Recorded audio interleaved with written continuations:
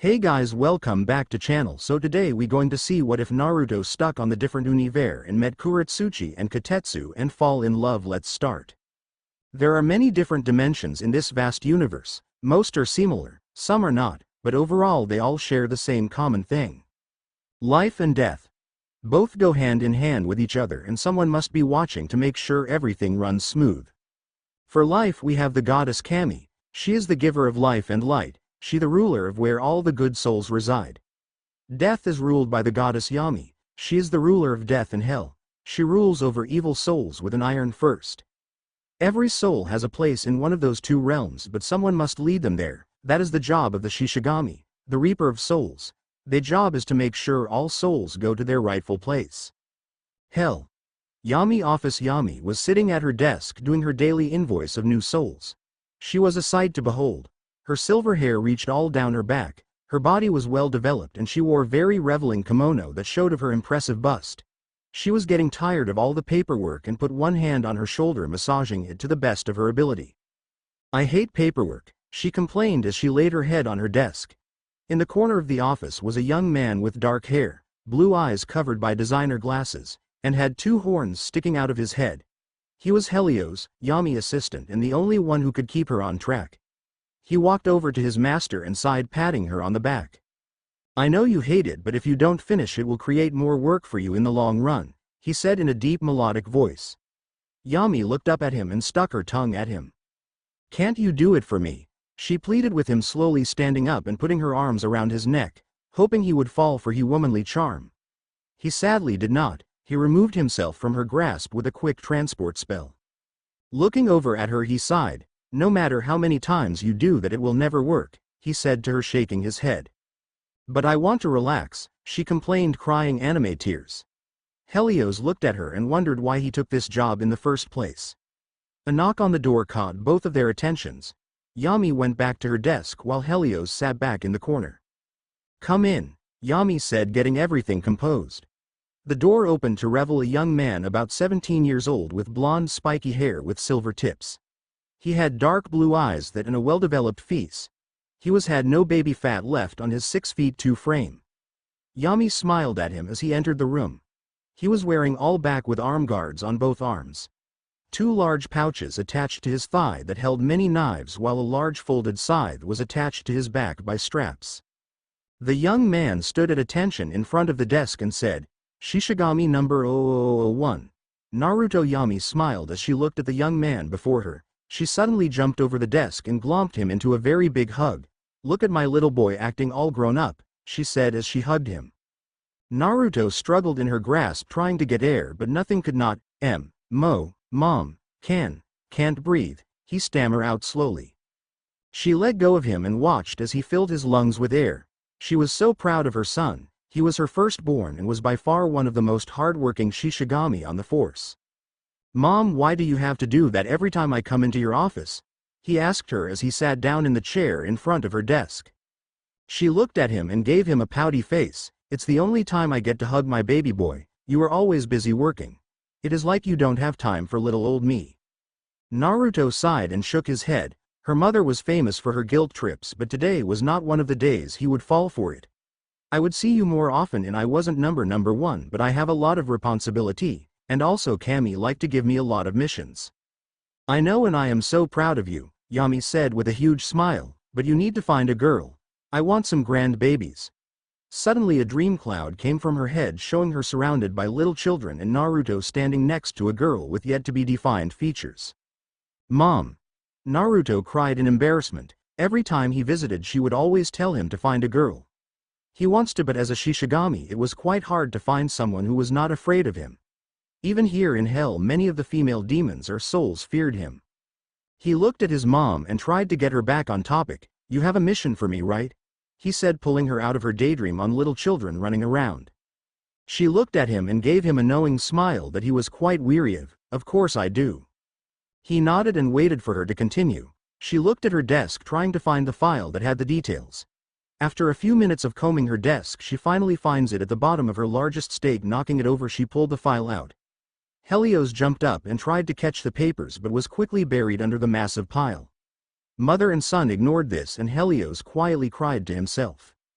I need a vacation, he muttered to himself. Yami took the file and opened it up, handing Naruto a copy of the papers inside. Your mission came from the Magi world. You are being sent to protect Mahora Academy. This is a prominent school in this world and they have requested our strongest warrior. Naruto looked at the file and facepalmed. This sounds like a job for a Hell Knight, not a Shishigami. Naruto said to his mother, this is a Category 3 world. I don't have the time to deal with these weaklings. Yami looked at her son and gave him a very serious look that made him freeze in his chair. They request the strongest and that is you. A Hell Knight would not even last in a Category 3 world. They are not allowed in worlds higher than a Category 4. Also this is a mandatory mission. Naruto wanted to argue but knew that was pointless. If she was making this a mandatory mission there was no way he could get out of it. Sighing in defeat he simply nodded and put the file into a seal his belt. Is there anything else you need, Yami-sama? He said, standing up, getting back into work mode. That would be all, she replied with a smile. As he prepared to leave she stopped him for a moment. Be safe, okay? I will, he said to her, giving her a hug before walking out of the office. Yami hugged him back and then watched him walk away. Sitting down at her desk she looked at a picture frame of her holding Naruto when he was a baby. She was standing next to a tall blonde-haired man that looked like an older Naruto. Oh Minto, if you could see your son now, she said to herself. Yami-sama, Helios said as he finally got out from under the stack of papers. What was the purpose of sending Naruto to an all-girls facility? Yami looked at him and gave him a very mischievous smile. I just trying to help him find someone, that is all, she said with an evil laugh. Naruto felt a chill run down his spine as he waited for the transfer to the Magi world. Why do I have the feeling I just got suckered into something, he said to himself. Looking around he watched as the lift tubes were working. These tubes were the way to get from one dimension to another. They were the safest and fastest way to get anywhere.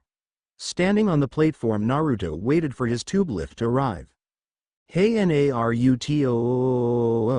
A voice shouted from behind him, causing Naruto to turn around. Standing there was a young man about the same age as Naruto, wearing a green spandex, a black bowl haircut and some very large eyebrows.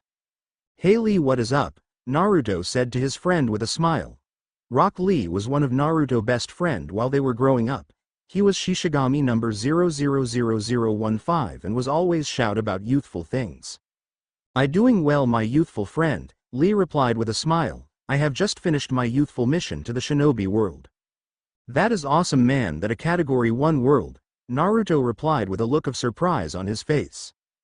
Thank you, Lee replied. So where are you off to? Well, Mom stuck me with a guard mission on the Magi world, Naruto said with a hint of annoyance in his voice. Before Lee could reply to his friend, the tube Naruto was waiting for came up, running toward as he waved to Lee. Tell you later, man. Naruto got on the lift and headed upward, wondering what was in store for him topside. As he came into the light he saw the city of Tokyo and sighed. The Magi world was filled with mages and wizards and other magical creatures, but they kept themselves hidden from the rest of the world. Since in this world conflict was rare between the Magi and everyone else, it was delegated to a Category 3 world. They posed a danger but were not dangerous enough to pose a problem.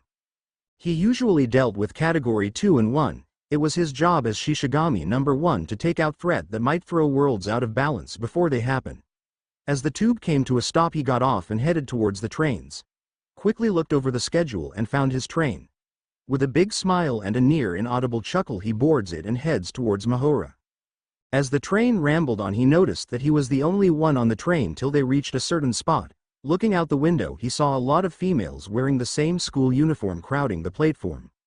Oh boy, Naruto said to himself as he is pushed against the wall as they all crowd in.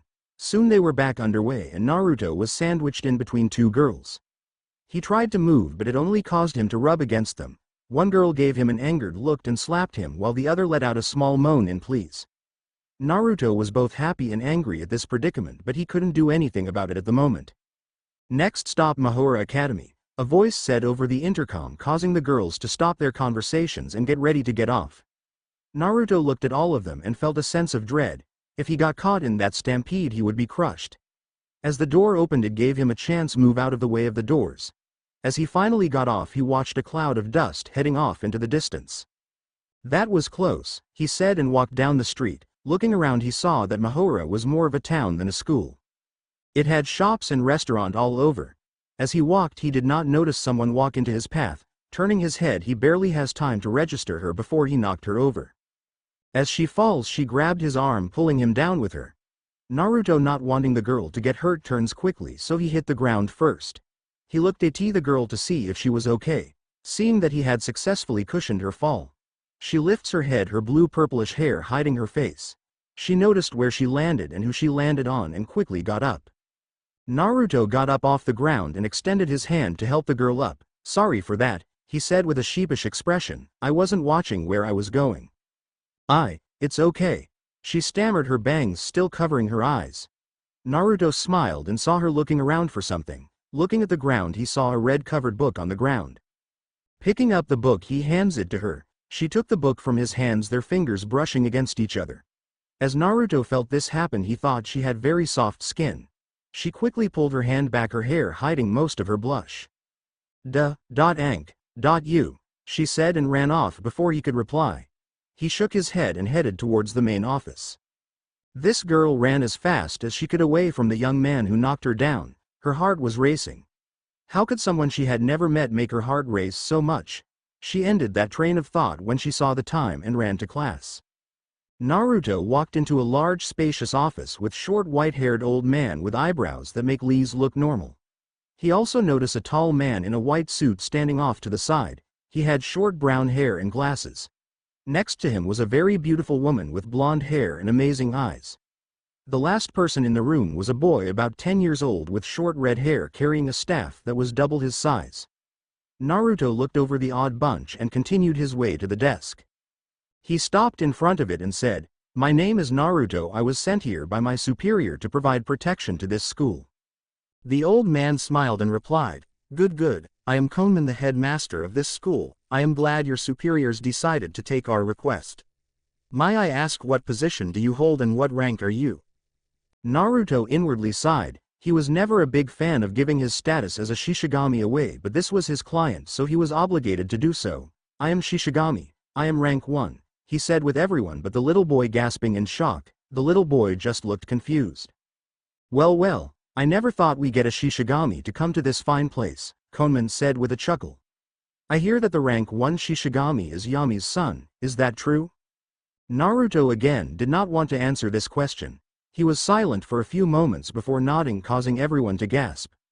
"Really, it is not that big of a deal who my mom is," he thought to himself as he watched the other converse.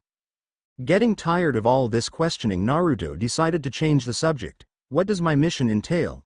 he asked, getting everyone's attention. "You are to protect this school from attacks of any nature, but most importantly you must protect this a certain class of ours taught by this young man," he said, pointing to the little boy. "This is Negi Springfield, a magi in training. He will tell you more about your charges." Naruto nodded and waited to see if there was anything else he needed to hear. After a few minutes of silence he turned to Negi. "So you're a teacher here?" Negi faceband, always getting that question, and simply nodded. The white suit man stepped in and said, "Yes, he is a very talented and intelligent young man." "That's great," Naruto said with a hint of sarcasm in his voice. He turned toward Negi and said, "Meet me outside of the office so I can meet my charges." Negi simply nodded and followed Naruto out the door. Hey everyone, chapter 2 is up and running. I am using the kiddo's spells from Bleach because they are awesome and I am not that good at think of spells. His ninja skill will show later. I am a big fan on not seen pairings, so expect the unexpected. Naruto followed Negi down the hall towards the classroom in silence. Negi was scared of this guard. From what he had heard in the office, he was a Shinigami as well as the son of the goddess Yami. Looking up at Naruto, Negi couldn't help but wonder what things has he done for the world. On the other hand, Naruto was thinking, who did he piss off to deserve this? He did not want to spend a long time guarding a smart brat as he class. Negi, finally fed up with the silence, asked, "So what does a Shinigami do?" Naruto looked at Negi with shock. "What does a Shinigami do?" he stated as they walked, trying not to grab one of his kuni and stabbing Negi with it. A Shinigami job is to collect the souls of the dead and send them to their correct resting place. We are the Grim Reapers, the person everyone must meet at the end. Negi looked at him in horror. The collector of souls, does that mean he is here to collect my soul? He thought as he began to freak out. Naruto watched the little boy got very scared and step away from him.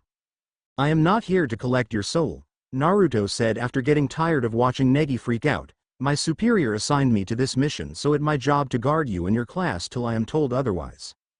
Negi heard this and started to calm down but was still weary of the older boy. He suddenly remembered what was he going to tell the class about Naruto. Naruto, Negi said as they walked. What? Naruto answered with a sigh. Negi was silent for a moment thinking about what he was going to say. What should I tell the class about you? That you are here to be an assistant teacher and… Hell no. Naruto stated with a vengeance. I am not here to teach a bunch of kids, I am here to guard, and that is what I am going to do. No cover stories, except for my job title, just me standing there guarding, that's it. But… Negi started to say, but Naruto cut him off. I am here to guard, that is. Negi just nodded as they walked. He looked at his watch and saw class was about to start. He headed towards the classroom with Naruto following close behind. Nodoka was not having a good day. She had woken up this morning feeling relatively small, and ever since they got back from the Kyoto trip she had not been herself. During the trip she confessed her love to her teacher Negi Springfield but was rejected outright. After that she had spent the entire trip in a book, or crying to herself. Not wanting to face him, she had regressed back to the point where she only talked when called upon or when talking to her friends. She looked around the classroom and remembers back to this morning. Flashback. Nodoka looked at her clock as she debated whether or not to get up and get ready. She was still not feeling too great after Kyoto and wanted nothing more than to disappear into a book or to Library Island, but alas she could not. Slowly she got out of bed and prepared for the day. Yu and Haruna had already left to class, leaving Nodoka by herself. She left her dorm and headed towards the school, her head in a book. As she walked she thought of her love and cried a little. She never thought he would reject her at all. He was always nice, but when she confessed in Kyoto he had turned cold and said no. Now she was walking alone feeling sorry for herself no matter what Yu or Haruna tried to do cheer her up. As she walked she did not notice a young man walk into her. She started to fall and pulled him down with her. As they fell he pulled her close and turned so he would hit the ground first. She lifted her head and saw his face, causing her to blush deeply. He had blue eyes that seemed to see into her soul. He had 3 whiskers-like marks on his face that made him look feral. She quickly got off him but fell on her backside. The young man got up and offered her a hand. She took it and couldn't help her blush. Flashback. And now she was sitting in class waiting for Negi-sensei to come in and start the lesson. After a few minutes of reading the door to reveal the red-headed 10-year-old, but he was not alone. Walking in behind he was the young man from this morning. He had a look of boredom on his face as he entered the room and surveyed the area. He stood by Negi and waited for the rest of the class to quiet down before introducing the blonde. Good morning everyone, Negi said to his class with a smile. The class replied with the same greeting and wait for him to talk again. Making sure he had everyone's undivided attention he began to introduce the blonde. Gather his thoughts, he began. This is Naruto, he will be acting as our class bodyguard from now on. He paused for a moment to see the class's reaction. At first most of them didn't know what to make of that statement.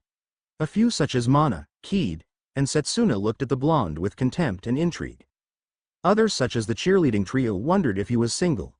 Then there was Asuna, she was confused to why they need a bodyguard in the first place. Why do we need a bodyguard? Auna asked with anger in her voice. We never need one before. Naruto looked at the orange-haired girl with a cold smile, causing her to feel a deathly chill. You don't need to know why, just that you are going to be guarded by me from now on. Asuna was not pleased with that answer and was going to try and get more out of him, but the bell for class to start rang. Nodoka watched the whole exchange with interest. Most people never gave Asuna the cold shoulder, but this bodyguard was doing just that. But when he was helping me he was so nice, she thought to herself as class began. Naruto looked at the class as he sat in the corner. They seemed to be a very spirited bunch. The orange-haired girl was quite feisty but need to control her anger. As he looked towards the back of the room, a few of the girls stood out to him. There was 3 in back that looked to have some form of combat training by the way they carried themselves. Another was a girl next to the opposite wall. He noticed her when he first came in. It was the girl who he knocked down this morning. She had her head buried in a book. As he watched her he couldn't help but blush. She is kinda cute, he thought to himself, but stopped that train of thought before it got any further. Can't think about that, he breathed himself. Sighing he pulled out his folder and reread it. She had to send me to an all-girls school. Thanks a lot, Mom. He muttered sarcastically. The day wore on slowly as Naruto watched and took notes on the girls and which ones were going to be trouble. So far he had a few on the list. Asuna, she seemed to always cause trouble. No matter what happened, it seemed that she was the cause of it all. There was one whom seemed to try stopping it but made it worse when Asuna blew up, and that was the blonde in the front. Her name was Ayaka Yukihiro, the class rep. No matter what happened, she would always try and stop Asuna, but it made matters worse. As the day came to a close, Naruto was planning on talking to both Asuna and Ayaka in hopes of saving his last bit of sanity. Everyone was so glad the day was over, but they have yet to leave their seats. Everyone was watching the new bodyguard.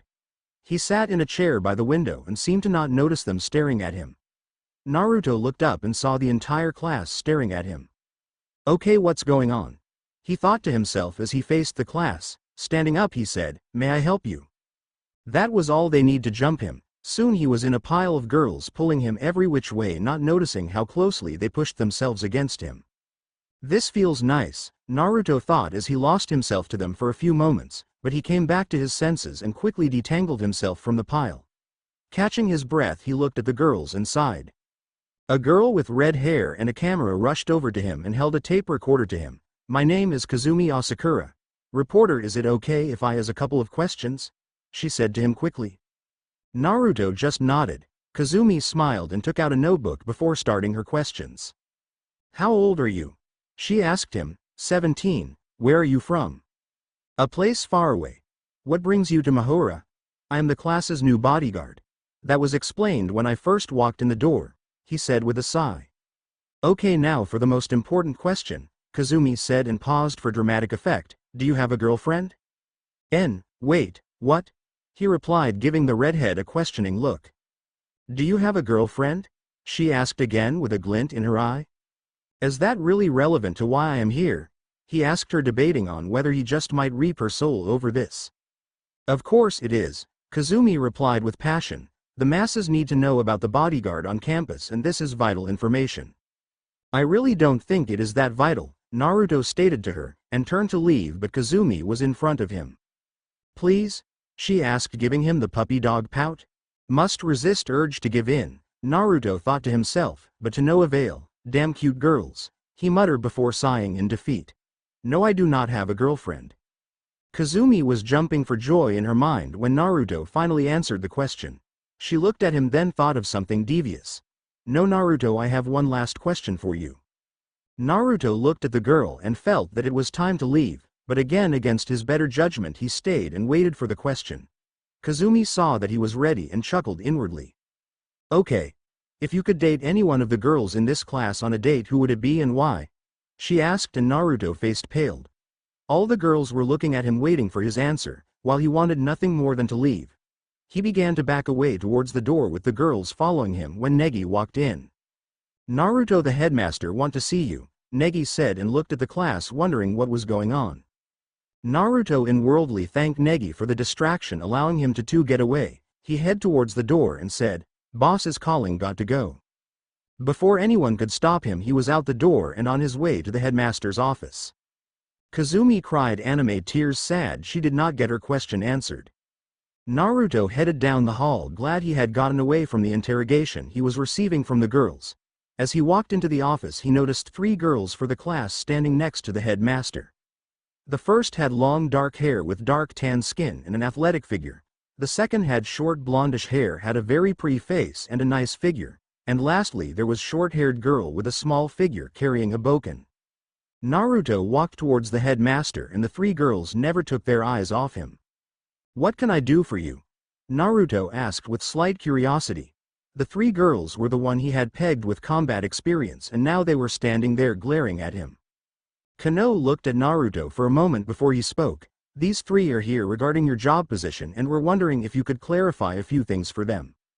Naruto nodded and faced the girls before he asked, "Who might you 3 be?" The dark-skinned girl looked at him with interest and disdain. "Mana Tatsumiya," she said. The blondish one looked at him with expectations. "Kaide Nagase."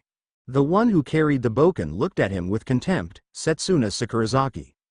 Naruto smiled before he said, "You already know who I am, so what can I do for you 3 today?" Mana was the first to speak up. The headmaster told us he was the one who hired you, but he had yet to say why. Do you know anything about that? She asked him. Not at all, I was just assigned this mission by my superiors, Naruto answered honestly. Mana didn't seem satisfied with that answer but backed off. Setsuna was the next to ask, what skills do you have that makes you qualified to guard? I have many skills, some I do not wish to tell to anyone, he said, leaving it at that. If you are not going to tell me your skills, then you do not seem qualified to guard, she said. And why do I have to expose my skills to a couple of schoolgirls? Naruto retorted, trying to hold in his anger.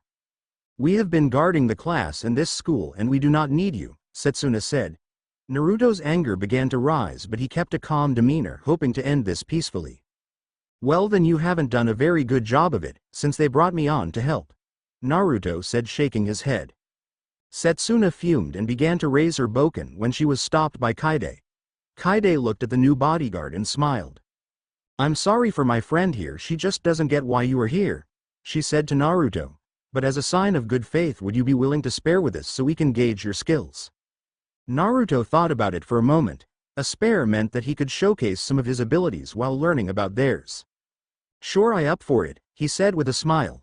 Kano smiled. This was a chance to see a Shinigami in action. Kaide, Mana, and Setsuna smiled because they were going to show him who was the best. Naruto just stood there wanting to get to the spare so he can find someplace to eat. The spare will take place at the base of the world tree in an hour, Kaide said and headed for the door. Naruto just nodded and waited for them to leave. Once they were gone he started to leave as well, but Kano stopped him. Naruto, I have a list of living arrangements I'd like you to take a look at, he said and handed Naruto some papers. An hour later Naruto walked up towards the base of the world tree, grumbling under his breath. As he made his way up there he noticed Mana holding an assortment of different guns and munitions. Setsuna was holding a very long blade, and then there was Kaide was wearing a tight-fitting suit and ninja sandals with a large shuriken attached to her back. They finally noticed Naruto and gave him a collective glare. Shaking it off he walked over to them.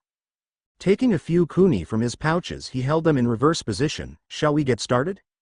Setsuna wasted no time and was the first to attack him in a flurry of strikes. Naruto nimbly dodged most of them and blocked a few. He waited for right moment to strike. When she was bring her blade in a downward slash he blocked with his right kuni and kicked her away hard. She stumbled back a feet only to have him start to attack her. He kept her on the defensive with a use of taijutsu and his kuni. Setsuna was getting frustrated. He would always dodge her attacks and now he had her on the defensive. She began to build up power but Naruto wouldn't have it. Jumping back a few feet he put his hand together and said, Bakudo number 1. Sigh. Setsuna instantly felt her arms pull to her back, causing her to fall on the ground in surprise. Naruto walked over and picked up her sword that she dropped, put it next to the tree. Suddenly a sound of a gun firing filled the air, causing Naruto to dodge into cover. So we have a gunsmith, he said as he peeked out of his hiding spot only to be forced back behind the tree. Mana was set up a half a mile away with her sniper rifle out. She watched how quickly Naruto took out Setsuna, and he even used a strange form of magic to bind her arms. As she looked through the scope she saw that he hadn't moved from behind the tree. She wondered what he was up to but decided to play it safe and signaled for Kaide to attack. The ninja appeared to be her friend and nodded, heading towards Naruto's hiding place. She a very good shot, Naruto thought as he was pinned down by Mana constant barrage of bullets. He tried to peek out to see where they were coming from but quickly went back into cover.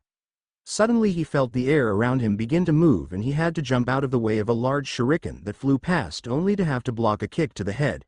He pushed of his attackers so he could dodge Mana's next shot. Damn, Naruto thought as he was again attacked from behind. He blocked the kick and used his power to throw his attacker into a tree. He saw it was Kaide and she masterfully maneuvered through the air to push of the tree and attack him. He blocked her, punched and counter with his own only to have her dodge and try to sweep him from below. He rolled over her back and kicked out trying to hit her ribs only to have her roll away. Taking out one of his kuni he attacks her at 10th of his natural speed, but to Kaide this was the fastest she had seen anyone move. He seemed to leave an after image from where he was only to appear right in front of her and kick hard, sending her flying into some trees. He looked at the fallen girl and watches as she gets back up. Bakudo number 10. Horan, he said, and suddenly Kaide is trapped in an orange-colored rope that seemed to spiral all around her, give her no space to move. Naruto looked at her and smiled. 2 do 1 to go, he thought to himself as he prepared to go after Mana. Mana was tried to locate Naruto after she lost sight of him from Kaide Attck. So far she had yet to see him. All of a sudden his voice filled the air and he said, Hado number 31. Shakaho, and a ball of red light flew towards her position. She picked up her rifle and moved out of the way and watched as the red light blow up the spot she was at before. She tried to get a fix on where it came from only to feel cold steel against her neck. You make 3, he said as her relieved her of her guns. He walked back down with her, his kuni still at her neck. They reached the tree to see Kano and a man with a white suit standing next to the base with a struggling Setsuna and a bound Kaide. Kano was quite impressed with Naruto's quick and decisive victory over the girls and he only used what seemed to be a 10 of his power. Setsuna was still trying to figure out how he had binded her arms while Kaide wanted to spare again. Mana was impressed with his skill but was wanting him to remove the kuni from her neck. Kano laughed at Mana's predicament and said, Can you release her? Oh yeah, Naruto said and removed the kuni from Mana's neck. Next he waved his hand and the 2 spells holding the other girls disappeared. After a few minutes everyone was back on their feet and ready to go, but as Naruto began to walk away the man in the suit stopped him. I here to show you to your room, he said to Naruto with a smile. Lead on, Naruto said with a bored sigh. The girls watched him walk away with Takahara-sensei and were surprised that he had beaten them so easy and was not even tried. They collected their things and headed towards the dorms. A while later they enter the dorms only to see a large group of girls huddling around near Kaide's room. What's going on? Setsuna asked out loud, causing some girls to turn around. A pink-haired girl wearing a leotard started to say, It all started. Flashback to before Mana, Kaide, and Setsuna got to the dorms. Takahara and Naruto walked through the main doors of the dorms and headed down the hall. Naruto was dreading meeting the roommate he had chosen, but it couldn't be, was either stay with her or sleep with the robot and the vampire, and vampires always seemed to love Shinigami blood. They reached a door that had the name Ayaka Yukihiro on it and knocked. The sound of footsteps came from the room. The door opened to reveal the blonde girl. Yes, she said with a look of joy on her face which quickly turned to annoyance when she saw Naruto. Naruto could not pass this moment up to make fun of said girl. Expecting someone else, he said with a sarcastic smile. No, she answered firmly and tried to shut the door only to have Takahara stop her. Ayaka, Naruto is going to be rooming with you while he is guarding the class, he said as he watched the girl's face twist with shock and rage. What? She screamed. I have to room with him. Oh no, I will not. How about we have him room with that brute Asuna and send dear sweet Negi to room with me? Asuna heard this and jumped in. Negi is not going to room with you, cradle robber. Asuna shouted and stuck her tongue out at Ayaka. Ayaka was so angry she was about to throw something at Asuna when Naruto stopped her. There is no need to get violent, he said with a sigh. Ayaka saw that there was no way out of this and sighed. Fine, she said and led Naruto into the room. As he entered he saw a bunch of Negi-themed knick-knacks all over the room. Wow, was the only thing Naruto could say as he watched the girl fawn all over her things. Aren't they wonderful, she said with stars in her eyes. To Naruto this was just wrong. No, this is just creepy, he stated and said he stuffed down and started to pick up the Negi-themed stuff and throwing it into the trash. Ayaka ran over and started to grab them out of the trash can. What are you doing? She screamed at him. Naruto turned to face Ayaka and simply said, This stuff has to go. It's not healthy for someone your age to be this obsessed over some who is still a child. It is not, she shouted back at him, her anger growing. Naruto shook his head and walked over to her and grabbed her by the arm. Ayaka struggled to get out of his grip, but it was ironclad. He lifted her up and pushed her against the wall. He brought his face close to her and said, This is for your own good. He let her go and proceeded to throw everything Negi-themed item into the trash can at an alarming speed. Ayaka tried to stop him, but every time she tried he would always grab her and move her away. Soon he had bags full of the stuff and was heading out the door with Ayaka trying desperately to get it back. Flashback ends. And that what happened, Sakurako said as they watched Naruto head out of the dorms and set fire to everything in front of Ayaka. Well, that was interesting, Mana said and proceeded to go to her room. A little while later Naruto was sitting in the now Negi-free room with a crying Ayaka on the bed. He knew that doing that to her was cruel, but it had to be done. He sighed to himself before turning to face her. "That was for your own good." "Why?" she said through her tears. "Simple, I think you need to find someone your own age to like," he said. "But," she started, only for Naruto to stop her. "You are a smart, beautiful, and graceful young woman, who is going after a child who would not appreciate that aspect about you at all till he is older," Naruto said, looking at her. "I know about your dead baby brother, but you can't let that stop you from loving guys your own age. What would happen if he would reject you when you tell him?" She looked at him and began to think about his words. What would happen? Naruto left her to ponder their talk and headed to bed. Before he fell asleep, Ayaka turned to him and said, "I don't care what you say, he will love me." He looked at the girl and said, "I am here to keep you safe, even if it from yourself." Chapter End. Naruto stretched as got up. It had been a rough day the other day and was glad to start another one. He got out of bed and turned to see Ayaka asleep on the top bunk. After their little spat last night, he had left her to her own devices and unpacked. He watched her sleep for a few more minutes, a slight blush on his face. "She is very beautiful," he thought to himself as he started his morning routine. A few minutes later, the door to the bathroom closed and the shower was turned on. Ayaka woke up refreshed and ready for the day. She was still angry at her new roommate for what he had done and said the other night, but some of the things he said stayed in her mind. Would Negi-sensei love me back? She thought as she got out of bed. I love Negi, but how do I love him? Is it romantic or as a brother? She continued this train of thought as she got her breakfast ready. She looked back at everything that had happened since Negi had gone there and saw that she was not really a part of his life at all. She saw him during class and in the dorms, but he never would hang around her except for the time he came by her house. He was always with Asuna or one of the other girls. She sighed to herself as she ate, only to see the bathroom door open and a half-naked Naruto walk out. She just stared at his well-built body, his perfect six-pack and all the scars he had. One stood out in particular. It was a large scar the size of a fist near his heart. There was an identical one on his back. What could have caused that? She thought as she watches him grumble under his breath about forgetting a change of clothes. Naruto turned around and saw Ayaka staring at him. He smiled and thought, at least she likes guys her age. Not miss a chance to mess with the other blonde. Naruto turned around and faced her. Like what you see? He asked with a fox-like grin.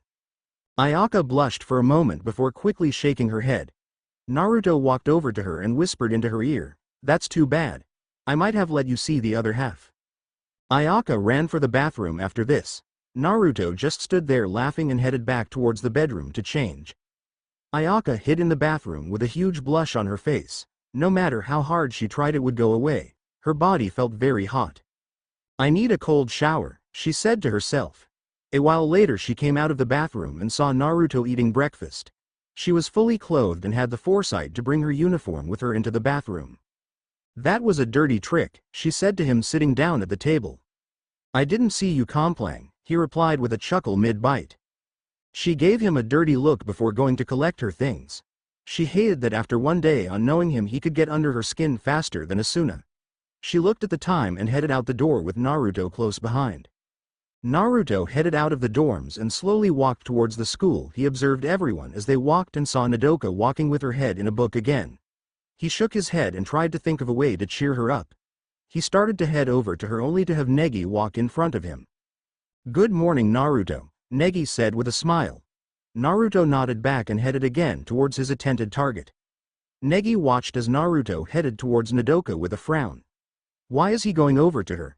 He thought, but dropped it as he ran to catch up with Asuna. Nodoka walked down the street to class, not paying attention to anyone near her. From years of reading while walking, she had developed a way to sense people near her while walking. This helped her avoid most obstacles, but it seemed it didn't pick up a person in front of her in time. She tried to avoid them but quickly tripped over her feet. Suddenly she was caught by two strong arms. Looking up, she saw Naruto's smiling face above her. "We really need to stop meeting like this," Naruto said with a chuckle. Nodoka blushed deeply and nodded her head. He set her on the ground and they continued to walk towards the classroom in silence. Nodoka kept her face in her book while Naruto walked beside her. Tired of the silence, Naruto looked at her with a smile and said, "What you reading?" Nodoka squeaked at the sudden sound and turned to look at Naruto. "A romance novel," she replied quietly. Naruto nodded then said, What type of books do you like to read? Nodoka was caught off guard at first but answered the question soon. They were having a great conversation over different kinds of books and series. As they approached the school building, Naruto reached into one of his pouches and pulled out a small book. He held it out so Nodoka could take it before speaking. This is my favorite book of all time. It is called The Tales of the Gusty Ninja. I think you will like it. Nodoka took it from him and nodded. While this happened, she thought to herself, he is a nice guy after all. Thank you, she said with a smile. Naruto saw this and smiled back. You're welcome and you have a wonderful smile, he said before walked away from here. Nodoka blushed deeply as she heard this. She walked into the classroom with the book close to her heart. Haruna saw the book and said, Where you get that? Nodoka blushed for a second before she answered, A friend. What kind of friend? Haruna asked. She had noticed the blush on Nodoka's face when she was talking. A nice friend, Nodoka said as she sat down. Is this nice friend a boy? You asked as she joined the conversation she had been listening to. Nodoka didn't answer, confirming both of you and Haruna's suppositions. Did you get it from Negi? Haruna asked as she nearly bounced out of her, shook her head and started to open the book. They saw that she was not going to tell them and let her read, telling themselves they would find out later. Ayaka was sitting at her desk daydreaming about her and Negi. She was sitting at her desk in the class all alone in the daydream when Negi walked in. He was wearing his usual suit and walked over to her. How are you today, Ayaka? Dream Negi said. I am wonderful, Ayaka replied with a happy tone. Dream Negi smiled then replied, I am glad you're having a good day. I was wondering if you could help me with something? Yes, anything, she said to him, willing to do anything for him.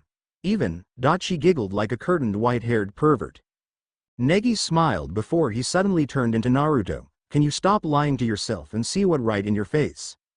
Ayaka sat up quickly, looking around the class and saw that everyone was sitting around talking.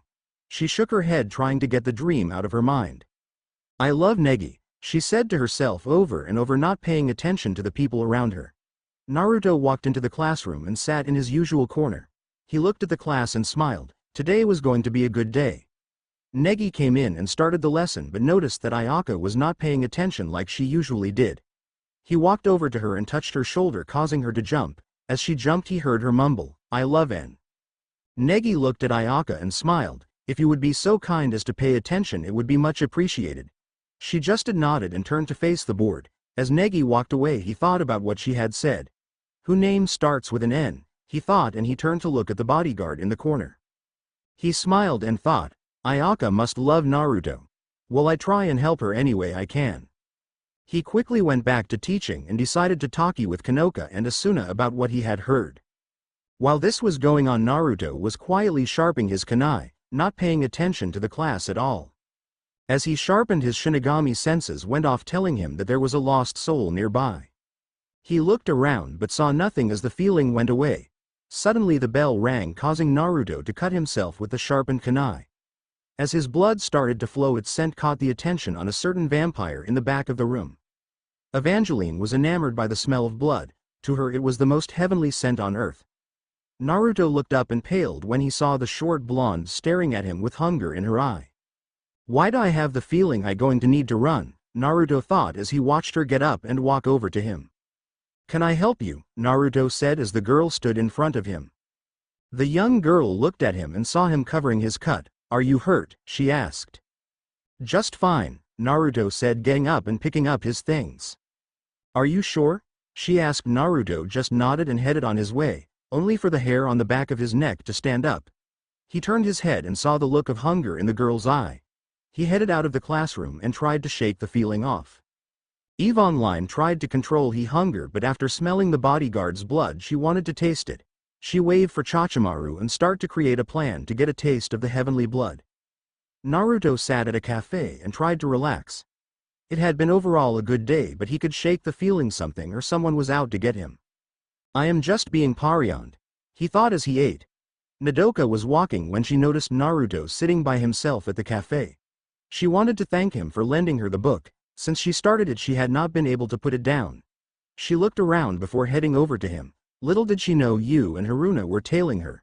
They watched her approach Naruto with interest. Nodoka walked over, trying not to blush as she tapped him on the shoulder. He turned around and smiled. Hey, what up? He asked with a smile. I was wondering if you would like some company, she said, trying to hide her blush under her hair. Sure, I love some, he said, and Nodoka smiled and sat down. While this was going on, Yu and Haruna were wondering what had happened to make them so friendly with each other. Nodoka is never this forward with a guy, Yu said as they watched the two talk and laugh. I know it, but it's nice to see her happy. She has been kinda down for a while now, Haruna replied while taking out her sketchpad and started to draw. Yeah, true. Hey, what are you doing? Yu said as she watched Haruna draw her friend and the bodyguard in compromising positions. This is too good of material to pass up, just think of the possibilities, Haruna replied and began to ramble of different scenarios that she could put Nodoka and Naruto in. Yu just shook her head and went back to watching the seated pair trying to ignore her perverted friend. Nodoka was having a great time sitting and talking with Naruto. He was always nice and even paid for her food. They have talked non-stop since she got there. She didn't know why, but she was very comfortable around him. She didn't stutter as much and he was always making sure that she was okay. Naruto was happy just to have a friend. Nodoka was a nice girl, just needed people to help her get out of her shell. He checked the time and saw that it was getting late. He called for the check and stood up and held out his hand to Nodoka. Shall we be on our way? He said with a smile. She nodded, glad for her hair hiding her blush once again, and took his hand. He helped her out of her chair and they headed on their way. Yu and Haruna watched the scene with awe, but soon followed right after. As Naruto and Nodoka walked to the dorms, they fell into a comfortable silence. When they reached the dorm, he walked her to her room. Had a lot of fun hanging out with you, he said with a smile.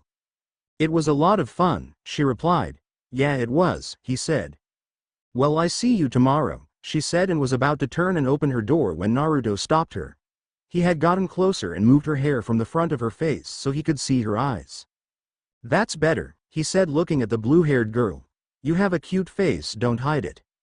Nodoka nodded as she turned red as a tomato. Naruto backed away and waved a goodbye. Nodoka just stood by the door before fainting from sheer bliss. Yu and Haruna watched what had happened and were happy for their friend, but first they had to make sure she survived long enough to get anywhere. Naruto whistled a tune as he entered his room. He had a good day and there were no attacks and no one was trying to kill him. Suddenly a shoe was flying at his head. Naruto sidestepped it and looked around to see that Ayaka was seething with anger. You! She shouted and launched another projectile at him. Yes, me, he said, wondering what the hell he had done to get her this angry. You stay out of my dream, she shouted, and Naruto gave her the most confused look. He didn't even try to dodge the object thrown at him. Ayaka saw that he had no idea what was going on and she turned around. Just forget it, she said, embarrassed. She had taken her anger out on him when he did nothing, but she could help but wonder why did Negi change into him in her daydream. After she had left, Naruto finally snapped out of his stupor. Stay out of my dreams? He thought to himself as he gathered his things for a shower. Is she mental or something? He was about to enter the bathroom when there was a knock at the door. He walked over and saw Negi was standing there. What's up? He said. Negi smiled and looked at Naruto, seeing that he was getting ready to take a bath. Are you going to the bathhouse? There is a bathhouse? Naruto said with surprise. A nice soak would be nice, he thought. Negi nodded and led the way. Naruto entered to the large bath area and smiled. Now this is what I need. Naruto set his thing up and relaxed in the water.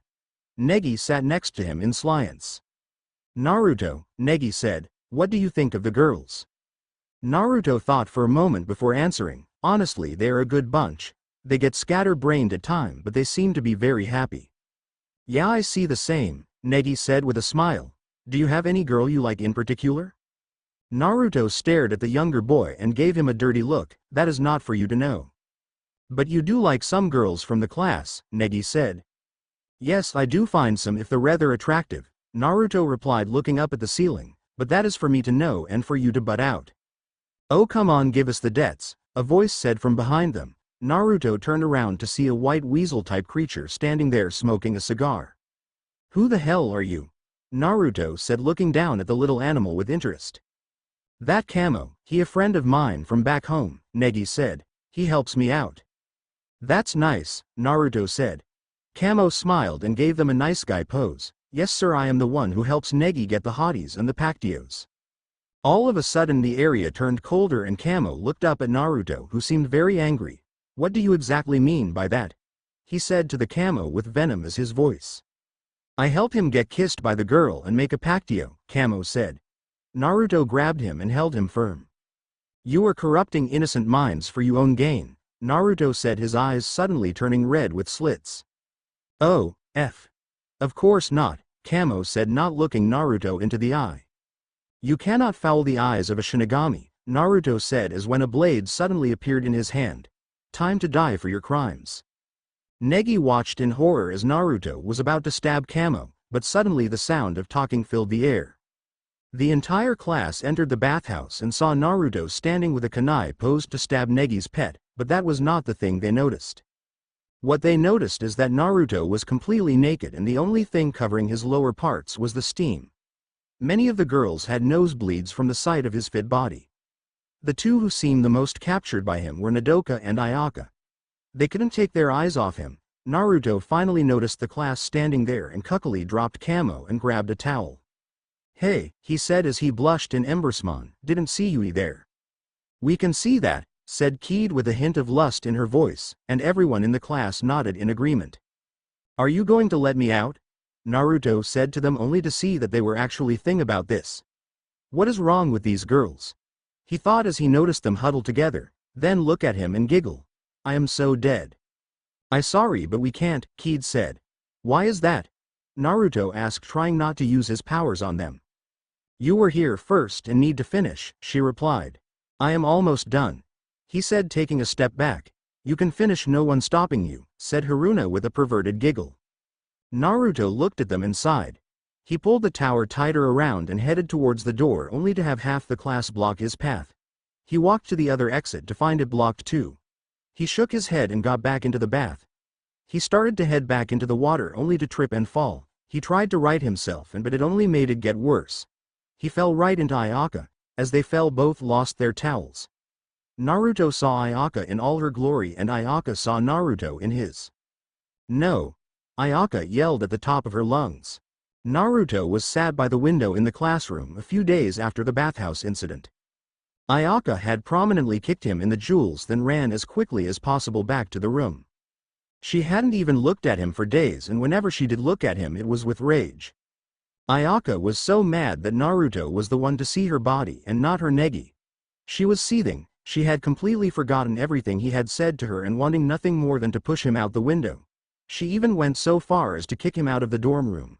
When Naruto arrived after back at the room from the bathhouse, he found all his things in a pile by the door with a note on the door stating he was barred from entering. Needless to say, Naruto was now homeless, not that this was not new to him. So he had spent the past few days sleeping in the world tree. He was quite happy. He remembered to pack his camping gears. He watched the class and sighed. It was getting dangerous just living with one of them. As he looked around, he saw the little blonde girl in the back staring at him again. It had been days and she wouldn't stop. It was started to creep him out a little. He opened his file and looked for her picture, but no matter how hard he looked, it was not there. At first this unsettled him, but as he continued to look he saw he was missing a lot of pictures of the girls. He only had a few and the profiles were about their likes and dislikes. Great incomplete information, he muttered to himself as he shut the file. He again turned and looked out the window. Nodoka glanced over at Naruto, wanting to talk to him. She was there at the bathhouse when he trying to get away. She was fascinated by him. He was very fit, but what intrigued her most were his scars. He had scars all over his chest and back. The most notable one was the fist-size one near his heart. What caused all those scars? She thought to herself as she watched him looking out the window. Yu and Haruna watched their friend. They could see that she was falling for the new bodyguard and had completely forgotten about Negi. Haruna thought this was a gold mine for her new manga she wanted to write, and Yu just wanted to help her friend. Yu looked at Naruto and then looked at Nodoka. She turned towards her friend and said, "Did you know that Ayaka kicked him out?" Nodoka replied with surprise. "Yeah, she did," Haruna said, entering the conversation, "and now he has no place to stay." "That's too bad," Nodoka said, but was pondering the idea of inviting him to room with them. Yu saw Nodoka thinking about it and quickly gave a nod to Haruna. "You know we have room," Haruna stated plainly. "Maybe one of yous can ask him to room with us." Nodoka turned beet red at the thought of rooming with Naruto. Me, alone, with him. She thought and turned even redder. I think Nodoka should ask, you said, causing her to come out of her thoughts. Why me? She asked with the blush still on her face. Simple, you're the only one who knows him, you stated. It would be easier for you to ask him than for either me or Haruna. Nodoka tried to argue but couldn't. It was a sound argument. She was the one who seemed to know him the best. I will ask him, she said, turning red again. You smiled, and Haruna giggled to herself. While this conversation was going on, Evangeline was watching Naruto with hunger. Ever since she had smelt his blood, she wanted it. There was something about it that made her body scream for it. She turned to the green-haired girl with a tenny sticking out of the sides of her head. Chachimaru, I want you to follow him and see what you can find out about him. Yes, master, Chachimaru said and turned to watch Naruto, recording everything he did. Naruto turned and got up as the bell rang. He headed towards the world tree so he could be by himself. As he stood at the base of the tree, he looked around to see if anyone was near him. Next he sent a chakra pulse to make sure and saw that he was alone. Satisfied that he was alone, he began to set up barrier so he could train in peace. While he was doing this, Chachimaru had entered the area. She hid herself quickly and watched as he finished setting up the barrier. He went to the middle of the area and moved his hands into a cross-shaped seal. Kage Bushin, he said, and suddenly 10 clones of the blonde appeared. Shikahamaru watched with interest and he gave orders to the clones. Soon he was surrounded by them and they all had their weapons out and ready.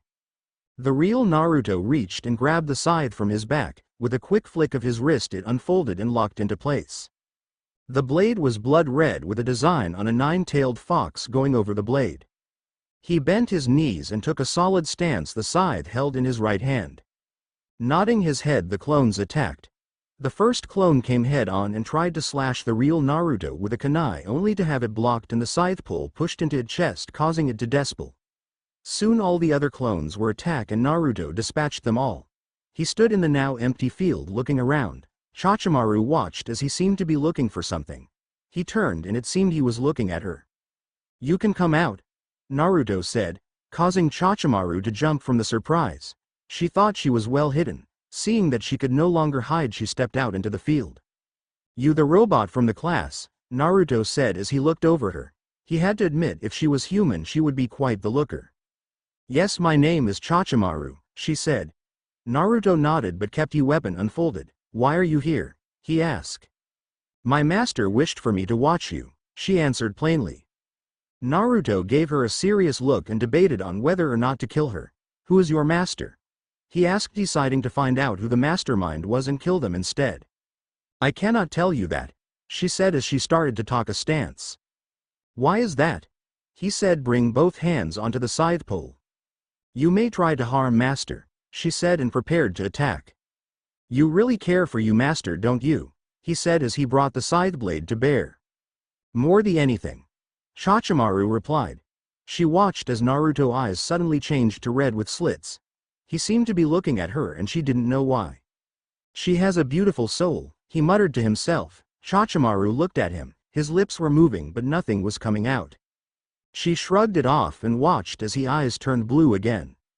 Not taking any more chances, Naruto charged forward, bringing his scythe across his body into a side slash. Chachimaru ducked and rolled back. She stood up only to have Naruto bring his scythe upward slash. She quickly dodged and tried to punch him in the side. He stopped it by using the flat part of the blade. The two combatants broke apart and looked at each other. Naruto was smiling, seeing that she was keeping up with his attacks. Chachimaru was thinking that he was someone that could beat her easily if he wanted to. It seemed to her that he was deliberately holding back so they could fight on equal terms. Chachimaru relaxed and bowed to Naruto. Thank you for the spare, it was quite interesting. Naruto face panned and looked at her. Spar, sure we'll call it that, he muttered. Chachimaru giggled at his antics. Naruto just shook his head and walked towards her. It was fun, he said, and started to despel the barrier. Chachimaru watched as he did this and went back over her recording of him. When she got to the part where his eyes turned red, she zoomed in on his mouth and started her lip-reading software. She has a beautiful soul, the voice said in her head, causing her to look at the bodyguard with surprise. I have a soul. Chachimaru left quickly and went to report to her master, leaving Naruto all by himself. He had to admit it was a fun spar and would like to do it again sometime. As he headed into town, he failed to the library trio following him. After they have decided to ask him to room with them, they had spent the entire time looking for him. They finally found him as he leaving the forest and heading towards a little cafe. Nodoka was nervous about asking him to room with them. He was always nice. What if he rejected her like Negi? Haruna and Yu watched as their friend with her internal struggle and sighed. Yu walked over to Nodoka and pushed her forward. Nodoka, not prepared for the sudden push, fell forward only to be caught by Naruto walking by. "Hey," Naruto said with a smile as he helped her stand. "Hello," she stammered as she tried to hide her blush. "You okay?" he asked her with a smile. "Just fine," she replied with a nod of her head. Naruto nodded and proceeded to ask if she would like to join him for dinner. Nodoka nearly fainted at the thought but kept herself awake. Naruto didn't think anything of it, he just wanted to hang out with someone. As they walked through town, Nodoka kept her head down trying to figure out if this way a date. They reached their destination, which was a small little Italian restaurant. They entered and sat down. Soon a silence settled between them. Naruto, tired of the silence, was about to ask a question when Nodoka said, "How is staying with Ayaka?" Naruto looked at her, thinking of his former roommate, and sighed. "She kicked me out after the bathroom incident." "Really, that was mean of her," she said to him, trying to work up the nerve to ask him to room with her. "It's okay, I've been doing all right," he said, not wanting Nodoka to worry. She nodded as the food arrived. They ate in relative silence, not knowing what to talk about. Nodoka was losing her nerve about asking him but saw Yu and Haruna hiding behind a potted plant, giving her the thumbs up. She mouthed thank you to them and smiled, getting her shaky confidence back. Naruto," she said, getting his attention. "Yeah," he said with a fork full of spaghetti in his hand. "I was wondering," she began but stopped and started to blush. "Go on," Naruto said. "I was wondering if you would like to room with me?" she said very quickly. Naruto looked at her in awe. She wanted him to room with her. "I'd like that," he said to her with a smile, making her blush more. He was never one to turn down a clean room and a bed. After that the mood lightened and they were laughing and having fun. After dinner they headed out of the restaurant and walked towards the dorms. Naruto suddenly stopped and hit himself in the forehead. "I forgot some of my stuff at my camp," he said to Nodoka. "I meet you at the roomke." She just nodded and watched him run in the opposite direction. Yu and Haruna walked over to her and smiled. "Where is he going?" Yu asked. Naruto walked towards the base of the world tree. It was a very dark night and the moon was blocked by the clouds. This didn't bother Naruto and continued on his way. As he walked, the sound of footsteps filled the air. He turned around to see Chachimaru and Evangline standing behind him. "What do you want?" Naruto said, annoyed at the pair's antics. Chachimaru looked at Naruto with interest. She wanted to ask about what he said earlier, but with her master here she rather not. Evangline, on the other hand, was ready to pounce on Naruto and suck him dry. "My master wished to feed," Chachimaru said to him. "Okay, then go to the market and make dinner," Naruto said sarcastically. "I don't want normal food, you idiot," Eva said, obvious annoyed by the blonde's remarks. "I want your blood." Naruto paled. "Don't tell me," he said, and watched as she showed him her fangs. "Vampire." Naruto was fuming. Why the hell was there a vampire at this school? He hated vampires. They always seemed to want to suck him dry. What is it about Shinigami blood that drives them crazy? He thought to himself. "Now hold still, this won't hurt a bit," Eva said with an evil smirk. "It will hurt a lot." "Oh hell no," Naruto said and pulled his scythe from his back. "No, Kami damn vampire is going to suck my blood again." In heaven. Kami is watching them and says with annoyance, "Why does he always use my name?"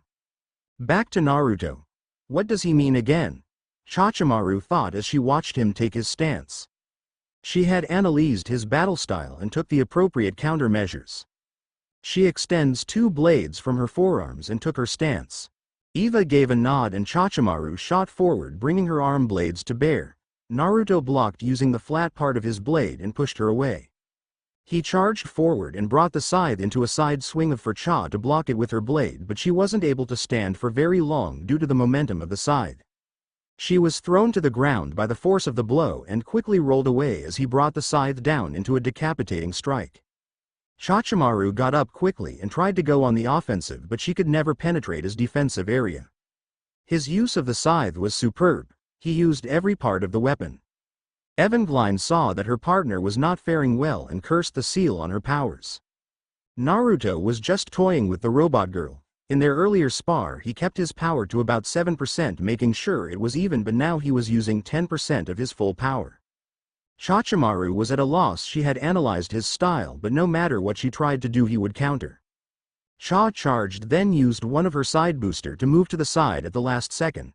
She brought her blade towards his shoulder for him spin away. He used the force of the spin to bring the scythe around Chachimaru's neck and slam her into the ground.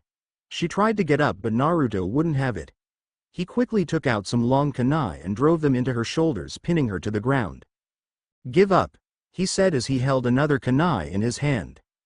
"I cannot," she said, and tried to get up only to have another kunai driven into her leg. Evangeline watched in awe as he had effectively stopped Chachimaru in her tracks.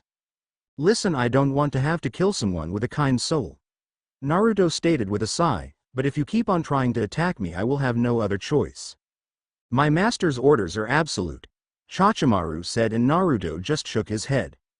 "Fine," he said, and pulled out another kunai.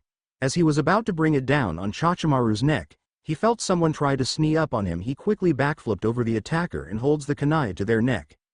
Evangeline was surprised. She thought she had the drop on him, but it seemed he was more experienced than she thought. "You done," Naruto said, pressing the blade against her skin. Eva said that she was beaten, but she wasn't going to leave without a test. She turned her head, letting the kunai cut her a little and bite Naruto hard in the hand. Caught by surprise from the sudden movement, he dropped the kunai. Eva sucked as much blood as she possibly could. To her it tasted heavenly. The balance, the aroma, to her it was intoxicating. Naruto tried to pull his hand away, but she held on firm. While this was going on, Chachimaru had found a way to pull the kunai from her shoulders. As she got up, she watched Naruto pry her master off his hand. "Damn vampires!" Naruto shouted as he finally got Evangeline off his hand. Evangeline was so happy. The blood was so good and the power boost she got from it was great. It gave her some of her power back, but not much. Before she had any chances to test her appetites, Naruto grabbed her and threw her as hard as he possibly could. Eva watched as she flew away from the scene. Not having the ability to fly, she screamed. "That will teach you to suck my blood," he said as he stood there watching her get smaller in the distance. Chachimaru walked over to Naruto and stood next to him. Naruto took his stance and asked, "Are you going to attack me again?" "No, my master got what she wanted, so there is no need to fight," Chachimaru said. She looked and saw her master flying off into the distance. "But did you have to throw her?" "Not really," he said to her with a sheepish smile. Chachimaru shook her head, trying to understand the blonde's antics. "Before I leave I have one question," she said to him. "Shoot," he said as he turned to look at her. "Earlier today you said I have a beautiful soul. What did you mean by that?" she asked, looking him directly in the eyes. "Exactly what I said," he said, looking at her as if she was stupid or something. She was about to ask him to explain when she noticed him walking away. She then remembered her master and ran off toward Evangeline. Evangeline had landed in a lake near her house. She swam to the surface and was fuming that he had the gall to throw her, but she knew it was worth it to get a taste of that blood and she wanted more. Chachimaru ran to her master and helped her out of the water. "Are you okay?" she asked the small her, only to get a nod. Evangeline smiled and licked her lips. "I have to drink from him again," she said and smiled. Naruto felt a chill run down his back and knew that he would have to dodge the small vampire from now on. "Damn vampires!" he shouted and headed towards the dorms. Naruto woke up and shook his head. He was glad to be sleeping in a room but was never a big fan of sleeping on the couch. He looked over at the three sleeping girls and smiled. When he arrived in the room the night before, Nodoka had fallen asleep. Wait for him to come to the room. He picked her up and set her on her bed before heading to bed himself. He had to admit she was very cute when she was sleeping. He got up and started to make a thank you breakfast for them. Stepping into the kitchen, he starts to see what they have to eat. Nodoka slowly woke up to the smell of food filling the air. She lifted her head and wondered how she had ended up in her bed. She had fallen asleep on the couch waiting for Naruto to come. "How did I get here?" she said to herself, only to have you pop her head down from the top bunk, making her friend jump. "He carried you to your bed after he got in," she said, and then went back to her bunk. Nodoka turned as red as a tomato. He carried me. She thought. Haruna was smiling at her friend's antics. She was the one who let him into the room the night before and watched him carry Nodoka. She had gotten so much material from that she could help but be happy that he was staying. Yu and Haruna had stayed up later and made plans to get them together. Haruna giggled and got up. Naruto noticed that they have gotten up and smiled. Food will be done in a few, he said to them and went back to cooking. The trio nodded and started to get ready. Nodoka was putting on her school uniform when Yu and Haruna walked over to her. So how do you plan to make him yours? Haruna said in a low voice so Naruto couldn't hear. Nodoka blushed and looked at her friend. What are you talking about? She said, trying to hide her blush. You can't fool us, Yu said to her friend. We know you like him. Nodoka looked at her friend inside in defeat. You're right, she mumbled to the delight of the pair. Haruna was picturing them together doing very intimate things and giggled perversely. Yu smiled and was happy her friend had found someone else to niece. Food's done, Naruto called, pulling the girls out of their conversation. They nodded and headed into the kitchen to see a meal of scrambled eggs with bacon waiting for them. The trio mouths watered as they smelt the food. Are you going to stand there or are you going to eat? He said, pulling the three out of the stupor. Nodoka began to walk over when Haruna, accidentally, tripped her, making her fall. Naruto moved and caught her, causing Nodoka to blush. Don't be hasty, the food not going anywhere, he said with a chuckle. Nodoka just nodded. He helped her stand and pulled her chair out for her. She smiled and sat down. He did the same for the other two and then sat down himself.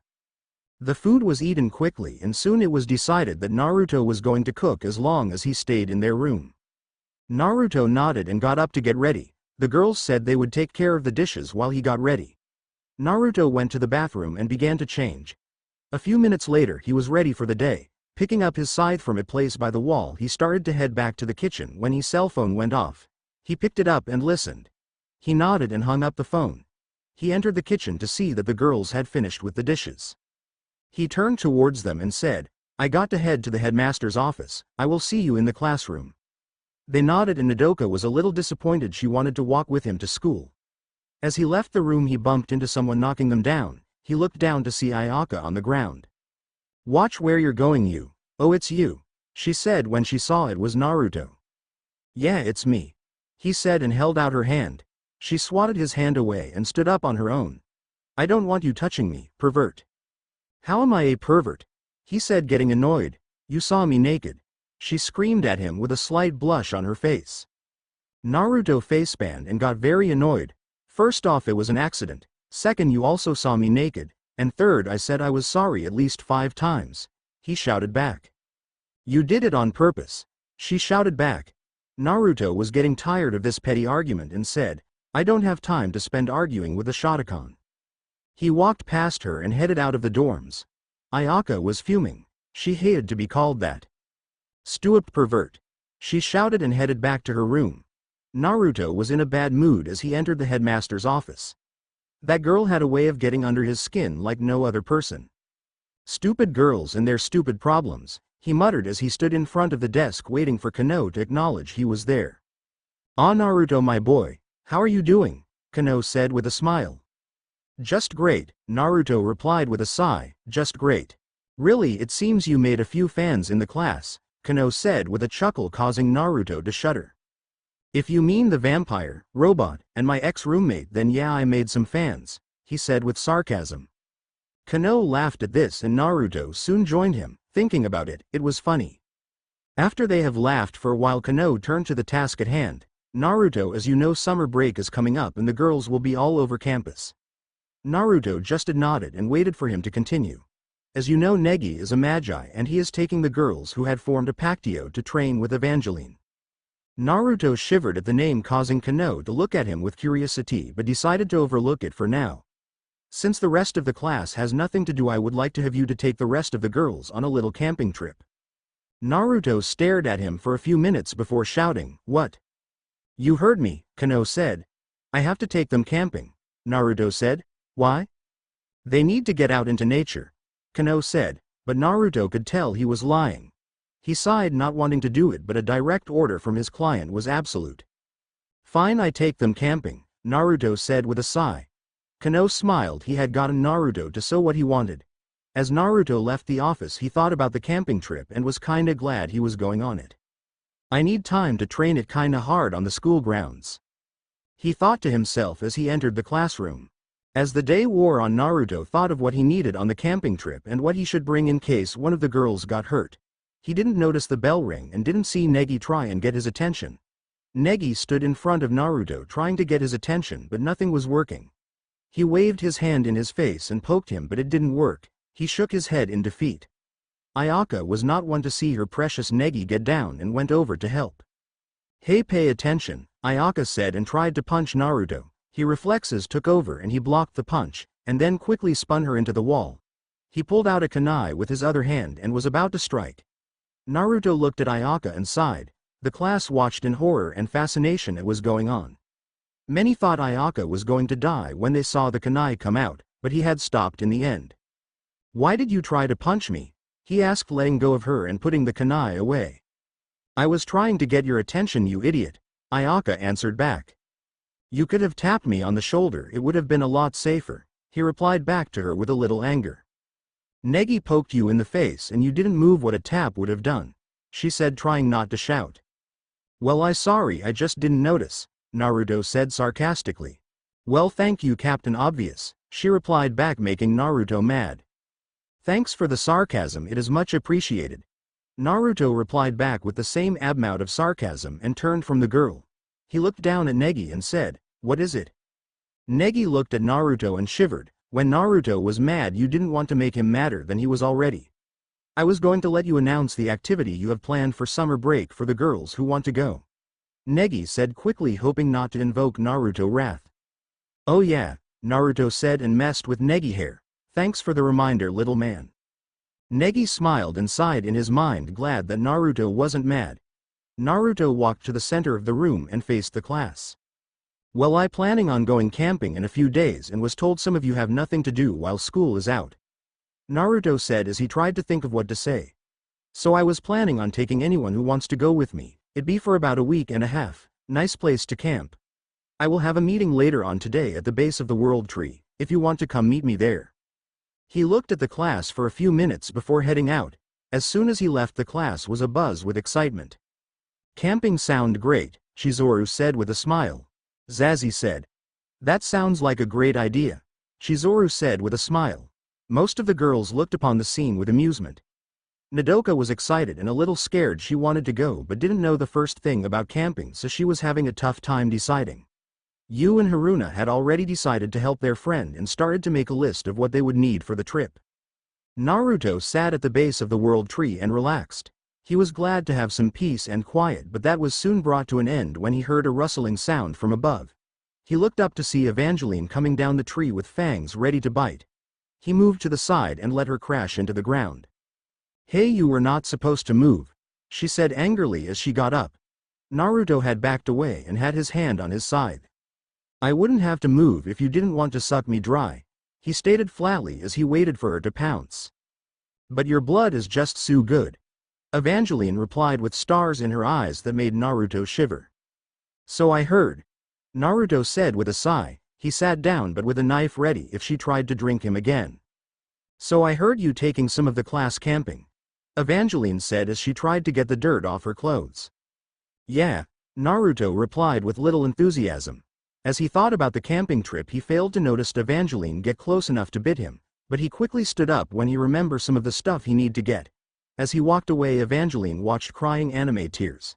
My dinner, she mumbled as he walked away. Naruto had spent most of the afternoon gathering items for the trip. He had the food, water, cooking supplies, and first aid kit. Man, I didn't think you need all this stuff for camping, he said to himself.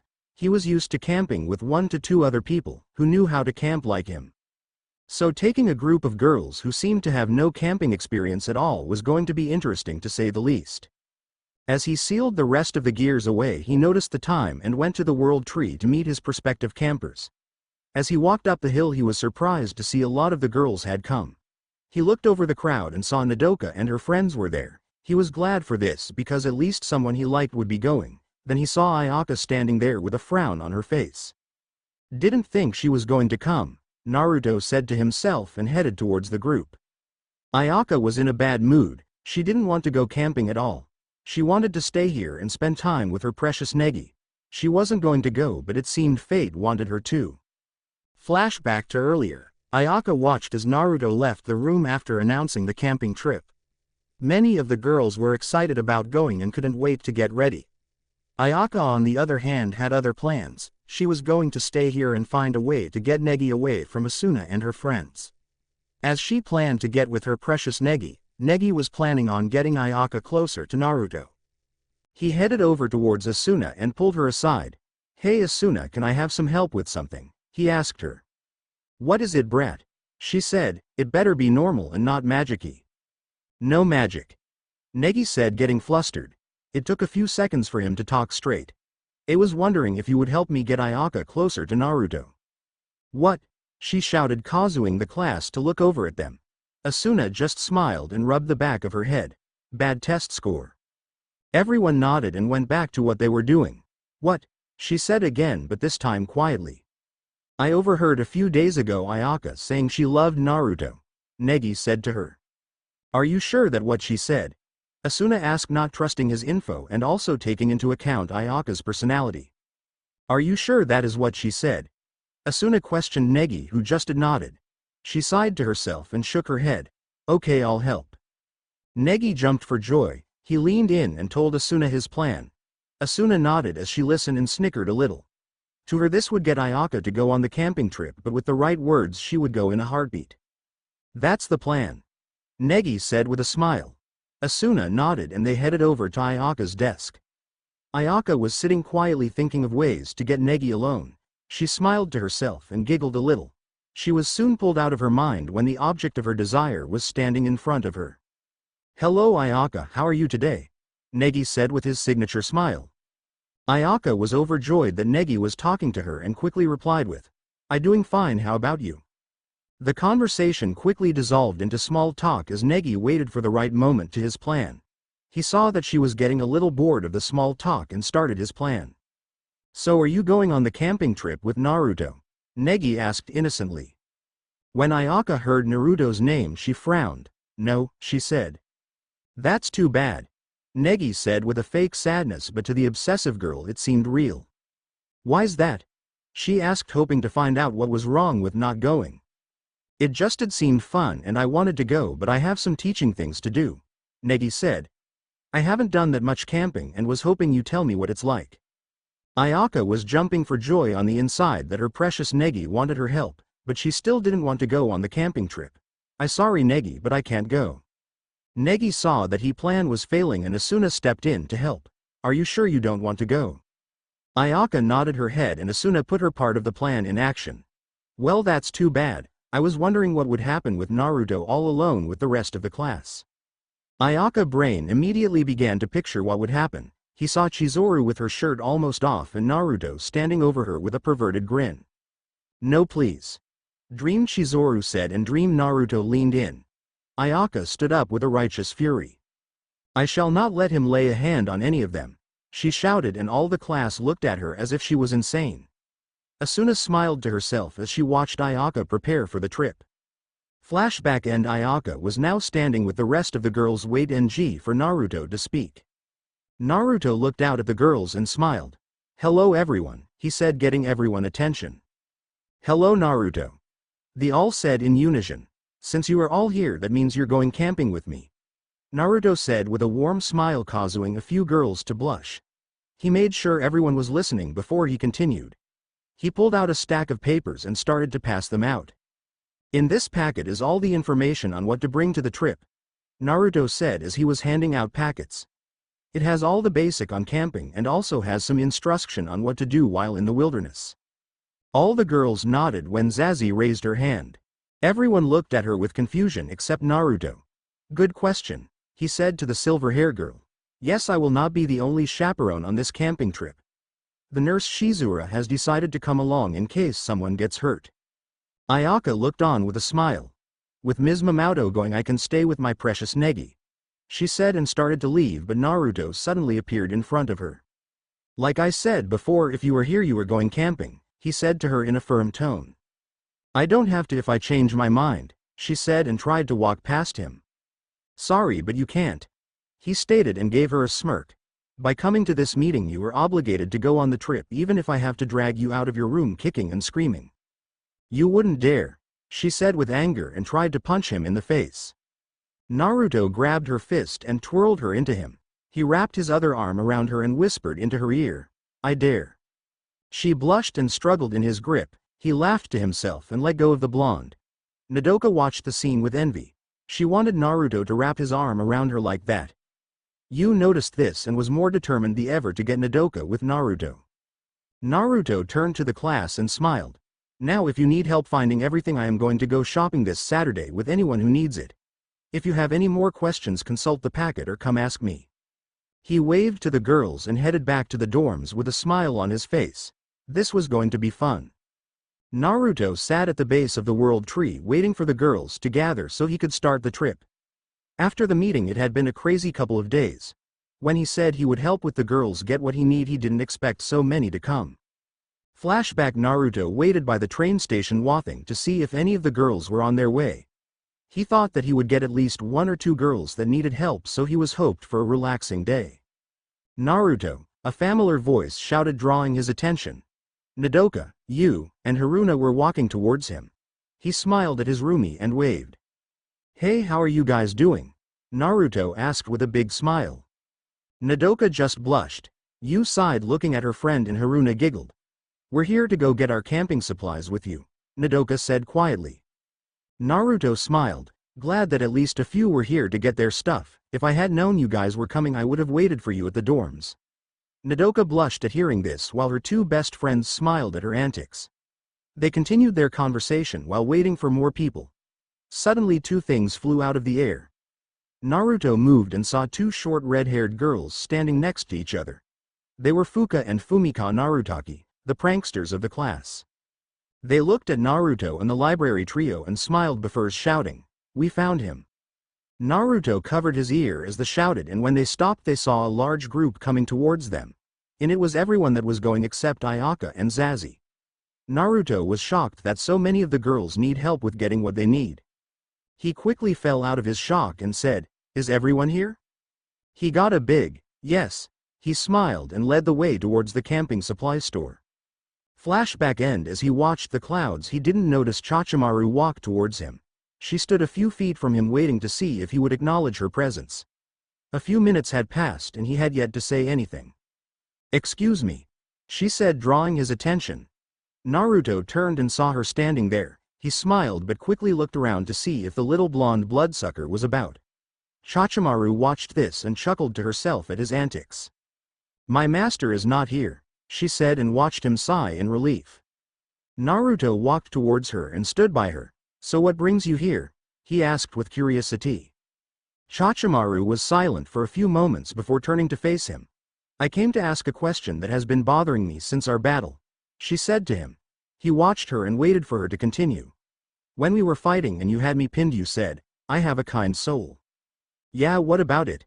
he said as if it didn't matter. "I am an android, how can I have a soul?" she asked him with pleading eyes. He looked at her and saw that this was what was troubling her. He sighed to himself and thought for a moment. She watched his body language and saw that he was in deep thought.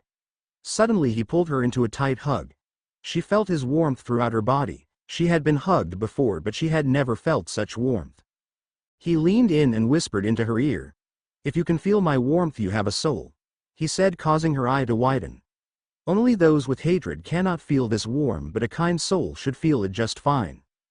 Chachimaru was shocked as he just held her close. What he said had made no logical sense, but she felt in her body, no wait, her soul, that he was right. She had a soul. She was not just an android. Naruto let go of her and looked at her face. She looked like she was about to cry, but she couldn't. He leaned in again and kissed her softly on her cheek. "Smile, it makes you look beautiful," he said after the kiss. Chachimaru just looked at him before pulling him close and pushing her lips against his. Naruto was surprised by this movement but soon was lost in the moment. Chachimaru broke the kiss and blushed. She didn't know why she did it. He made her feel happy and warm. She couldn't explain it. She couldn't be near him at that moment and she quickly ran off. "Wow," Naruto said as he stood there, his brain short-circuiting and fainted. He was woken up a few minutes later by the library trio. "Oh my head," Naruto said as he sat up. He looked around and saw the three girls. Did that really happen? He thought to himself before he heard his name being called. "Naruto," Nodoka said, getting his attention. He turned to look at her and couldn't help but blush lightly. He hid it fairly easily, but if you looked closely you could see it. "Yeah, what is it?" he replied and smiled. "Why were you laying on the ground?" she asked, titling her head to the side. Naruto rubbed his head in embarrassment but didn't know what to say. Was Chachimaru really here, or did he just eat the expired ramen again? "I didn't get much sleep," he lied, hoping they would buy it. Yu looked at him and knew he was lying. He was a heavy sleeper and seemed to have no trouble sleeping the night before. Haruna thought the same thing, but Nodoka bought it. "That's okay," she said as he stood up.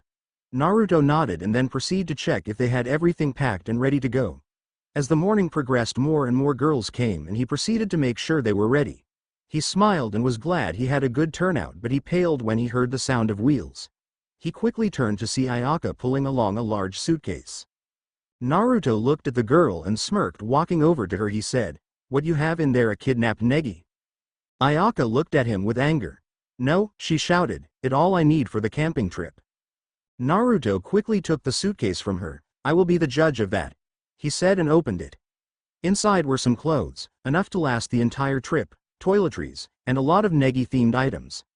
Naruto shook his head and proceeded walked over to the base of the tree. Taking one of the extra camping backpack and equipment, he proceeded to unpack her suitcase and put it in there.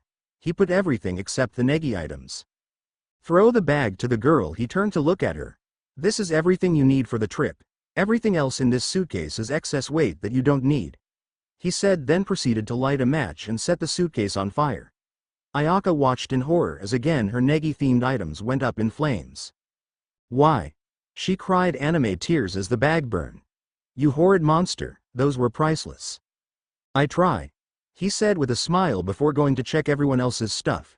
After running a final check that everyone was packed and ready to go, he smiled. Naruto walked to the front of the group and said, "Everyone ready?" "Yeah," all the girls shouted with excitement. Naruto nodded and replied, "Alright, let's go," and proceed to load the bus. A few hours later, Naruto smiled as he smelled the forest air. He always loved nature. It was so much better than a city. Everyone was getting off the bus and getting their things. The library trio were talking amongst themselves about what plant they can identify with their forest plant book. The cheerleader trio was exciting about the large lake. The twins were the same as well as most of the class. Mana and Kid were looking forward to what Naruto had called the challenge hike. Ayaka was not that excited about doing anything, but she was glad to have time to relax and plan to get with her Negi. Naruto waved everyone over and made sure they had everything they have packed. "Okay everyone, the campsite is about a 3-mile hike from here," he said with a smile. Some of the girls were nervous about the hike, but Naruto gave them a reassuring smile. "It won't be that bad. There is a trail that goes all the way up there." Many of the girls sighed in relief. Naruto watched them for a moment before speaking again. "Okay, we are going to split into 2 groups," he said, causing the girl to look at him in confusion. "2 groups?" Chizuru said with curiosity. Naruto nodded and answered, "Yes, 2 groups. One group is going to lead by Ms. Minamoto while the other is going on the challenge hike to camp." "The challenge hike?" Chisame said, not liking the sound of that. Mana and Kid smiled and were looking forward too.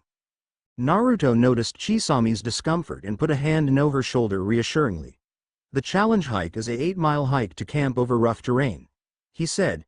"And you don't have to go on it unless you want to." "Okay, now everyone going on the challenge hike over here by me," Naruto said and watched Nzazi, Mana, Kid, Chio, and Ayaka walk over to him. Naruto expected 3 of the 5, but Ayaka was the surprise. He gave the other blonde a serious look before asking, "Are you sure you up for this?" "I am," Ayaka said with conviction. In her mind, if she could survive the challenge hike, she could get Negi to be hers. Nodoka watched the interaction and wanted to walk over to the challenge side, but she knew she wouldn't last. She walked over to Naruto and tapped him on the shoulder. "Will we see you at camp tonight?" Naruto thought for a moment before answering, "Depends on how the other keep up." He smiled. "Okay. Be safe," Nodoka said and gave him a hug. He smiled and hugged her back. "I'll be fine," he said and gave her a big smile. Nodoka smiled back and walked back over to her friends. Soon everyone was ready to leave. Naruto turned and started to walk towards the tree line. "We'll see you later," he said and disappeared into the forest, followed by the 5 brave girls that took the challenge. The other group watched them leave before heading up the trail to the campsite. Naruto led the group through a deer trail through the forest that had many twists and turns. Soon the terrain began to get rocky. At first Ayaka thought it was going to be easy, but as the hike went on she saw that this was going to be much harder than she thought. Mana and Kid were having a lot of fun. They really liked the trail that Naruto was taking on them, and the challenge hike was living up to its name. They stopped for a while, allowing the last the group to catch up. Ayaka slowly walked towards the waiting group, panting heavily. "Having fun there?" Naruto asked the Ayaka with a smirk. Ayaka gave him a dirty look as she rested for a moment. "This is insane," she said, falling down on her butt. Naruto smiled and replied, "I know it, great, right?" Ayaka looked at the bodyguard with horror in her eyes. "He's insane," she thought. "No one find hiking this type of trail fun." "Yeah, it's a lot of fun," Kid said with a smile while Ayaka looked at her and shook. Mana nodded in agreement and Chio said, "This is awesome." "You are insane," Ayaka shouted, causing most of the people in the group to laugh. Naruto looked at her and said, "You're just figuring this out now." They rest for a few more minutes before heading out again. They traveled through the trees for a few more hours before resting for lunch. Naruto opened a pack of instant ramen and quickly lit a fire to boil the water. Mana, Kid and Zazie had some sandwiches they made while Chio at Anukanen. Ayaka forgot to get lunch, so Naruto had given her a cup of ramen. She thanked him, thinking he would just let her starve. After everything was picked up and everyone was ready, they continued the hike. Back with the other group, they had reached the campsite and were setting up their tent and other camping gear. Nodoka helped up the tent that she was going to share with Yu and Haruna. When they first arrived at the campsite, they were surprised by how beautiful the area was. They were camping near a pristine lake that seemed stretched for a while. The campgrounds were clean and flat, so they didn't have to worry about sleeping with rocks on their backs. Most of the girls were excited and wanted to set up quickly so they could have fun in the lake. As they finished setting everything up, Yu noticed that Nodoka was looking around to see if the other group had arrived yet. "They will be here soon," Yu said, reassuring her friend with a smile. Nodoka smiled and was glad for Yu's words, but she couldn't help that something bad would happen. Naruto was looking at the 5 girls gather around him and he smiled. They had made it through the first part of the challenge, which was the 4-mile hike to where they were now. They were currently at the base of a cliff. Halfway up was a ledge that it went up again to the top that had a forest on top. The 5 girls were wondering what they were going to do next and watched their guide. "Good job on surviving the first part of the trip," Naruto said with a smile, making Ayaka fall over in shock. "That was the first part?" she said with horror in her voice. Naruto smiled and gave her an evil smirk. "Oh yes, that the first part," he said. "The second part deals with this." He pointed to the cliff and saw the girl's eye turn towards it. "If we want to be keeping with the schedule, we have to reach the first ledge before the day is out." Ayaka looked at the cliff and pictured in her mind them climbing with their bare hands and falling off. Naruto looked at the fear in Ayaka's face and walked over to her, putting a reassuring hand on her shoulder. "This is perfectly safe," he said to her, and then proceeded to explain how they were going to climb it. He made sure to pack all the safety gear before coming, so they were all set. "I will be last, so I need one of you to take the lead," he said, getting a weird look for Chio and Ayaka. "Why are you on the bottom?" Chio asked. "Since I have the most weight, I am the anchor for us," he said, "so if someone falls, I weigh enough to stop the others from being pulled off the cliff face with you." Everyone nodded and Kid decided to take the lead. He nodded and handed her a walkie-talkie so they could keep in touch. Soon they were on their way up. They made good progress, but they had to frequent breaks so they wouldn't tire out. As the climb, Naruto looked out from where he was and watched the forest below. It was a beautiful sight that made him smile. Even though this job was a pain, it was allowed him to see views like this. The sun was setting when they finally arrived at the first ledge. All of the girls were dead tired from all the climbing and walking they have done that day. Naruto was winded but was overall fine. The girls looked at him and saw that he wasn't even tired. Mana and Kid were impressed by his stamina, while Ayaka looked at him as if he was some kind of monster. Chio and Zazie were thinking the same as Mana and Keed but didn't say anything. Naruto began let the girls rest while he set up for dinner. He quickly cooked some of the canned goods he brought with them. Most of the girls were wondering where he kept all the food but, while he smiled and thanked Cammy for sealing scrolls. "Cammy place. You're welcome," she said with a smile. Back to the group. After everyone had eaten he started to prepare to sleep. He noticed that Ayaka was sitting by herself near the edge. Not liking the leaving a pretty girl alone, he sat down beside her. "Hey, are you okay?" he asked with concern. "Just fine?" she said to him as she looked out. She just really wanted to be left alone. She was tired and just wanted to sleep. Naruto noticed this and let her be. Ayaka was getting up when she slipped on the edge, causing her to fall. She screamed and watches as Naruto jumped off after her. When Naruto heard her scream, he ran as fast as he could. As he free falls, he grabs a kunai from his bag that had ninja wire attached to it and threw it. It flew through air and embedded itself into the cliff face. Naruto reached for Ayaka and pulled her close. The wire pulled, but the kunai was pulled from the cliff by their combined weight. Naruto felt this and quickly let go of the wire. As they fell, Naruto pulled Ayaka as close to himself as possible. They reached the tree line and disappeared from view. Ayaka groaned as she opened her eyes. That last thing she remembers was falling off the ledge and Naruto jumping after her. She remembered him pulling her close and trying to slow their descent, but it didn't seem to work. She put her hand down to push herself up when she heard a groan from below. She turned to see that she was currently sitting on Naruto and that he was in bad shape. She quickly got off and looked him over. She saw that his breathing was shallow and one of his arms was broken. It seemed that he kept her safe when they were falling. She was glad that he had saved her, but she could see that he was not getting up for some time. As she started to assess the situation, she heard the chatter of a walkie-talkie. She looked down and saw one clipped to his belt. She unclipped it and listened. Out of the walkie-talkie came the voice of Keed. "Naruto, are you okay?" she asked, hoping for an answer. Ayaka was glad that they were still in range and pushed the bottom to reply. "This is Ayaka and was all right," she said before looking back at Naruto. "Well, I am all right. Naruto is badly hurt and I can't move him." Keed was frowning on the other end of the walkie. If he was hurt, then they need to get to camp so they can get help. She pressed the button on the walkie and replied, "How bad is it?" "His arm is broken and his breathing is shallow," Ayaka replied as she looked down at her fellow blonde. "Damn," was the reply for Keed. "The only thing we can do is go to the others and get help." "Wait, you can't leave us here," Ayaka began to say, but Keed cut her off by saying, "Naruto cannot be moved and you don't have anything to help him. Even if we came down to you, it will still be bad for him. We need help." Ayaka nodded to herself, knowing that Keed was right, and then said, "Okay. Good," Keed said. "I'm going to head to camp with the others and be back down as soon as we can. Do you think you can make it back to the cliff face? We can send down Naruto and your gear." Ayaka looked around and saw the cliff face. "Yeah, I can see it, but how will I signal where we are?"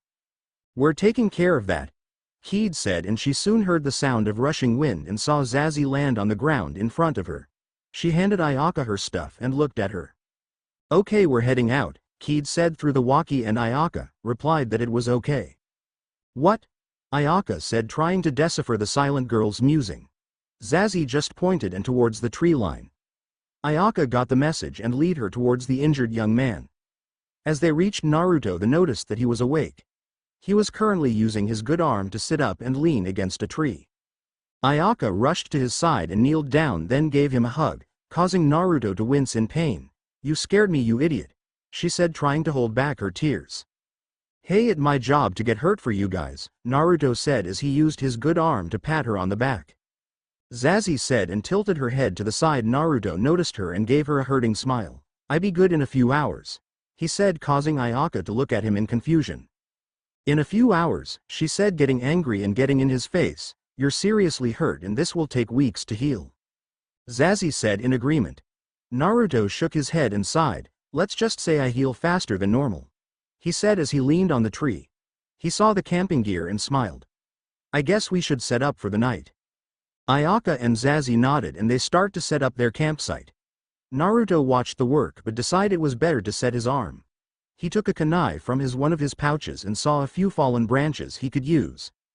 He reached for them but they were out of his reach. He extended as far as he could before he fell over, landing on his broken arm. He tried not to scream in pain. Zazie noticed this and quickly ran over to him. She said, looking at him. "I'm fine," he said, trying not to show pain, but when he tried to get up he fell down again and Zazie could see it in his eyes.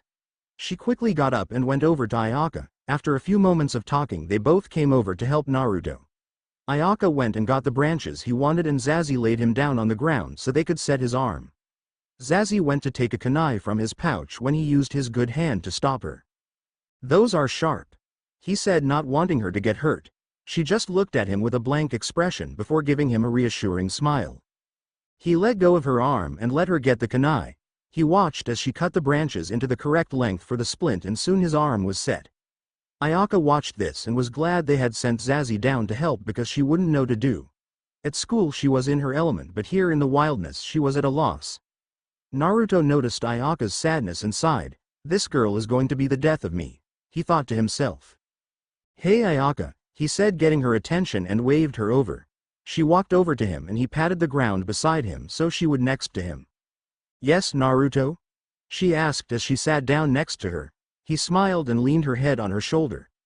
Ayaka stiffened at this and didn't know what to do. Naruto," she stammered. "Just stay like this for a while," he said as he closed his eyes. Ayaka looked at him and saw him slowly fall asleep. She smiled as she watched his sleeping face. Zazie had started a fire and noticed Naruto leaning against Ayaka. Smile looked at them with a tint of jealousy in her eyes. Ever since she saw the blonde bodyguard she had been interested by him. He seemed to give off the aura death but he was a very nice person.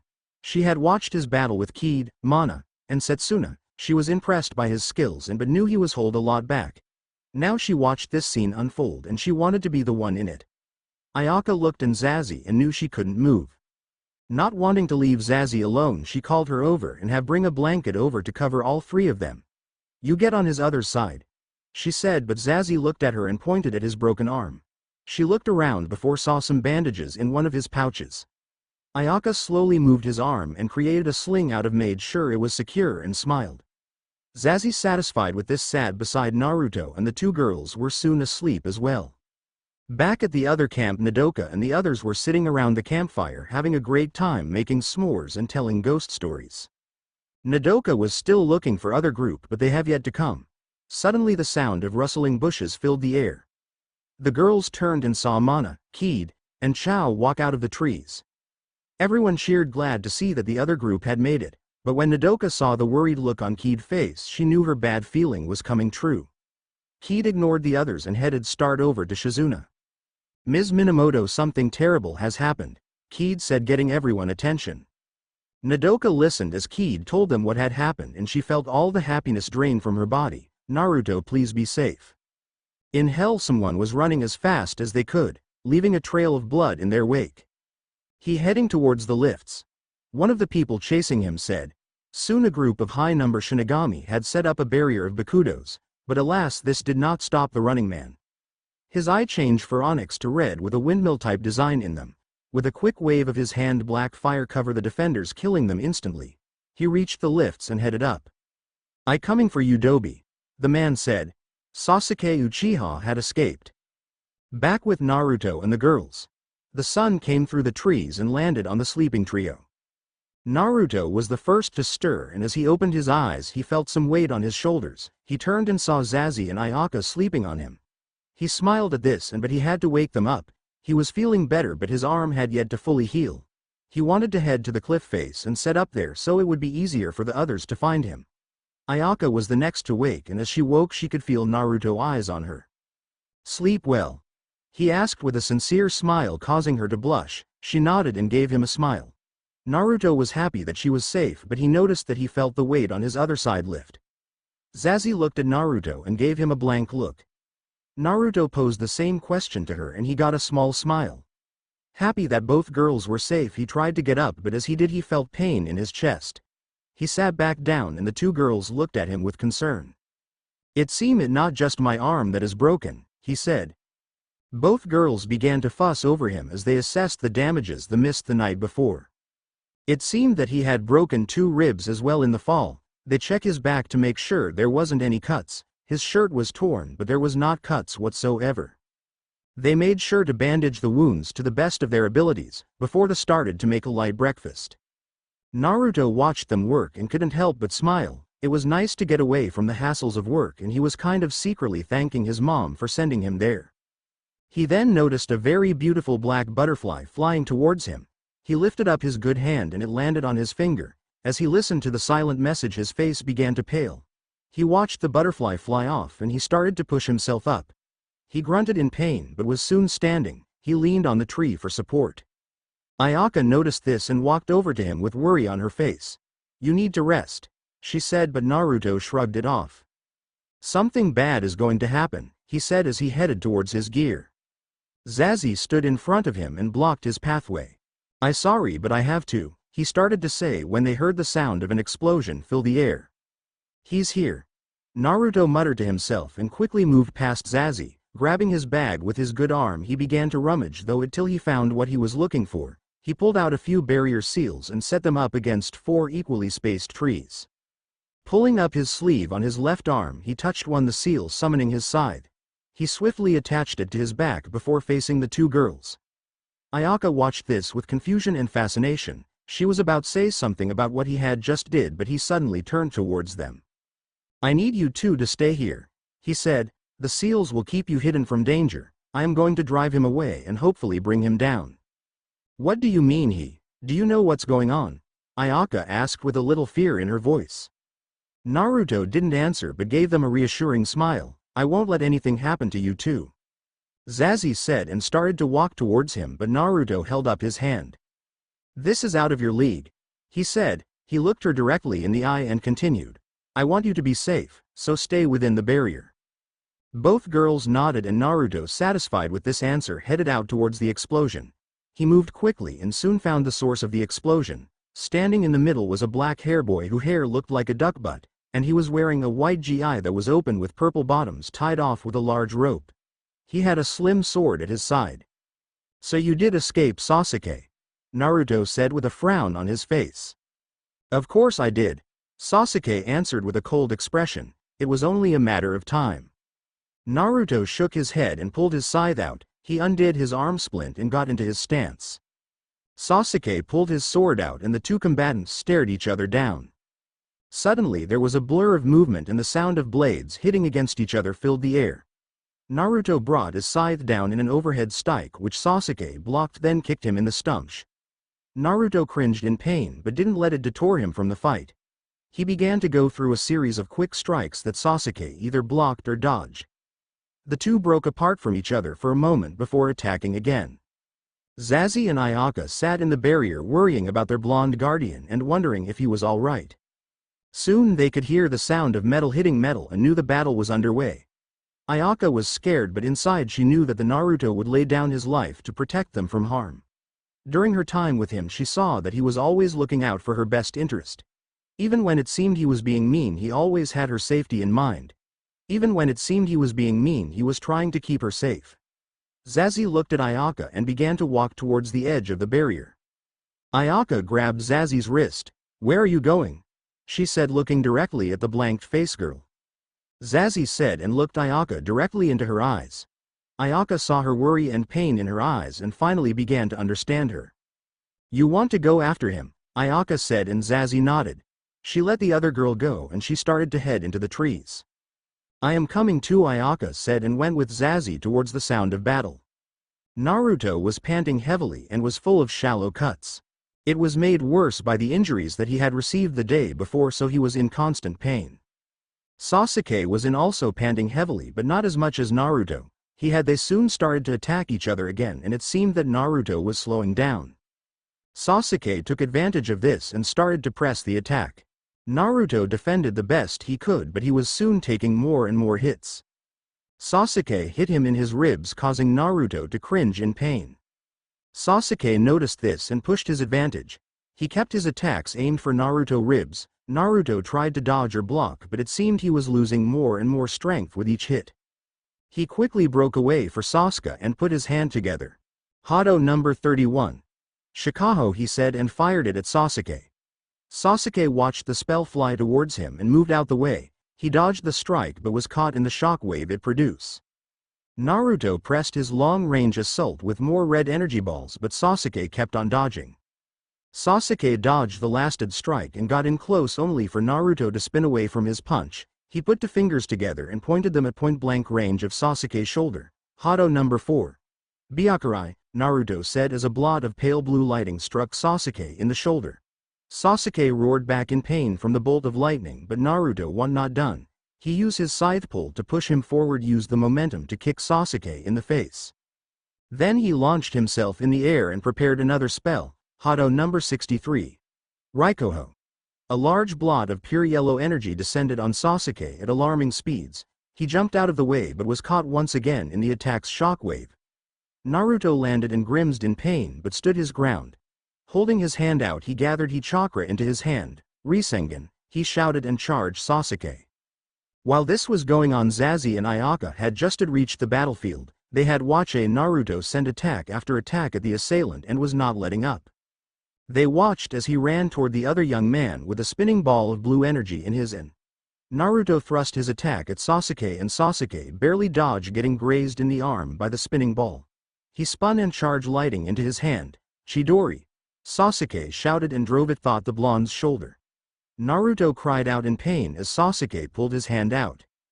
That's what you get, Dobi. Sasuke said with a smirk as Naruto fell to the ground. Naruto looked at Sasuke with hatred. He tried to stand but Sasuke used his foot to push him back down. He then drove a hard kick into the hole in Naruto's shoulder, causing Naruto to scream out in pain. The girls watched in horror as Sasuke attacked Naruto's injured shoulder again and again. Ayaka couldn't stand this and rushed out to help. Since she was trained in martial arts since she was little, she thought she could get the jump on the black-haired young man. Sasuke sensed someone coming towards him and swiftly dodged a punch. He turned and saw a young blonde-haired girl standing there, fist ready to strike. He looked down and saw the surprise on Naruto's face as he looked at the girl. Sasuke looked down at Naruto and smiled. I think I play with this one and let you watch her suffer, he said with an evil laugh. He quickly raced towards Ayaka and started a set of quick strikes. Ayaka dodges some of them but was hit by most of them. She was baffled by this guy's speed. She had never seen someone move this fast in her entire life. Sasuke was amused as he saw the girl try to fight back. Her moves were rather slow in his opinion and he lazily dodges every strike. While Sasuke was busy toying with Ayaka, Zazie ran over towards Naruto and began to look him over. He was badly wounded but it seemed that his smaller wounds were healing quickly. The hole in his shoulder was still the biggest problem and she tried to stop the bleeding. Sasuke was having a good time toying with Ayaka. She never hit him and he would only hit her lightly, but to her it felt like being hit by a large rock. Ayaka knew she was out of her league. Try as she might, she could do anything. Sasuke, seeing her confidence waver, pushed his attack. He punched her in the stomach hard and then kicked her hard in the side. Ayaka let out a gasp in pain as some blood flew out of her mouth. Naruto saw this and got up, ignoring Zazie's attempt to stop him. He rushed Sasuke and knocked him over and away from Ayaka. Sasuke looked back at Naruto and saw the fury in his eyes. This is what he wanted. Naruto mad. Naruto looked straight at Sasuke with anger. He put his hand together and said, Hado number 88. Harajuji Kaikoku Shintenreiho. A huge bolt of lightning rushed towards Sasuke at amazing speeds. Sasuke barely dodged and watched as Naruto stand there out of energy. Sasuke speed towards Naruto and punched him in the face. Naruto flew back from the force of the blow and landed hard on the ground. Sasuke walked over and pulled out his sword ready to strike. Ayaka watched as he walked slow over towards Naruto only to see Zazie run towards him with a kunai in hand. No! Naruto shouted as Zazie tried to stab Sasuke. Sasuke dodged the strike and stabbed her in the stomach. Zazie! Naruto shouted as he watched the tan girl fall to the ground. Naruto looked up at Sasuke with pure hatred. He tried to attack Sasuke but was batted away. Ayaka watched what had happened and tears streamed down her face. She watched her fellow classmate fall to the ground. Sasuke heard her crying and smiled. He slowly walked towards her and Ayaka tried to get away. Naruto, no wanting to see another person get hurt, got up and charged Sasuke one more time. With the last of his energy he created a Rasengan while he saw this and batted away the weak attack with ease. Naruto fell to the ground and tried to get up, but he was out of energy. Ayaka walked towards Ayaka and smiled, "You're coming with me." "No," she whimpered and tried to get away. Sasuke knocked her out and picked her up. Sasuke looked at Naruto and gave him an evil smirk, "If you don't want to lose this one like the other one, you will come and fight me at the top of the plateau over there." Naruto looked at where he was pointing and saw that it was towards the other campsite with everyone else. "I will kill you," Naruto said with venom in his voice, causing Sasuke to laugh. "I'd like to see you try," Sasuke said as he walked away. Naruto watched him walk away with the unconscious Ayaka. He cursed himself for not killing him before. Now Zazu was on the brink of death. Naruto dragged himself over to her and sat up. He picked himself up and set her head on his lap. She looked at him and gave him a small smile. She said, and Naruto laughed light smile. "Stupid," he said to her, trying to hold back his tears. "You shouldn't have done that." Zazu replied as a tear rained down his face. She lifted her hand and wiped it from his face. She leaned forward and kissed him, causing him to blush. His eyes turned red and he looked at her soul. She was fading fast and he wanted to stop it. As he watched her soul fade away, he remembered a way to stop it. His features became more animalistic, his grew fangs. Looking down at Zazu and gave her a reassuring smile. "Everything is going to be fine," he said, and he leaned in close and bit into her neck. He injected some of his power. Soon a voice for all around could be heard. "The Reaper, choose one to fight alongside of him. She is the owner of the pact." A seal started to appear on Zazu's neck. It was a golden fox with 10 tails. Soon 10 tails appeared behind Naruto and surrounded them in a bright light.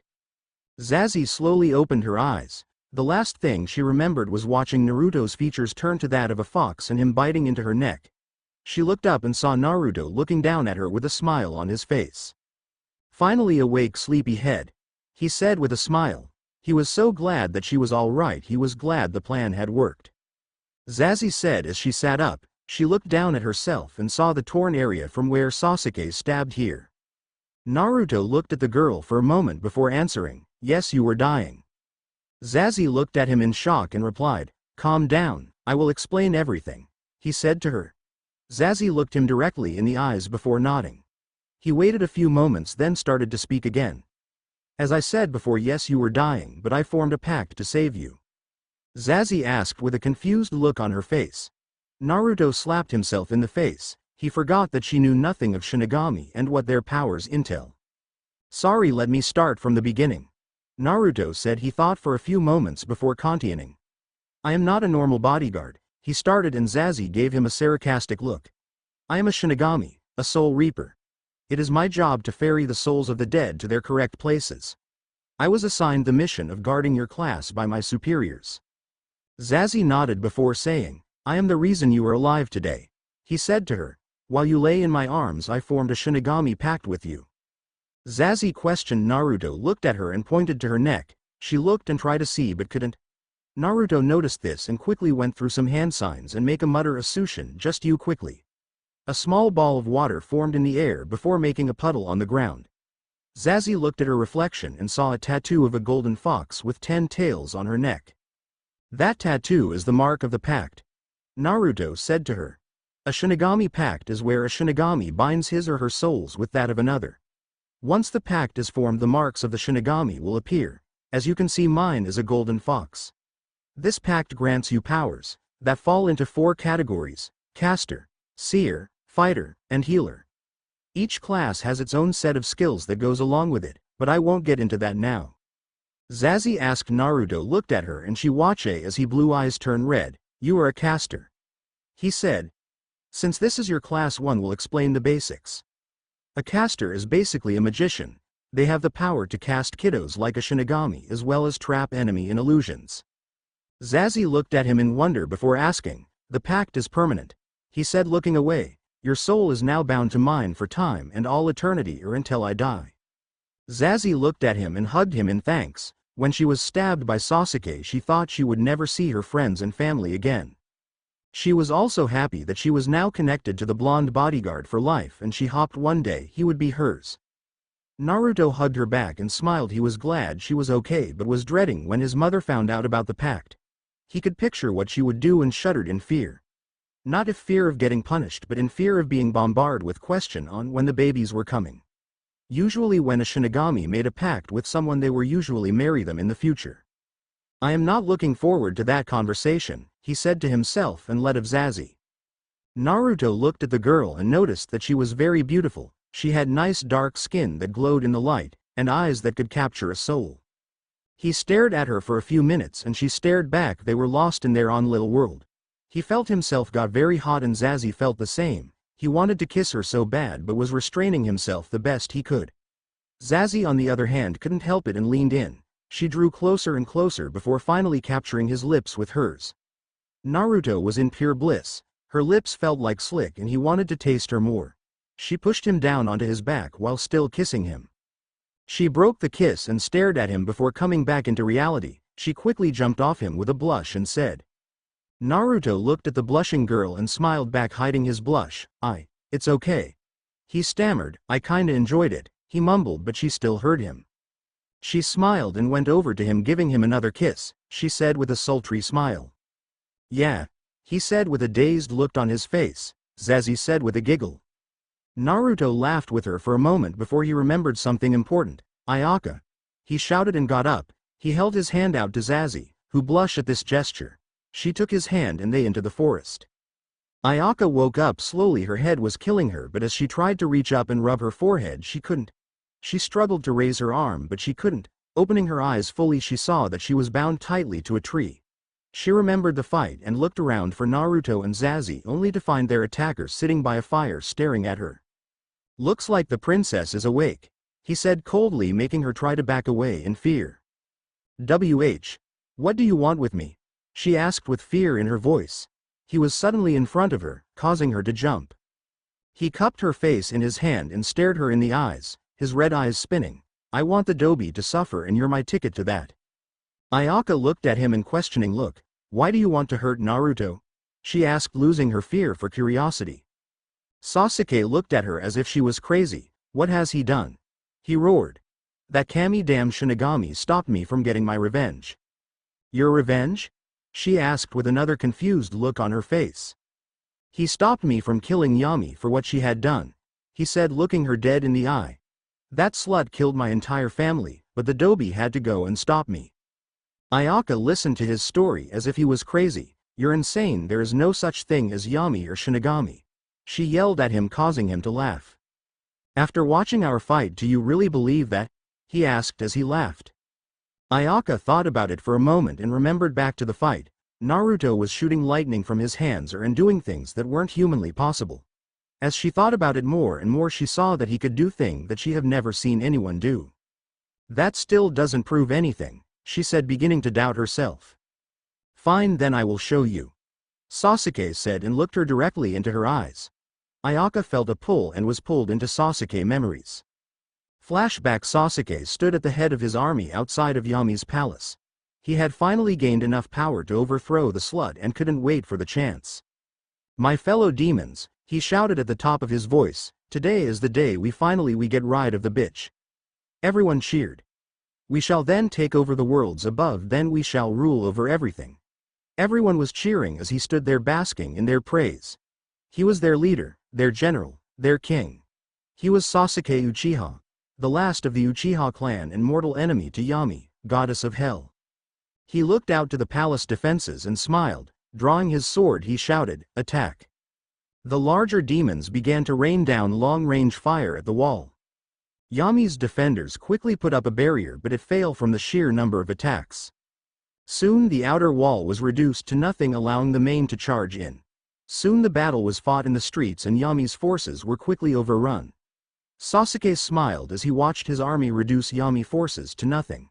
Soon he would have his revenge on the slut for killing his family. Soon he would show the world the Uchiha were the supreme rulers of everything. The army quickly advanced to the inner part of the palace, but were suddenly stopped in from 10 hooded people. Stop now or die. One of the hooded looking out at the army over 8,000. A laugh started and spread through the entire army. You 10 think you can stop all of us? One of the soldiers said, laughing. Yes, we can. Another said with confidence. They threw off their clocks, reveling the 10 people. Shinigami number 1 Naruto Yami. Naruto said his SYCTHE ready Aro strike. Shinigami number 2 Negi Hyuga, the next person said, his pale eyes looking out into the crowd, in his hand glowing with deadly energy. Shinigami number 3 Kiba Inazaka, said the next one person, he was built like a wolf and had a partner animal with him. Shinigami number 4 Shino Aburame, the next one said, he was tall with a long coat covering his entire body and the sound of buzzing could be heard. Shinigami number 5 Ino Yamanaka, said the other one, her long blonde hair in a ponytail, she was wielding a large spears. Shinigami number 6 Tenten, the next one said, she had her hair in buns carrying a large scroll full of weapons. Shinigami number 7 Hinata Hyuga, said the next one, her lavender eyes and had long blue hair. Shinigami number 8 Choji Akamichi, said the next one, he was a large guy wearing samurai-type armor.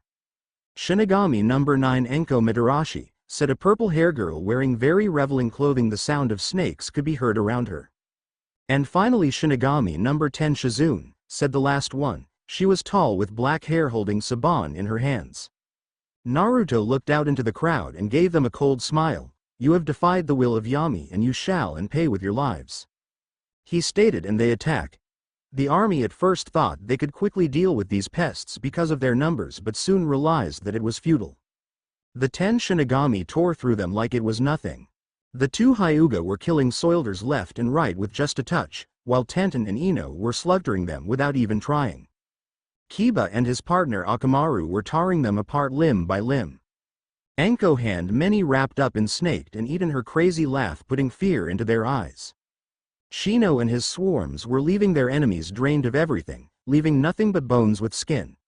Choji expanded his body and was just stomping them into submission, while Shizune had many killed with a flick of her wrist. The one who was causing the most damage was Naruto. He had unleashed all 10 tails and was slaughtering everyone as his path. In each tail was a different weapon along with his SYCTHE. Sasuke watched in anger as her forces were reduced to nothing by just 10 people. Naruto looked over at Sasuke and walked over to him. It's over, Teme, he said. It is not, Sasuke said, his Sharingan activating. Not till the bitch is dead. Sasuke charged Naruto and tried to get past him, but Naruto quickly stopped him.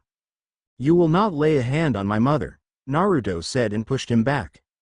You can't stop me, Dobi, every time we fight I always win, Sasuke said, his radiance rolling of him in waves.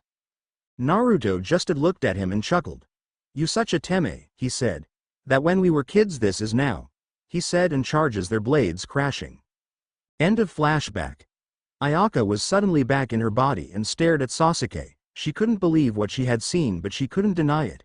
Naruto was a Shinigami and he had fought against Sasuke and won. She looked at Sasuke and saw the pure hatred in his eyes. He seemed to give off the vile aura that could be felt by anyone, and she was stuck with him. Soon I will have my revenge, Sasuke mumbled to himself before laughing into the night. Naruto and Zazie arrived at the campsite and everyone rushed over to see if they were okay. Naruto quickly calmed the girls down and showed them he was alright, but they still had Shizuna check him out to see if he was okay. After they made sure that he was okay, they asked for Ayaka. Naruto told them that she had fallen and she had gotten hurt. Most of the girls were in shock that Ayaka had gotten hurt in the fall, and Naruto assured them he was getting her back. Soon everyone started to turn in for the night, leaving Naruto alone with Zazie and Nodoka. Zazie was wearing bandages around her neck to hide her tattoo.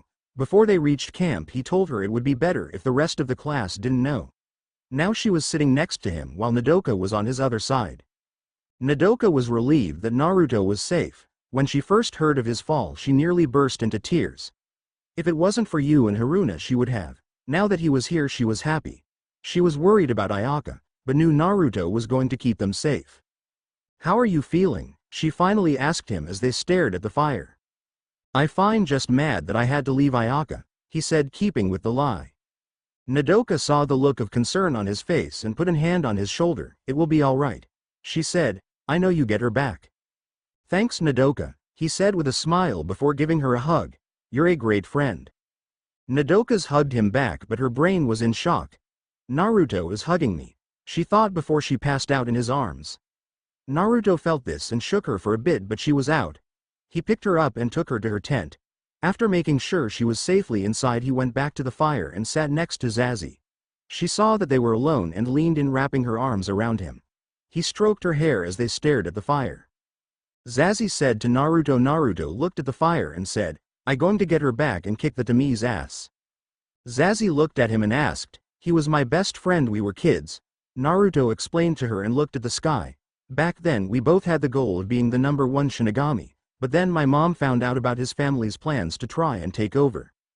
She wouldn't have it. Even though she was great friends with Sasuke's mom, she had to order their deaths. She only spared Sasuke and his mom. Makoto, Sasuke's mom, understood why she had to do it and forgave her. Sasuke, on the other hand, changed. He became an avenger. He hated my mom with such passion he left his mom and trained to be strong enough to kill my mom. It was years later when I first got the rank of #1 when he resurfaced. He had an army of thousands of demons and souls. He began his reign of terror but was ended when he attacked the palace. I fought him and defeated him, but I was ordered not to kill him. Mom thought he could be reformed, but I saw the hate in his eyes. He would always hate us. He was put under one of our strongest seals, but he escaped and is here to take revenge on me." Zazie replied, looking at Naruto. "Yeah, it is," he said, "but this time I will kill him. I won't let him hurt my precious people." Zazie asked. Naruto nodded and Zazie smiled. She leaned in and captured his lips. Naruto was once again caught off but didn't mind it. As they pulled away from each other, he gave her a smile. "Give me a warning next time," he said with a laugh. "You can't just kiss me whenever you like," Zazie said with a pouting. Naruto smiled and pulled her close. "I know that." She looked at him and smiled. Okay. I take you on a date when we get back, happy?" Naruto said to her. Zazie smiled at this and nodded. "Good." He let go of her and sat up and gave her a serious look. "The Teme is going down."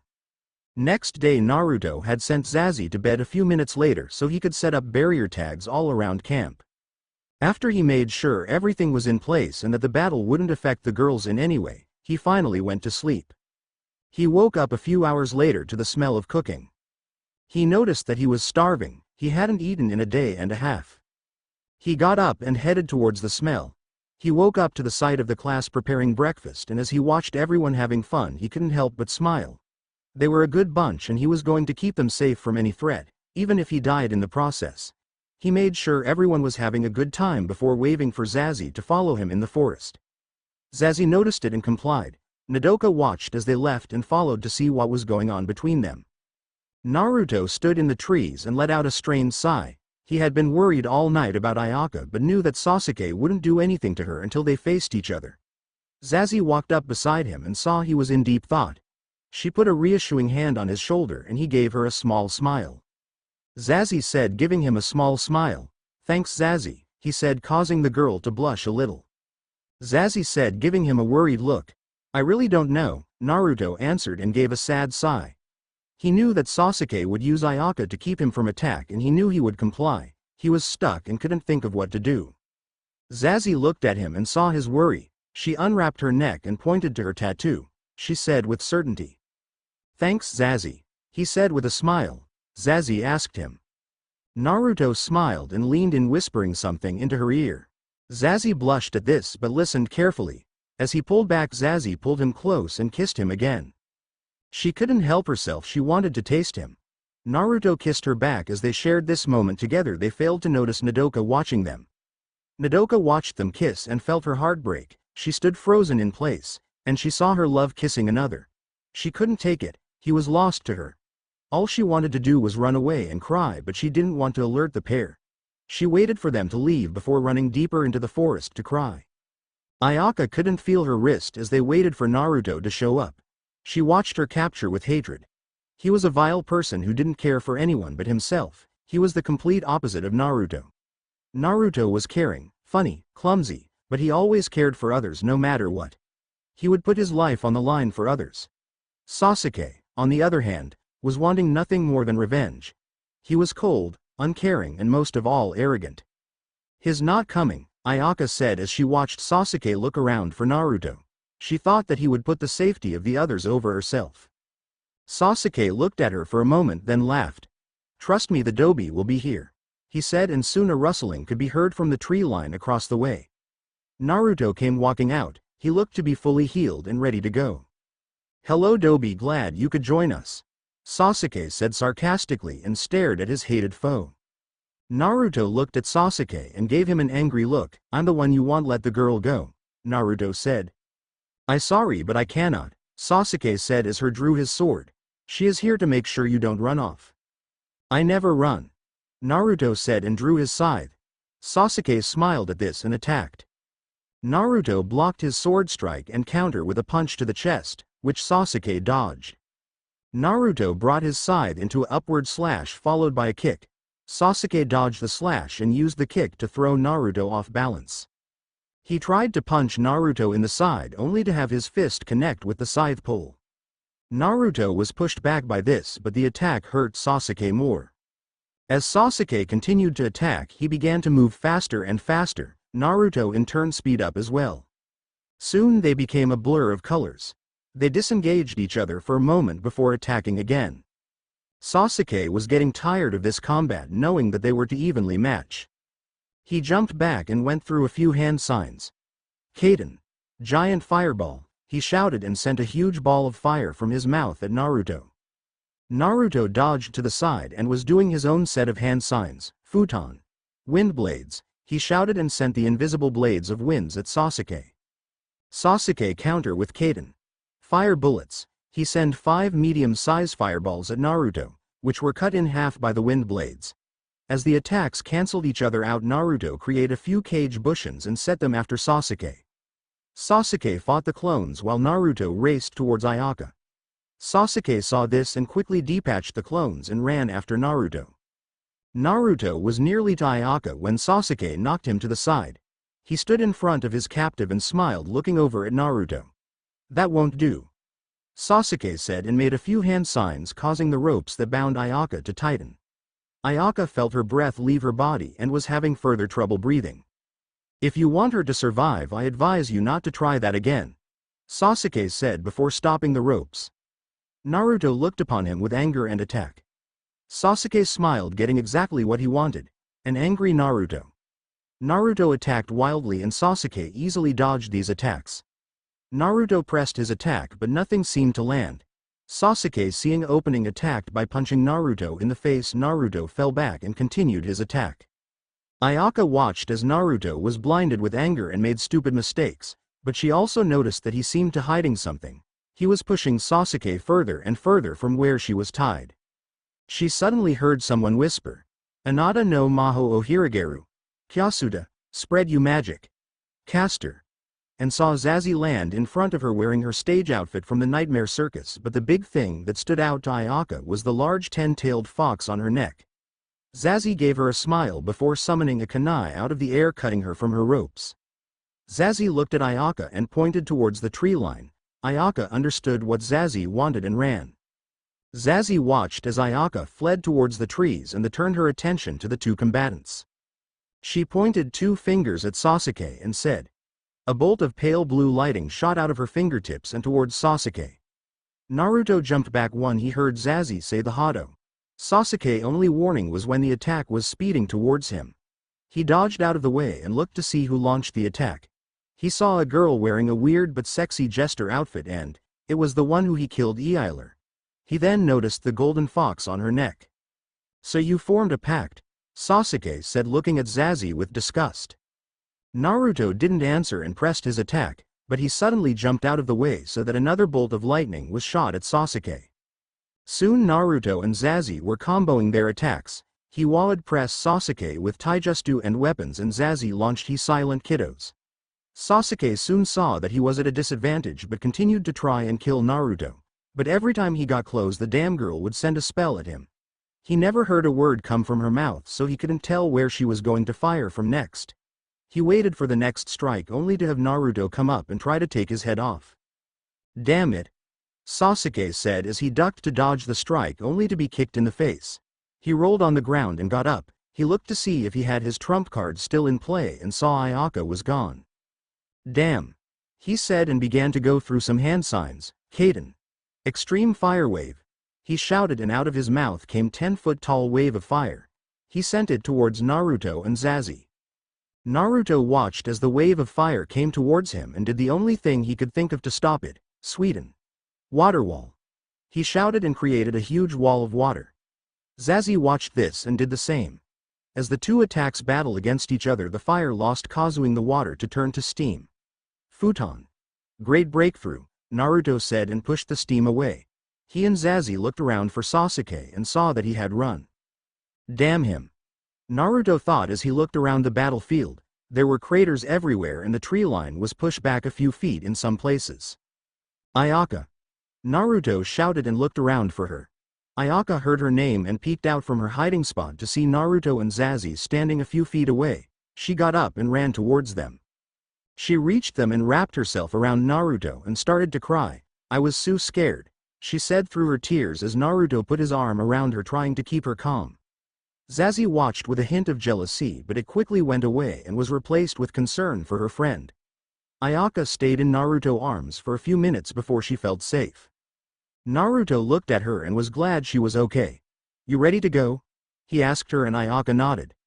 Naruto started to walk back towards his campsite with both Zazie and Ayaka in tow, but the funny thing was Ayaka would let go of his arm.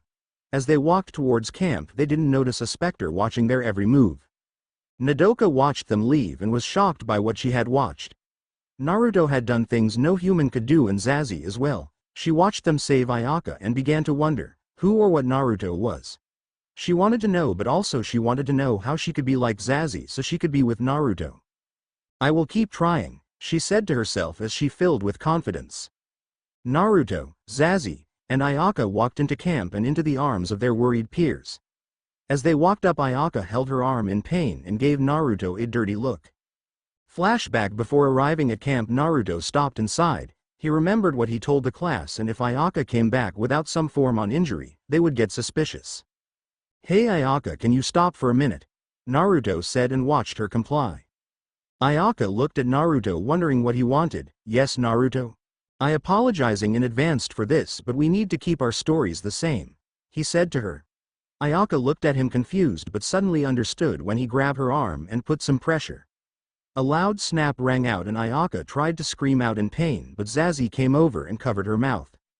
Ayaka looked at Naruto with a murderous glare before saying, "Why in the name of Kami did you do that?" She tried to hit him but she was in too much pain.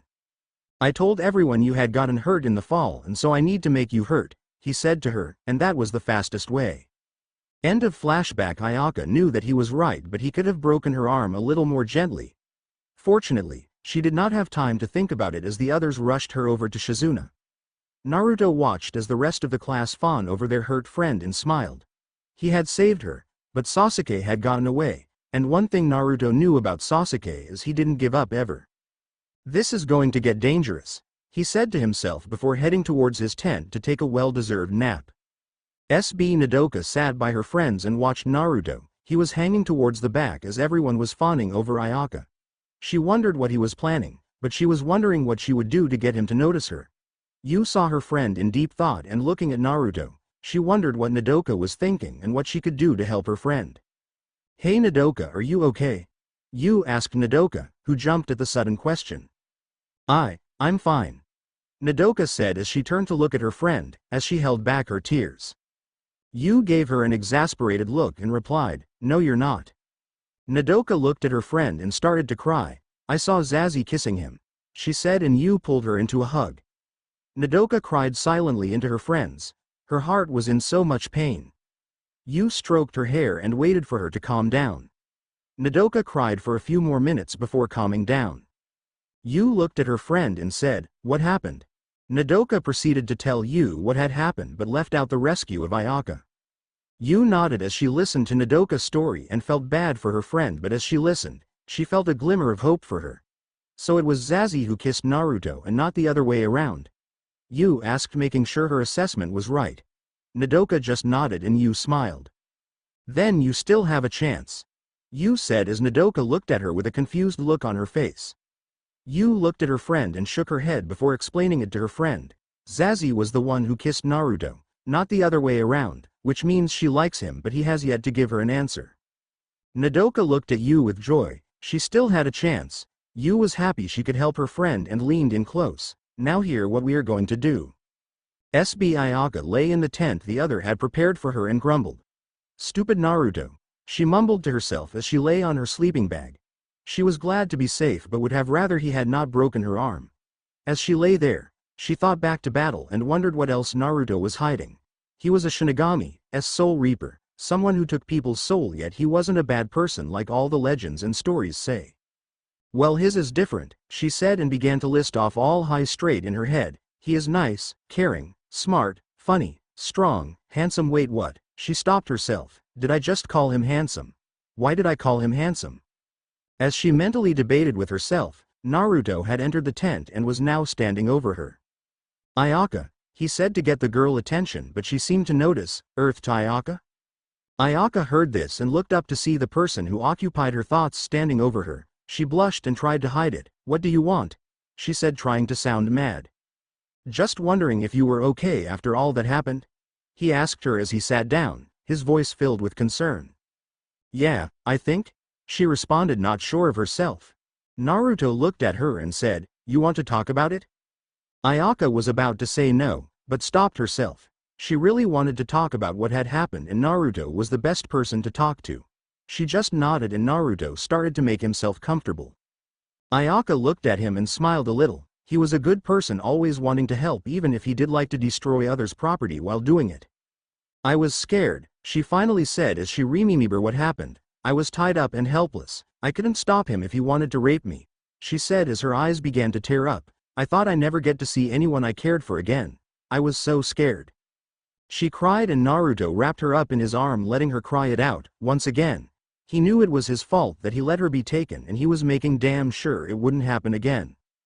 Ayaka cried for a few more minutes before speaking again. When we were waiting for you to show, I thought you would not going to show. I thought you would put the safety of the others before me, but when you walked out of the woods I was so happy. Naruto looked down at the crying girl and smiled at her. I never leave a precious person behind, he said to her. I am precious person, Ayaka said with a bit of surprise. Of course you are. Naruto replied as if she was being dumb. You, Zazie, Nodoka and everyone in the class are precious to me. When I first took this job I thought I was going to hate it, but after spending time with you I came to realize I am happy to be here. Thank you, Ayaka said and hugged him back. You welcome, he answered her and stroked her hair. SB As the sun rose on the next day, Naruto got out of his tent and stretched. Everyone was safe and happy. Also, he did not have anyone trying to kill him at the time. He headed down to the lake and let the morning breeze flow across his skin. He knew that today was going to be a good day. He didn't notice his favorite acrobat getting up. Zazie noticed him standing near the edge of the lake and walked over to him. She tapped him on the shoulder and he jumped, falling into the lake. Cold, he shouted as he jumped out of the lake and back onto the shore. All the while Zazie just stood there giggling. Naruto stuck his tongue out at her and got off the ground. Zazie said with a giggle. Glad you enjoyed it, Naruto said, then gave her an evil smile. Zazie saw this and tried to get away, but Naruto already had her in his arms, running towards the water. Banzai! Naruto shouted and jumped while Zazie let out a silent scream. Soon a splash of water and laughter filled the air. Zazie swam to the surface and gave Naruto a dirty look. Zazie said as she saw Naruto next to her. Naruto laughed and smiled, just enjoying the moment. Beautiful, he said, causing Zazie to blush. Zazie swam close to him and pulled him into a kiss. He smiled and kissed back as they floated in the water in each other's arms.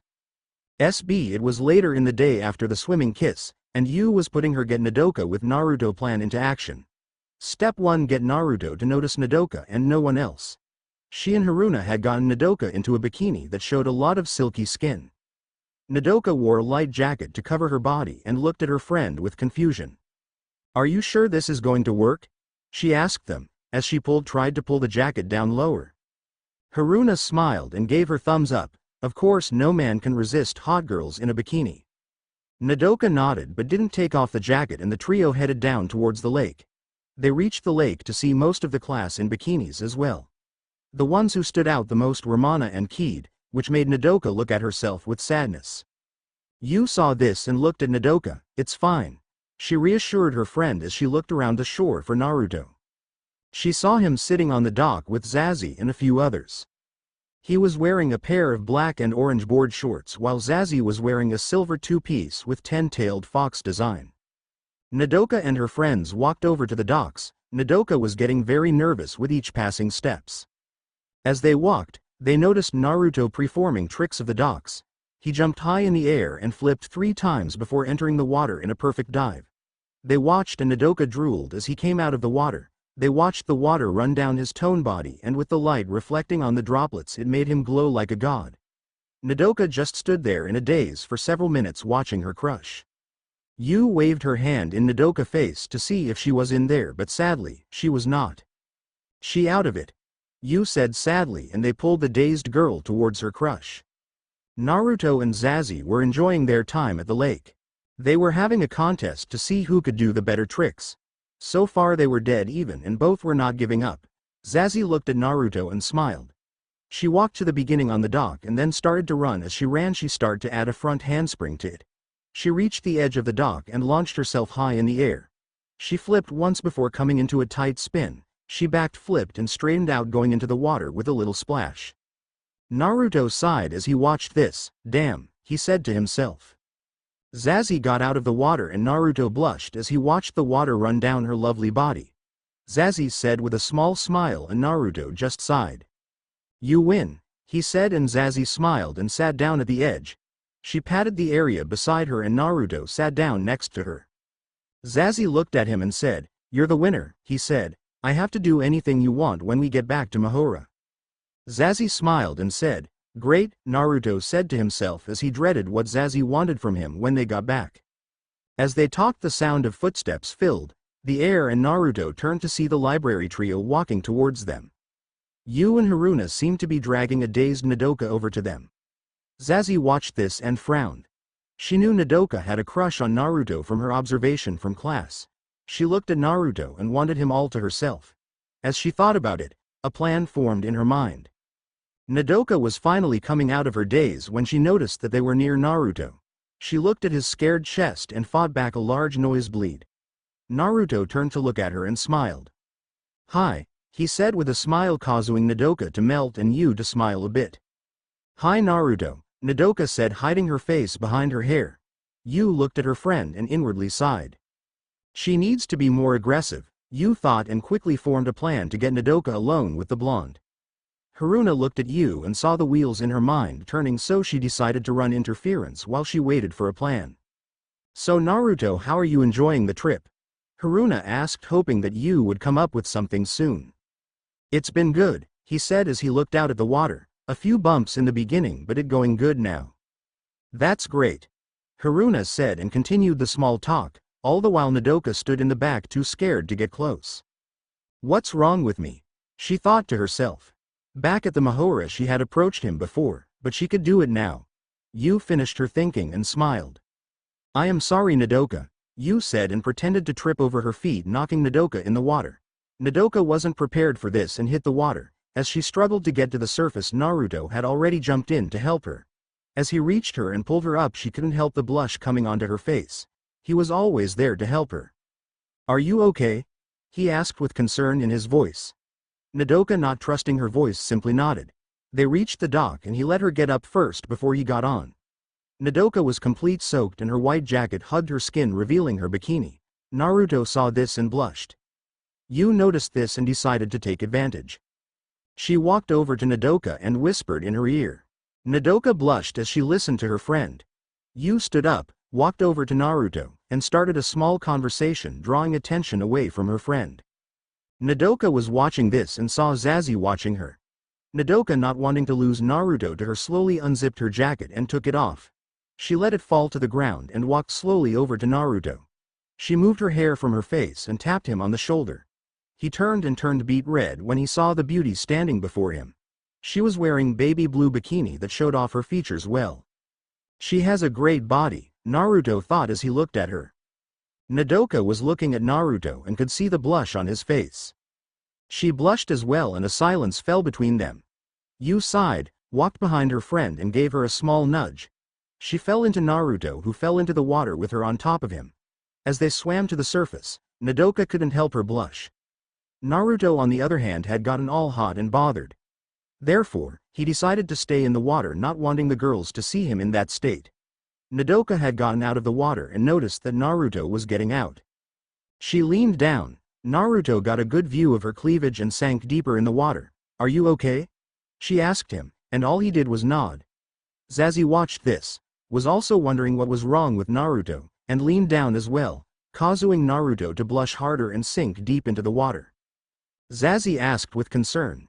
"Just want to take a swim," he said quickly and swam as fast as her could from the dock. Nodoka watched this with confusion while Zazie smiled. She knew what was wrong with Naruto once she saw her face. Yu also knew what was wrong with Naruto and was happy for her friend.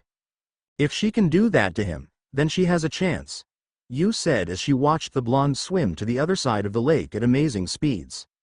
Naruto sat by the campfire and sighed. "These damn girl are getting me all hot," he muttered to himself as he watched Nodoka and Zazie making dinner. He watched the girls and tried not to let his mind wander to him doing naughty things to him. "Damn Ero Sennin," he muttered and turned away.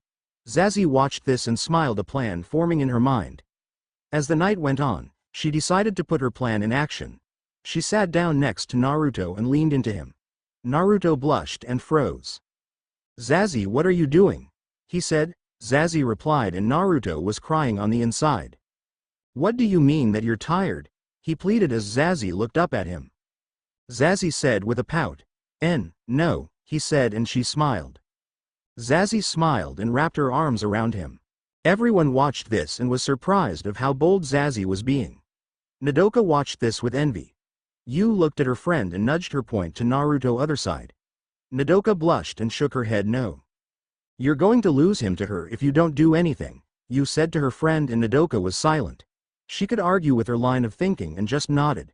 She stood up, sat down next to him, and did the same as Zazie. Naruto felt her next to her and tried not to blush. "Oh, crap. Stay down," he pleaded as his body reacted to these. Zazie saw that Naruto was trying to keep himself in control and decided to take it up a notch. She wrapped her arms around his neck and snuggled close to him. Naruto was so red that he couldn't do anything. Everyone watched this as with interest. Zazie, the silent one, was snuggling close to Naruto, and so was the bookworm. This was not happening. They expected this from Kid and Haruna, but these two did not do this kind of things ever. "Wow," was all Chisame could say as she watched the scene. Naruto looked at the girls and was lost in the bliss of being near them. It was finally time to head back to Mahora, and everyone was ready to go. Naruto had to admit it started out crappy but turned out okay.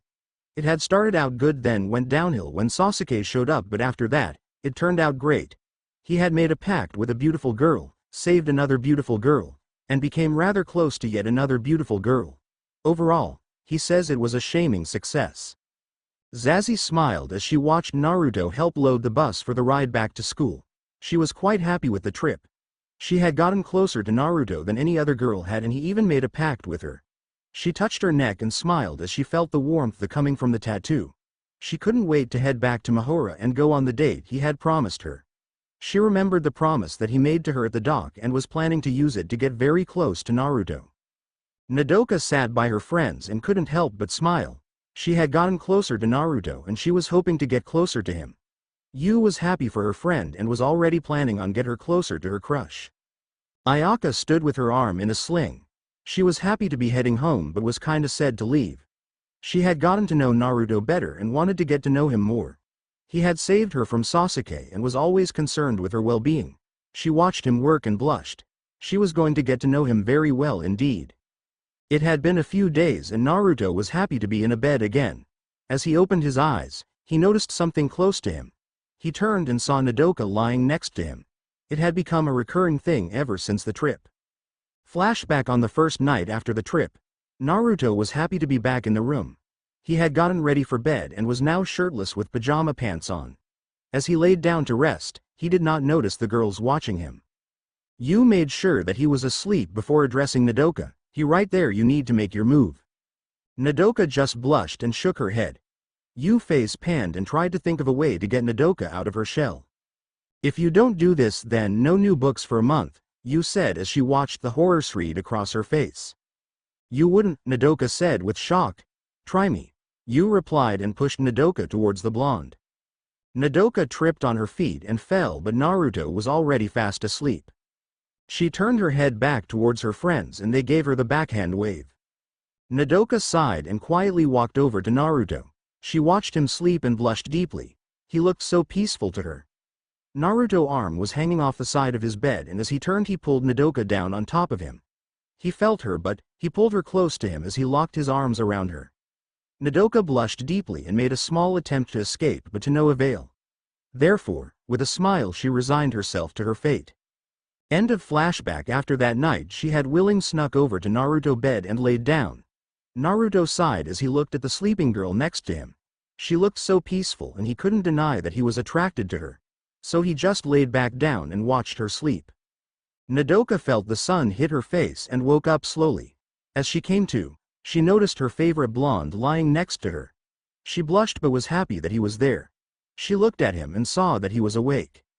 She was as red as a tomato. Was he watching me sleep? She thought as she looked into his eyes. He looked back at her and smiled. He leaned in close and said, "You are very cute when you sleep." Nodoka's brain overloaded at the comment and she proceeds to pass out from happiness. Naruto smiled at this and kissed her on the forehead before getting out of the bed. Naruto walked into the headmaster office with a smile. It had been a good morning for him and he felt it was going to be a good day. "Naruto, how are you?" Kano said as Naruto sat down in front of him. Naruto smiled and replied, "I am doing great, and the trip was a great success." Kano nodded and smiled. "I am glad you and the class enjoyed it," he said, but paused for a moment before giving Naruto a serious expression. "But I would like to talk about the kidnapping incident."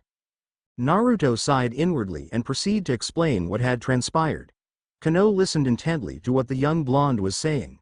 He was worried at first, but as he listened to the blonde's tale he knew that he made the right decision by hiring him. Naruto finished the story and waited for Kano to respond. Kano was quiet for a moment before speaking. "I am glad the matter was resolved," he said with a smile. "Now then, what do you think of my granddaughter?" Naruto looked at Kano and face panned. "I'm going now." But Kano tried to stop him, but Naruto didn't pay him any mind. As he exited the office, he felt someone try to grab him from behind. His reflexes kicked in and as the person grabbed for him he ducked. Then grabbed the attacker's arm and flipped them into a wall. As he looked to see who his attacker was, he felt a familiar presence near him. "Chachimaru," he said as he turned to look at her. Chachimaru stood there and gave him a small smile, a touch of red on her cheek. "Hello Naruto," she said as she tried to hide her blush. "How have you been?" "Doing great, just dodged another feeding frenzy," he said with a laugh. Chachimaru looked at him confused and asked, "What makes you say that?" He looked at her and laughed to himself. "If you're here, then the one lying at the base of the wall was Evangeline," he stated. Chachimaru simply nodded and Naruto started to walk away. She watched him and took as many pictures as she could. While he was away on the trip she had been thinking about what had transpired in the forest before he had left. He had hugged her and kissed her on the cheek, and then she kissed him on the mouth. She had run away before he could say or do anything, so she had no idea what had happened next. As she picked up her unconscious master, she began to plan to get closer to the blonde. Not just for her master but for herself as well. Ayaka walked into the classroom and sat down. It had been a few days since the camping trip and class was back in session. She was quite happy to be back and was looking forward to spending time with a certain someone. Ever since they had gotten back, she hadn't managed to get closer to Naruto and was deeply frustrated. Why is one blonde so hard to find? She thought to herself as she waited for the others to get to class. Soon everyone came walking in and Negi was close behind. Negi had heard about the trip and was glad everyone had fun. He looked at Ayaka and hoped she had gotten closer to Naruto. He walked over to her and smiled. "How are you today, Ayaka?" he asked her with a smile. Ayaka looked at the younger boy and smiled. "I'm doing fine," she replied with a smile. All the while, she watched the door out of the corner of her eye. "That's great," Negi said. "So how was the camping trip?" Nodoka was silent for a moment as a small blush spread across her face. "It was fun," she said. "Well, I'm glad you had fun," he said. "Yeah," she replied when she saw Naruto walk through the door. She turned to Negi and said, "Nice talking to you, sensei." She got up and walked over to Naruto. "Morning Naruto," she said with a smile. He smiled at her and replied, "I doing well." "That's great," she said with a smile. She looked him in the eyes and blushed. Would you like to hang out later? Naruto was caught off guard by this but simply shrugged it off. Sure, I'm game, he said to her, making Ayaka smile. The bell rang and she said, I see you after class. It's a date, he said and walked towards his chair by the window. What he didn't notice was the way Ayaka acted at those words. A date, she mumbled and walked in a daze back to her seat. As the school day ended, Ayaka found Naruto standing by the fountain in the quad. He seemed at peace to her. She walked over to him and stood beside him. Hi, she said, pulling him out of his musing. Hey, he replied as he turned to look at her. He looked at her and tried not to blush. She was beautiful, the way her long blonde hair fell over her lovely form. Ayaka saw that he was staring and blushed. She turned to him and said, Are we going somewhere or are you going to just stare? Naruto smiled at her and said, Of course we are. Good, let's go, she said and pulled him along. They headed down the street until Ayaka stopped in front of a small restaurant. Naruto looked the place over and saw that it served French cuisine. Come on, Ayaka said and entered the restaurant with Naruto close behind. They waited for a waiter to seat them, all the while an uncomfortable silence settled between them. Ayaka looked at Naruto and tried to say something but her voice wasn't working. Why can't I say anything? She mentally yelled at herself. She wanted to get to know Naruto, but here she was standing next to him like a timid rabbit. She was Ayaka Yukihiro. She could bring entire companies to their knees. She could talk to a boy. She was about to say something when Naruto said, So where did you find this place? Ayaka was glad he started the conversation and replied, I found it last year before Negi became our teacher. That's cool, Naruto replied, and they once again settled into the silence. A waiter came up and led them to a private booth. As they looked over the menus, Ayaka was trying to think of something to say to him once again. So how have you been? She finally said as she looked at him over her menu. Naruto didn't look up from his menu and replied, I doing fine. That's nice, she said as the silence once again settled between them. She watched him as they ordered their food and couldn't help but think what had happened in his life. After what happened on the trip, she knew that all the scars had very sad stories to go along with them. Yet she couldn't bring herself to say anything to him. Naruto was getting tired of all the silence between them, and as they waited for their food he said, Is there something bothering you? Ayaka looked at him and tried to wave it off. Of course not, she replied, and she turned her head so he could look her in the eye. Yes, there is, he stated, not liking how she dodged the question. Ayaka saw that she couldn't get him to drop it and sighed in defeat. She began but fell silent soon after. Naruto watched the girl closely and could see that she wanted to ask something but was too afraid to say anything. He shook his head and sighed. It's okay, I won't get mad at you. Really? Ayaka said quietly and watched as smiled at her. Of course not, I can't get mad at a beautiful girl like you, he said, causing Ayaka to blush. Ayaka, satisfied with this answer, was silent for a moment. She looked at him then asked, What are you exactly? Naruto was looking at the girl and laughed. That's what you wanted to know, he said as he tried to stop laughing. Ayaka looked at him with anger but kept herself calm. Yes, it is. Why? Naruto asked her, wondering her motivation behind the question. Ayaka was quiet for a few minutes before answering. When I was captured by Sasuke, he showed me the battle that you and 9 others defeat him in, she said. I have never seen anyone able to do that, so I wonder what are you? Naruto could tell that she was sincere in her questioning. She really wanted to know what he was. He smiled at her and said, Okay, I tell you. Ayaka looked at him thinking he would have told her no. Really? She said. Yes, really, he said with a chuckle. I am what you call a Shinigami, a soul reaper if you will. It is my job to collect dead souls and send them to the proper resting place. He then proceeded to explain everything he thought she needed to know. She would ask a question every now and again, but she mostly just listened. She was fascinated by his explanation. She never thought that there were people like Naruto going out into the world and helping souls. She watched as he explained and couldn't help but be glad that he was the one there for them. As they talked, their food came and went. Soon they were out the door and headed back to the dorms. Ayaka stood next to him as they walked with a slight blush on her face. So is there anything else you would like to know? He asked her as they walked. She thought for a moment before answering, Not really. Naruto nodded and they walked in silence. They reached the dorms and Naruto walked her to her room. "Have a great night," he said to her and turned to leave when she grabbed her arm. "Wait," she said as Naruto turned to face her. "Yes?" he asked. She looked at him and blushed. "I was wondering if you would move back in with me," she said, catching Naruto off guard. "I was wrong earlier for kicking you out." Naruto stood in front of her in silence. Damn, he thought to himself. He was quite happy in his current residence but didn't know what to say to Ayaka. He kissed her on the cheek and smiled, "Let me sleep on it." Ayaka didn't hear him, stunned that he kissed her on the cheek. She stood outside her door frozen as Naruto walked away. SB Zazie watched Naruto from her desk and smiled. She couldn't wait to get him alone and make him hers. She was happy that she was the one that was closest to him. As she watched, she noticed 3 others looking at him. He already suspected Nadoka and Ayaka, but Chachimaru was new to her. She frowned as she watched her rivals look at her fox, she thought, and couldn't wait till the end of class. Naruto was not really paying attention to anyone as he debated within himself. Ayaka asked him to move back in with her last night, but he was currently rooming with Nadoka. As he debated with himself, he felt the pull of his pact. He turned towards Zazie and saw that she was looking at him. He could see in her eyes the longing. He smiled to himself and waited for class to end. As the bell rang, Naruto waited for everyone to leave and he appeared next to Zazie. He pulled her close and whispered in her ear, "Miss me?"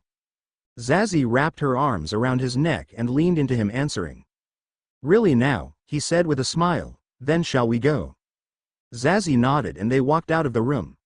Naruto led her to the base of the world tree only for him to pick her up bridal style and carry her to the top branches. She blushed as she was carried and leaned her head against his chest. To her this was heaven. They were together and that what mattered. Once they reached their destination, Naruto tried to put Zazie down but she wouldn't have it. She wrapped her arms around his neck and wouldn't let go. Naruto sighed in defeat and sat down with his back against the trunk of the tree. He formed a quick cage bushing and had to go get the picnic he made via another clone. The clone saluted and headed on its way, leaving the two alone. They sat and watched the day pass. Zazie looked at her Naruto and smiled. This is what she wanted. "Enjoying yourself?" he asked her as they sat there. Zazie looked at him and smiled. She replied, "That's great," he said to her and saw that the food had arrived. He was handed a basket and the clone dispelled. Zazie looked at basket in wonder and watched as Naruto pulled out an assortment of sandwiches and other foods. She looked at the food and took a sandwich. She took a smile bite and her face lit up in pure joy. She stated and finished the sandwich. Naruto smiled and picked up one. "Glad you like it," he said and started to bring the sandwich to his mouth when Zazie stopped him. She said with a sultry smile. She took the sandwich out of his hand and broke off a small piece. She commanded. Naruto complied and she fed the piece to him. Naruto smiled and noticed a little piece of the sandwich on her finger, so he leaned in and licked it off.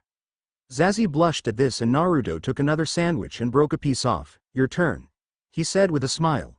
They fed each other all the food and after everything was gone, Zazie leaned in and kissed back and pulled her close.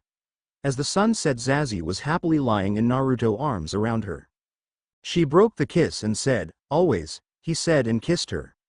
She smiled and broke the kiss. She said.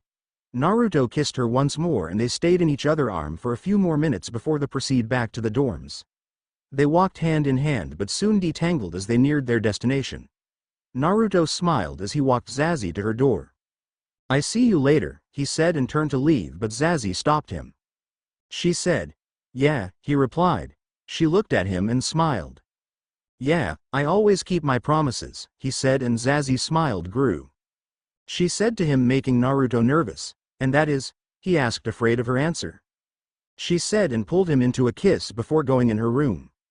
Naruto stood outside the door shocked. "I am so screwed," he said and walked back to his room. Naruto entered his room and sighed. He didn't know what he was going to do. Ayaka and Zazie both asked him to move in with them. He knew he would have to make a decision about this. He was happy rooming with Nadoka and the others but he did promise Zazie. He just sighed to himself and walked over to his clothes and began to pack. Nadoka saw this and walked over to him wondering what was going on. "Naruto, why are you packing?" she asked. "I tell you in the morning," Naruto said, brushing off the question. Nadoka tried to get it out of him but he simply ignored her. As the night wore on, Nodoka became increasingly worried about what was going on. As she sat on her bed waiting for Naruto to fall asleep, she didn't notice him walk into the room and look at her. "Hey," he called, making the blue-haired girl jump a little. "Why? Yes." She stammered. "You coming or not?" he asked her. She gave him a puzzled look and he just sighed. He walked over to her, picked her up off the bed, and headed towards his. Nodoka, shocked by this, and just let him lay her down on the bed. He got in and wrapped his arms around her, pulling her close. "That's better," he said, and turned start to fall asleep. Nodoka just nodded, and then she heard him murmur, "I going to miss this." She was about to ask what he meant, but he was already asleep. She pulled him closer to her and hoped that this wasn't going to end. As the sun came through the window, Naruto didn't want to get up.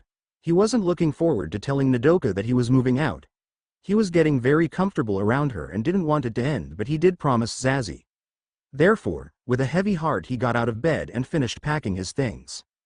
Nodoka woke up slowly and noticed that her big strong teddy bear was not there with her. She sat up and saw him packing all his things. "What's going on?" she said to him with worry. Naruto turned to her and she could look and see the sadness in his eyes. "I'm moving out," he stated, and went back to packing. "Why?" Nodoka asked, trying not to cry. Naruto didn't answer and kept on packing. "I'm sorry," he said, and left the room with bags in hand. Nodoka began to cry but ran after him. She saw him walk towards the school building and promised herself that she would find out why he was leaving. Naruto sat by his window and sighed. He did not have a good morning. He had left Nodoka without telling her why he was leaving. As the class came in, he noticed that Nodoka was walking over to him with a determined look on her face. "Oh crap," Naruto thought as Nodoka confronted him. "Why are you moving out?" she demanded, loud enough for everyone to hear. Before Naruto tried to explain, Ayaka walked over and butted in. "He moving back in with me," she said. She thought he was moving back in with her. Again Naruto opened his mouth to say something when Zazie butted in. She said to other girls with a big grin. "No, he is staying with me," Nodoka said, and pulled Naruto close to her. He was then pulled towards Ayaka. "No, he's staying with me," she shouted. Zazie pulled Naruto to her and locked her arms around him. She said only for the other girl to try to get Naruto from her. Soon Naruto was being pulled in 3 different directions. He tried to escape, but he couldn't get his hands together to pull off any justice. As this was going on, the rest of the class watched in awe. Asakura had her camera out and was taking as many pictures as possible to put in the paper. The 3 girls shocked Asuna and Negi. They have never seen them act like this ever. Kano walked into the class and watched what was going on. He chuckled to himself and thought that Naruto was a lucky guy. He wanted the fight to continue but came here for important business. "Stop this now," he said in his loudest voice, causing all 3 girls to freeze in their place. He pointed at them and said, "You're 4, follow me now." They all nodded and proceeded to leave the classroom right behind the headmaster. Everyone was silent for the longest time before Asuna said, "Wow." The girls and Naruto sat in front of Kano's desk in silence. Kano looked at the teens and couldn't help but sigh. It was obvious that Naruto cared for them deeply but couldn't choose between them, and no, they all wanted him to room with them, so he was stuck with this problem. "So let me get this straight, you were fighting over who Naruto was going to room with, correct?" he asked the girls, who simply nodded yes. Turning to look at Naruto, he said, "Did you choose who you want to room with?" Naruto shook his head. No. Kano sighed and rubbed his forehead, when an idea came to mind. "I have a solution," he said, getting their attention. They all looked at him and waited. Kano, glad to see they were paying attention, continued, "All you are going to room together." There was a few moments of silence before 2 girls said, "What?" and Zazie said. Meanwhile Naruto listened in a daze. Room with all 3. He was happy yet dreading what was going to happen. As 3 girls tried to talk at once, Kano held up his hand to silence them. "You 3 room together, win him or not room with him at all." The 3 girls nodded and he smiled. "Now that is settled," he turned to Naruto. "Naruto." Naruto snapped out of his daze and said, "Yes? There is someone here to see you," Kano said with a knowing smile. "Oh Naruto," a voice said from behind them. Naruto turned and stood there stunned. "Mom." "Mom," Naruto said, causing the 3 girls standing next to him to turn and see whom she was. They watched in wonder as a woman in her late 20s to her earlier 30s walked towards them. She had long silver hair, sticking blue eyes, and a body that could make me drool and women jealous with envy. My little boy, she said as she walked over to Naruto. Hi Mom, Naruto said with a smile but was suddenly pulled into a bone-crushing hug. I miss you so much, she said as her son tried to breathe. Can't breathe, he stammered as his began to turn blue. Yami quickly let go of her son and smiled, sorry force of habit. Naruto sighed, it's okay, he muttered and again pulled into another hug. Nodoka, Ayaka, and Zazie watched in awe. This woman gave birth to their crush and still looked smoking hot. Wow, was all Ayaka could say, and the other girls nodded. They watched the mother fuss over her son for a few more minutes. Kano watched this and tried not to laugh at the scene. Excuse me, he said, trying to get everyone to focus once again. Yami turned to Kano and gave him a serious stare. I'm trying to bond with my son, she said as she pulled Naruto close. I can see that, but, Kano said, but was cut off by Yami.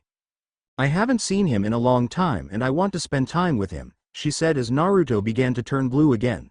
Now butt out, she ordered, only to feel Naruto go limp. My baby, she cried and began to shake him. Are you sure they're related? Nodoka said as she saw Yami try to revive her son. Naruto slowly opened his eye and looked around. He saw the white walls and noticed the smell of disinfectant. Where am I? He said and looked around. He saw Ayaka sitting next to him. She watched him sit up and smiled. I am glad you're okay, she said to him. You passed out at the headmaster's office, so we brought you to the nurse office. Thanks, Naruto replied and held his head. I had the weirdest dream. What happened in your dream? Ayaka asked him. Naruto looked at her and laughed as he thought about it. I was dreaming that my mom was here and she was hugging me to death, he said with a laugh. Naruto, Ayaka said, getting his attention. Yeah? He asked. She looked at him with a serious look and said, that wasn't a dream. Naruto looked at Ayaka for a moment. You're joking, right? He said, hoping she was just pranking him, but that was soon shattered by the sound of the door opening and someone shouting, my baby. Naruto was once again being suffocated by his mother as she held him close. He flailed wildly and tapped her hard, trying to make her let go. He can't breathe, Ayaka shouted, causing Yami to let go of her son. Naruto breathed in deeply and was happy for the help. Yami looked at her son sheepishly. Sorry. Naruto looked at his mom and smiled. It's okay, you're just happy to see me. She hugged him once again but didn't crush him. I missed you so much, she said as she held him close. Me too, he said and hugged her back. They broke the hug and smiled at each other.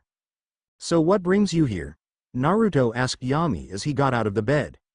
I can't just come visit my son whenever I want, Yami answered, trying to brush the question off. Mom, Naruto said, trying not to get annoyed. She looked at her son and smiled. I need a vacation, she stated. But what about, Naruto started to say, but Yami cut him off. It's fine, I have my most trusted assistant taking care of things, she said with a smile. Please don't tell me you just left a note and ran off, Naruto said, but Yami gave him a sheepish smile, causing him to sigh.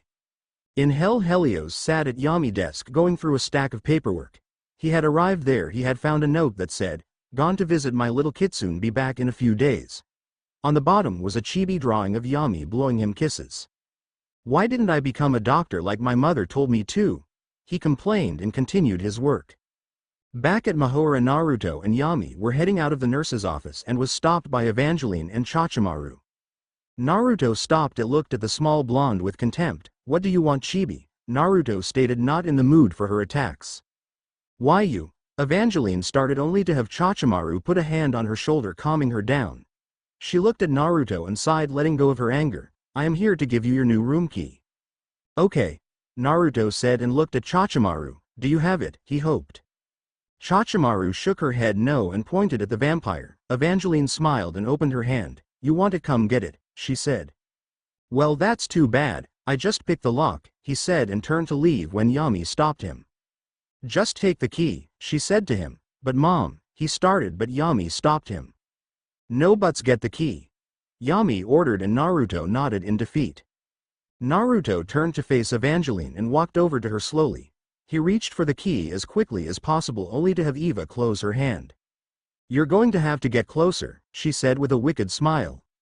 Naruto came closer and reached for the key. As he was about to take it, Evangeline grabbed his arm and bit him. "Damn vampire," Naruto said and tried to pry her off. While this was going on, Yami was on the floor laughing her butt off. She knew of Naruto's fear of vampires and could never pass up a chance to watch him get mad. Chachimaru was the only one to notice the laughing woman and walked over. "Hello, my name is Chachimaru and you are?" she asked Yami. "Oh," Yami said and tried to stop laughing. "I am Naruto, Mother Yami. It a pleasure to meet you." "It is a pleasure to meet you as well," Chachimaru said as she watched Naruto swing Evangeline into a wall, hoping she would let go. "So how long have you known my son?" Yami said Chachimaru. All the while Naruto was straddling the little blonde girl, trying to pry her off his hand. "Since he came to the school," Chachimaru answered and blushed at the compromising position Naruto and her masters were in. She took a few pictures to use to make fun of her master later. Yami nodded and smiled. "So how has he been treating you and the others?" she asked. "He treats us quite well," she said with a blush, remembering the kiss they shared. Yami noticed this and smiled. Well, someone is in love," she thought to herself with glee. "I going to get grand babies." She looked at Chachimaru and said, "So what do you think of my son?" Chachimaru was thrown by the question. What did she think of Naruto? She thought he was a good person who took care of others, someone who never backed down from anyone. He was handsome and kind. "He a good person," she said with a small blush. Yami watched this and smiled. "Yeah, he is," Yami said with a smile and looked to see Naruto being straddled by Evangeline. They had been fighting for a while and Eva was almost full. Naruto, on the other hand, was pissed that a vampire once again bit him. Evangeline let go of him and let out a small moan of pleasure for her feeding. "Thanks for the meal," she said to him with a very lustful smile. "Damn vampire," he shouted and quickly got up, grabbed Evangeline by the collar of her shirt and proceeds to throw her out the window. Evangeline screamed as she flew through the air, but she had enough power, thanks to Naruto's blood, to make a decent landing. As she was about to pick her landing spot, a bird hit her, causing her to lose concentration and plummet to the earth. She landed in the lake once again. Back at the main school building, Chachimaru and Yami watched the scene unfold and Yami couldn't contain her laughter.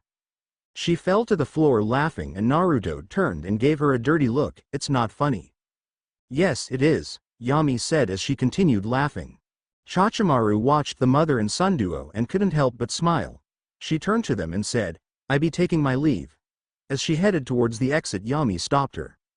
"If you want a chance at my son, you better get going," Yami said, making Chachimaru blush. What are you talking about?" Chachimaru replied, trying to hide her blush. Yami saw Naruto walking towards them and smiled. "You know what I am talking about." She smiled at the blushing girl and head on her way. Naruto and Yami were relaxing in his new room. Naruto was glad to see his mom having a good time but was wondering what kind of trouble she was going to cause him. Yami looked at her son and smiled. "So tell me, have you gotten with any of the girls?" she asked him. Naruto looked at her and said, "Mom," she gave him an exasperated look and said, "You didn't answer my question." "There is nothing to answer," he stated, hoping she would drop it. Yami looked at her son and frowned. "So you're telling me that you haven't gotten close to any girl at all, even though you were at an all-girls school?" she said. "No," he stated. "Oh no," Yami said with a sad look on her face. "My son bats for the other team."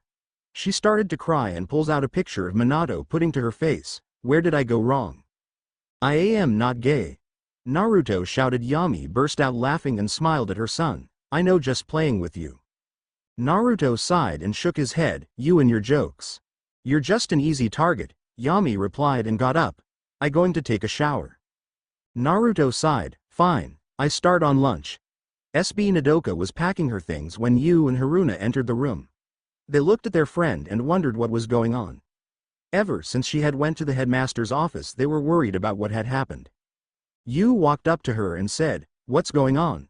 "I'm moving in with Naruto," she said as she continued to pack her things.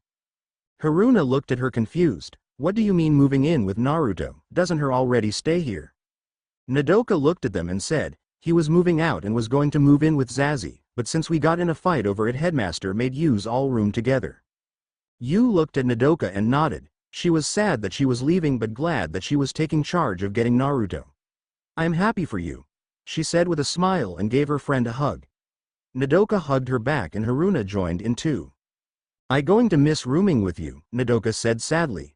Yu and Haruna stared at their friend and smiled. "We'll be fine," Yu stated and Haruna nodded. "All you need to do is focus on getting Naruto." "I will," Nodoka said with conviction, making her friend proud. "Now let's get you over there and with Naruto," Yu said and started to help Nodoka pack. SB Ayaka, Zazie, and Nodoka showed up at their room all at the exact same time. Ayaka looked over her competition and smiled. "I can easily beat these girls," she thought as she makes her plans to make Naruto hers. The three girls glared at each other, not moving an inch.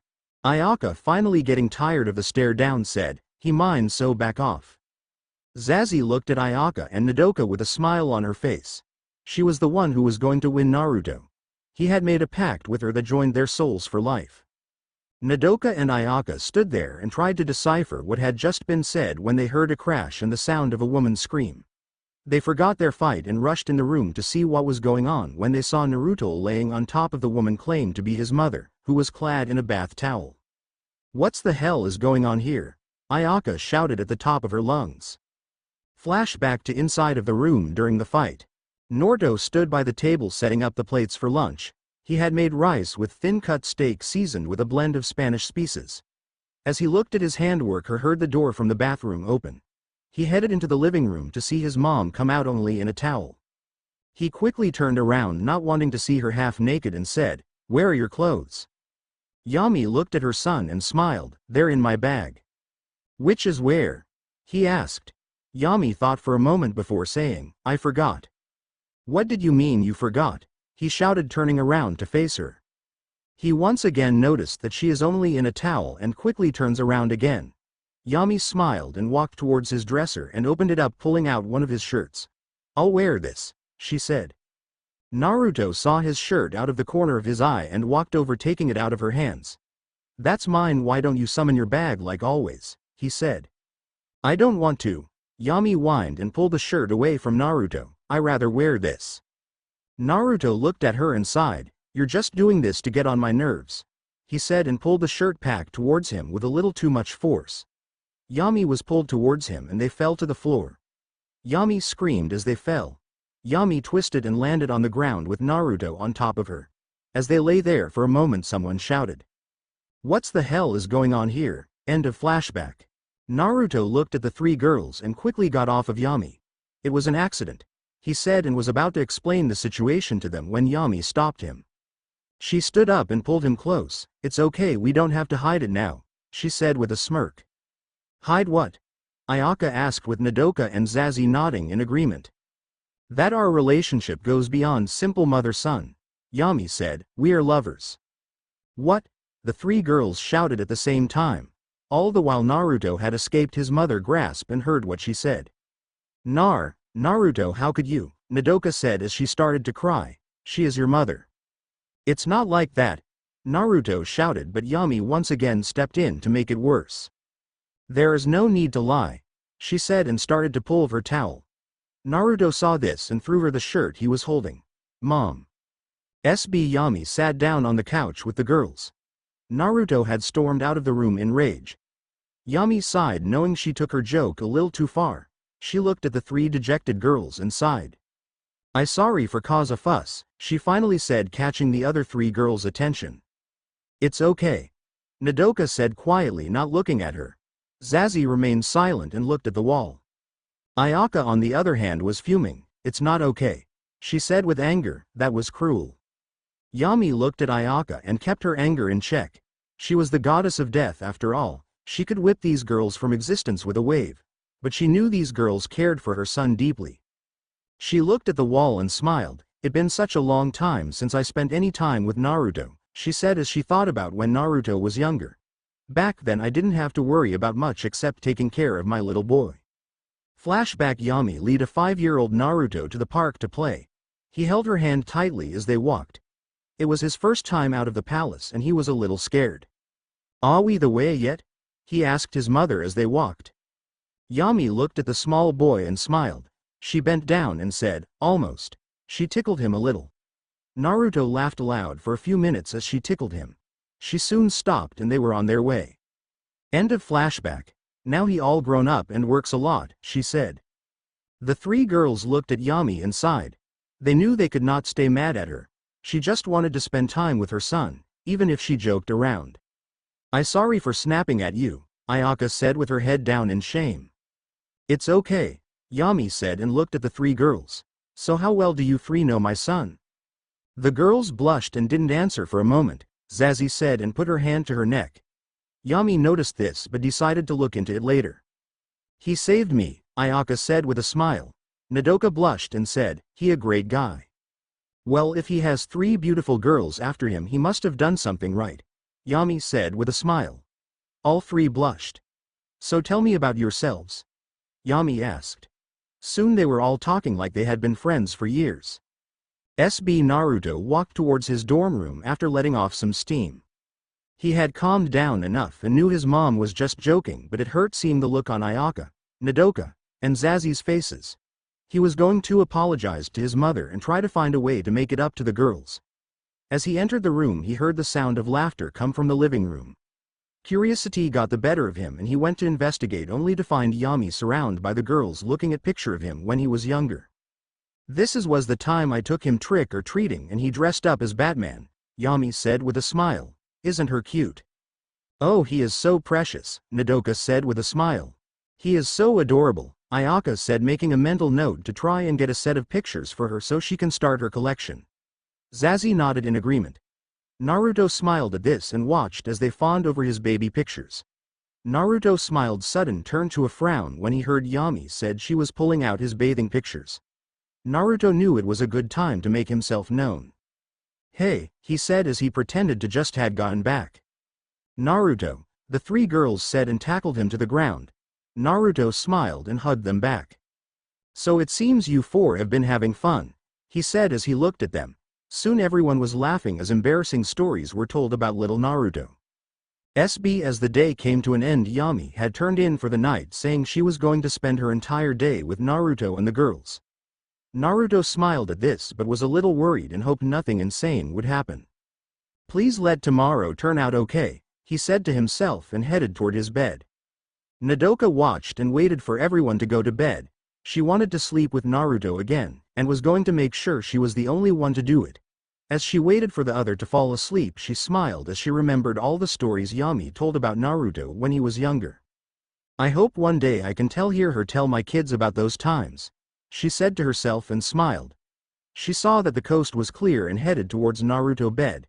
As she was about to open the door, someone said, "What are you doing?" Nodoka turned around to see Ayaka and Zazie standing behind her. Nodoka turned beet red and looked like a deer caught in the headlights. She quickly stood up and said, "Nothing." "You were going to sneak into Naruto's room," Ayaka said. No," Nodoka stammered and tried to hide her blush, but she failed. "Oh no," Ayaka said and looked at her, "you're not going in there without me." "Wait, what?" Nodoka said. Ayaka, not wanting to wait any longer, pulled Nodoka along and entered his room, only to find Zazie already snuggled up next to a sleeping Naruto. They looked at the other girl with anger, but it soon passed as they entered the bed and soon joined them in dreamland. As this was going on, Yami watched from a corner with a smile.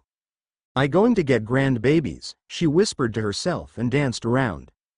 End of chapter 11. Omake Naruto, Fear of Vampire. Age 6. Naruto and Yami were visiting a friend from one of the other worlds. Naruto sat outside bored and wanted to do something when he noticed a girl about his age with silver hair playing with a ball not too far away. He headed over to her wondering if she would like to play. "Hi," he said, getting the girl's attention. She looked at him with caution and said, "Hi." Naruto smiled at the girl, making her blush a bit. "I Naruto. Yami, what's your name?" The girl looked at him for a moment before answering, "Mocha Blooddriver." "Nice to meet you, Mocha," he said. "Do you want to play?" "I don't play with humans," she said. "I'm not human," he replied with a hump. "I am a Shinigami in training." "Sure you are," Mocha said sarcastically. "Am too," Naruto replied back. "Am not," Mocha teased. "Or two." "Am not," or two. "Am not." Naruto looked at her and said, "Or two. I prove it to you." Naruto looked at a tree and pointed two fingers at it. Bakudo number 4 Bakuri. And a small bolt of lightning left his fingers. "See?" he said with a smile. "Okay then," Mocha said with an evil smile. Let's play. She threw the ball as hard as she could at him. Naruto wasn't prepared for this and was hit in the face with the ball. He fell backwards as a little blood came out of his nose. That hurt, he said on the verge of tears, but Mocha was not paying attention. The smell of his blood was driving her wild.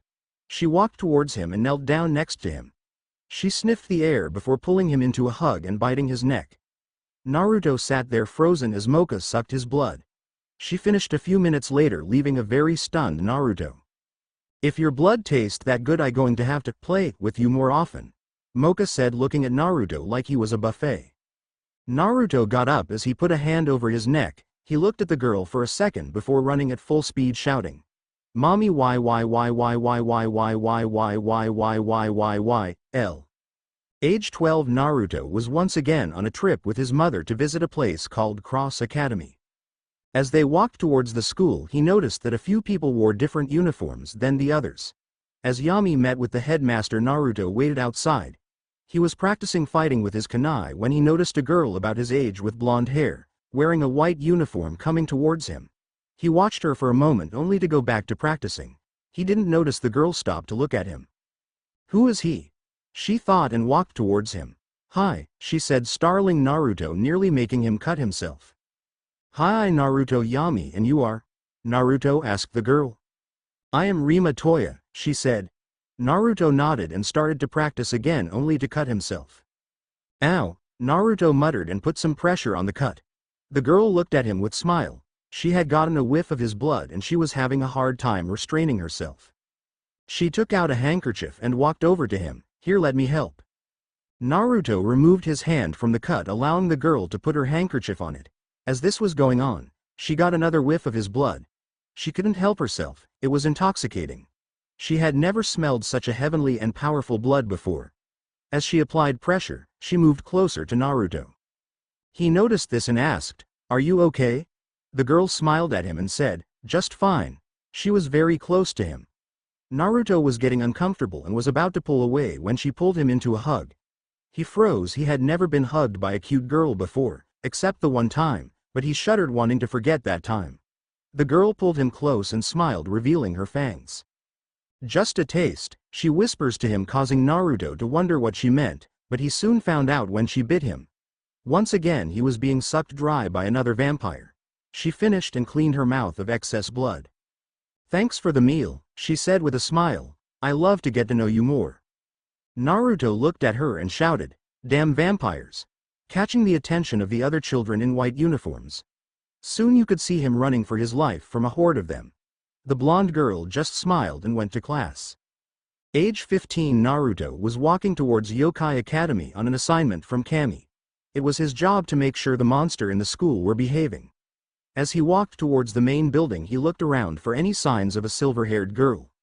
He was told that Mocha was attending this school and he was scared he was going to run into her. "Damn vampires," he muttered as he walked around campus, not noticing a pink-haired girl walking towards him. Soon they ran into each other and they fell to the ground.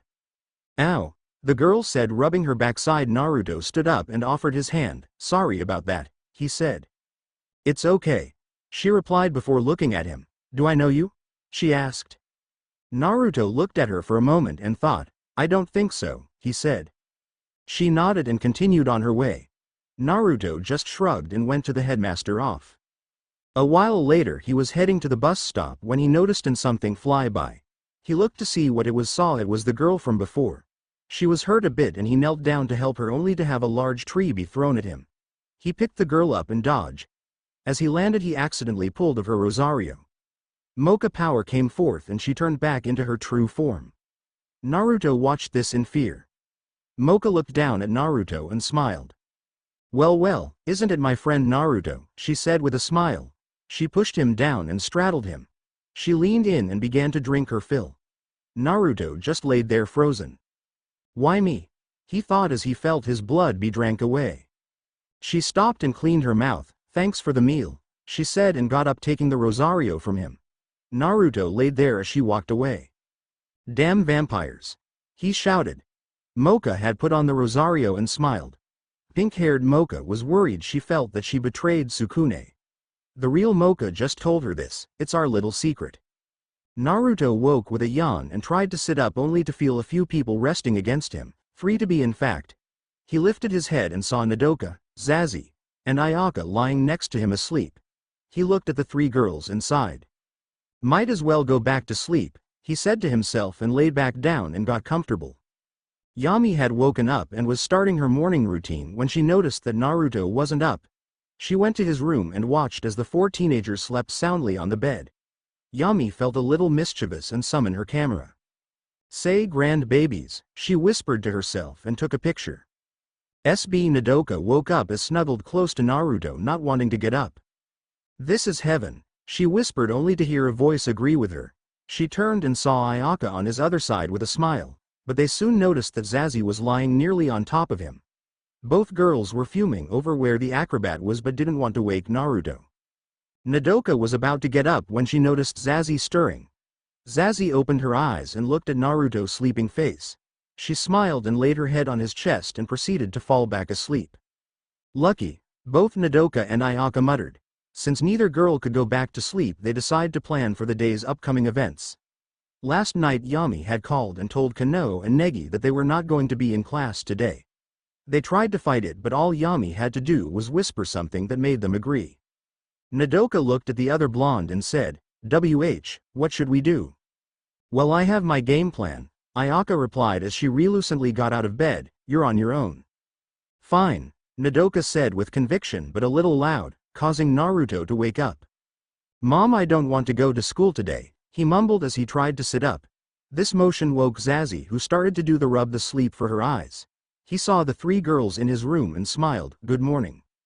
"Morning," everyone said and got up to start the day. As he was about to get out of the bed, Zazie stopped him and said, "Not now," Naruto said, turning red. Nodoka and Ayaka watched this and wondered what the silent girl had asked. Zazie gave Naruto a pouty face, causing him to try and resist her cuteness. "Must resist," he said to himself, but Zazie pressed her attack. She leaned in close so he could feel her against his skin. She said to him as she pulled him close. Naruto couldn't resist her. "Fine," he said with a sigh. Zazie smiled and leaned in close, capturing his lips with hers. Nodoka and Ayaka watched in horror as Zazie kissed Naruto passionately. Zazie broke the kiss and smiled. She looked at the other girls, giving them a "beat that look." She looked at Naruto and kissed him once more before heading towards the bathroom. Ayaka stood there frozen. Zazie had just kissed Naruto in front of them. She wasn't going to have it. She wasn't going to let that flexible floozy take her man. She walked up to Naruto and looked him dead in the eye. "Kiss me," she said, causing Naruto to look like a deer caught in the headlights. "Come again," he said, acting confused. "Kiss me," she said with conviction. Naruto looked at her and leaned in, capturing her lips with his. They share this moment for a few more seconds before breaking apart. "Happy?" Naruto asked as he blushed. He had just kissed two very beautiful girls in one morning. Ayaka smiled and touched her lips. "Very," she replied and headed out the door. Naruto turned and faced a blushing Nodoka and smiled. "You want one too?" he asked, and she gave a quick nod in agreement. He walked over to her and kissed her.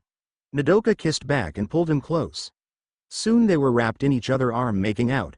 They stayed that way for a few more minutes before breaking apart. "Wow," Nodoka said with a smile. Naruto stood there with a huge smile on his face. "It's always the quiet ones," he mumbled and headed out of his room. As everyone was sat down to breakfast, Yami noticed a big smile on all of their face, especially Naruto's. She knew her son well enough to know he was feeling pretty lucky for having three girls after him. She smiled to herself and made plans to bring them closer together. She looked at everyone and smiled. Naruto noticed this smile and shivered. She was up to no good. Smile. "This is going to be a long day," he thought to himself as he ate. Yami looked at Ayaka and said, "So ladies, do you know any good places for shopping?" "Of course," Ayaka replied with a smile. "I know all the best shopping around here." "Good," Yami said with a smile, "because we're having a shopping day." "Yeah." The three girls cheered, much to the dismay of their male companion. "Well, since you girls are going shopping, Naruto started to say but was cut off by Yami. "You're coming with," she said to him, giving him a stern glare. "Yes, ma'am," he said quickly, making his crushes giggle. SB Ayaka lead the group down the boardwalk, showing them all the different stores. The girls and Yami all talked excitedly while Naruto trailed behind slowly. Why me? He thought as he remembered his mother's last shopping trip. It had ended with him carrying home at least 300 pounds worth of sealing scrolls. He had a feeling this was going to be twice as bad. They soon stopped in front of a dress store and quickly entered. Naruto hung back, hoping they wouldn't notice him trying to slip away, but Yami grabbed his collar and pulled him inside. "You're not going anywhere," she said to him. "Who promised to spend the entire day with me and the girls?" "I did," he said as he cried anime tears. "Now that's right, so take it like a man," she said and dragged him inside. Naruto looked around and saw all the kinds of dress hanging on the racks. He watched as the other went through racks, picking out ones they like. He stood by a wall and sighed. A shopping clerk noticed him standing there and walked over. "How are you today?" she asked with a smile. "Just fine," he replied with a sigh. "That's nice," she said as she watched Yami and the girls shop. "You are such a nice guy to come and help with their shopping." "Yeah," Naruto said. "I didn't have a choice," he thought to himself. "So you single?" she asked, taking him by surprise. Naruto looked at the clerk and smiled. "Sorry, I taken." "Really, that too bad," she said and looked at the girls. "So which one is your girlfriend?" Naruto looked at the clerk and smiled. "That's for me to know." She sighed, knowing she wouldn't get anything out of him, and headed over to help the girls. Naruto sighed. It was going to be a very long day. SB Nodoka stood next to a clothes rack and couldn't decide what to get. Yami noticed this and a devious plan formed in her mind. She looked at her son, then back at the three girls, and smiled evilly. She waved over to Naruto. He noticed this and headed toward her with a sigh. She smiled and waited for him to stop in front of her. "Yes?" he asked, wondering what she wanted. Yami looked at him with a grin and said, "Well, we need your opinion?" Naruto gave her a confused look and replied, "Why do you need my opinion?" "I don't need your opinion," she said, shaking her head. She pointed at the girls and said, "They need your opinion." "On what?" Naruto said, confused. Yami sighed and pulled him towards the dressing room and sat him down at one of the couches. "Just sit here and wait." Naruto nodded and watched as his mom went to talk to the girls. He wondered what they were talking about, what he could tell from the facial expression that they were nervous about something. He watched as they walked over and Yami pushed them each into a different dressing room. She turned to her son and said, "You're going to enjoy this." Yami smiled and went to a different part of the store, leaving Naruto to stare at three closed doors. As Naruto waited, Nodoka was freaking out in her dressing room. When Yami had walked over and told them what she planned, she blushed. "I can't do this," she thought to herself, but heard the sound of the door next to her opening. She watched as Ayaka stepped out of the dressing room wearing a very sexy ruffled black dress. The front cut off at the knee and there was a train in the back. Nodoka watched as it showed of her body well. Ayaka walked towards Naruto and twirled around. "What do you think?" she asked him with a sultry smile. Naruto couldn't help but stare at her. She was beautiful. The dress showed her beauty off perfectly. "You look great," he said, finally getting out of his stupor. "Thank you," Ayaka replied happily. "I'll think I get this one." Naruto just nodded and watched as she went back into the dressing room. Nodoka was fuming that Ayaka was the first to get his opinion and he liked what she was wearing. She looked at the dresses she had chosen and found one that caught her eye. It was a light blue sundress that tied around her neck. She chose it and started to change. Zazie sat in the dressing room wondering which dress she should try. There were so many different ones that she had taken in with her but couldn't choose one to show to Naruto. As she was choosing, Nodoka had finished changing. She looked at herself in the mirror and was happy with her appearance. She slowly opened the door and walked out. Naruto watched as she walked out and towards him. He was enamored with her beauty. The dress hung over her frame, lightly hugging her curves.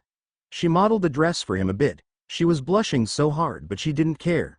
She loved the way Naruto was looking at her. She could see the love in his eyes for her and she was ecstatic. She leaned down, letting him get a decent look at her cleavage. "What do you think of this one?" she asked quietly. "You look great," he said as he blushed. Nodoka blushed and twirled around. "I'm glad you like it," she said with a loving voice. "I have a few more to try on, so wait here." Naruto nodded dumbly and watched her go back into her dressing room. Finally the final door opened, revealing Zazie in a very sexy red dress. It hugged her body tightly, showing off her impressive figure. It was very low cut so he could see a lot of skin. Naruto couldn't help but get a little turned on by seeing her in that dress. He quickly covered his lap with his jacket to hide his growing tent. Zazie walked over to him with a slight sway to her hips. Naruto tried to calm down, but she was turning him on so much as she walked. She showed off for him a bit, then sat down in his lap, putting her arms around his neck. She said with a sultry smile. Naruto stayed slight for a moment before saying one word, "Wow." Zazie smiled at this and kissed him. Soon they were lost in each other for a few moments before Zazie broke away. She stood back up and went towards her dressing room. Before she entered, she turned and said, Naruto blushed heavily and tried to get the idea of taking Zazie in the dressing room right now out of his head. Zazie smiled and blew him a kiss before entering her dressing room. Naruto just sat there trying to stay calm. While Naruto was with the girls, Sasuke had come to Mahora looking for Naruto.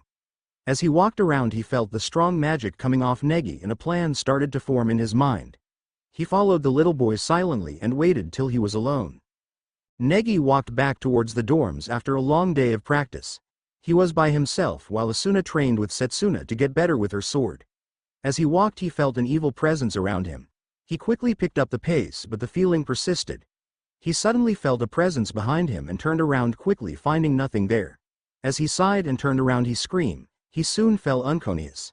The last thing he saw was red and black eyes staring into his soul. Naruto and the girls soon returned to the room. He was carrying a lot of storage scrolls, most were filled with his mother purchases. Nodoka was quite happy with how the day had gone and couldn't wait for more. Ayaka was glad she had gotten Naruto attention and was planning ways to get him to look at her alone. Finally, Zazie was trying not to have perverted thoughts about Naruto ripping a certain red dress off her body. As he set everything down, he failed to notice the three girls come towards him. Zazie was the first to him and pulled him into passionate kiss. Naruto was soon kissing her back and she melted into his arms. As Zazie broke away, Ayaka took her place, giving him yet another passion-filled kiss. Finally, Nodoka came up and kissed him, her lips dancing across his. After they had finished, Naruto stood there for a moment before falling to the ground with a large grin on his face. Sasuke stood next to a now hypnotized Negi and his Pactio partners. Soon he would have his revenge on Naruto, very soon. Naruto stood next to a fountain in the quad waiting on his date. He received a letter from someone requesting a meeting. He made sure it wasn't Evangeline and decided to meet the person. He knew it was a female from the handwriting and the way the latter was delivered. Nodoka and the other were weary of this and tried to talk him out of it. He just simply smiled and reassured them he wouldn't do anything to hurt them. So now he stood and waited for the mystery person to appear. "I am glad you could make it," said a voice from behind Naruto, causing him to turn and see Chachimaru standing there. She was wearing a light blue top with a skirt that showed off her legs. "So you sent me the letter?" Naruto asked, and she just nodded. "Well then, shall we be off?" He held his arm out and she put her through. All the while 3 pairs of eyes glared at Chachimaru with jealousy. They soon followed the pair as they headed out. Naruto felt Chachimaru lean into him and he let her. They walked down the road and turned into the park. As they walked silently down the lane, the 3 tailing them were fuming. "A date in the park," Nodoka said with sadness. "That the date I wanted. Will you stop it and help us follow them so we can make sure she doesn't do anything?" Ayaka said and pulled Nodoka along. Zazie walked ahead of them and turned around. "I know that," Ayaka said with anger. Zazie replied with a sigh and pointed down the road. Naruto and Chachimaru were nowhere to be seen. "No, we lost them," Ayaka cried with anime tears. "Maybe it was for the best," Nodoka said, and Zazie nodded in agreement. "Traitors," Ayaka called at them as they walked away. Zazie said as they walked back to the dorms. Naruto and Chachimaru had settled in a small cafe near the edge of campus. They sat in silence and waited for their food to arrive. "So Chachimaru, how have you been?" Naruto asked, trying to break the silence. "I have been doing well," she answered. "That's great," he replied, and they settled back into silence.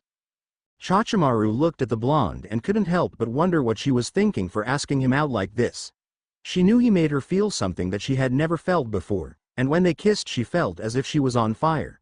She wanted to feel that again, she wanted to be close to him. "So how the little bloodsucker," Naruto said with contempt. She is doing well, she still craves your blood though, she replied as she remembered her master's rants about how good his blood was. Oh joy! Naruto said as he shuddered. Why do not like vampires? Chachimaru asked him. Naruto was caught off guard by this but answered, let's say over the years I have had a couple of run-in with them that I rather forget. Let me guess they all loved your blood, Chachimaru said with a giggle. Pretty much, he replied. Well, hopefully you will find one who hates your blood, Chachimaru said. That'll be the day, he said with a sigh. Yes it will, Chachimaru replied. Soon they settled into a very light conversation and soon they were talking and laugh. Soon there came and gone, but they kept talking. Then he said, that was the power of youth, Naruto said as he and Chachimaru burst out laughing.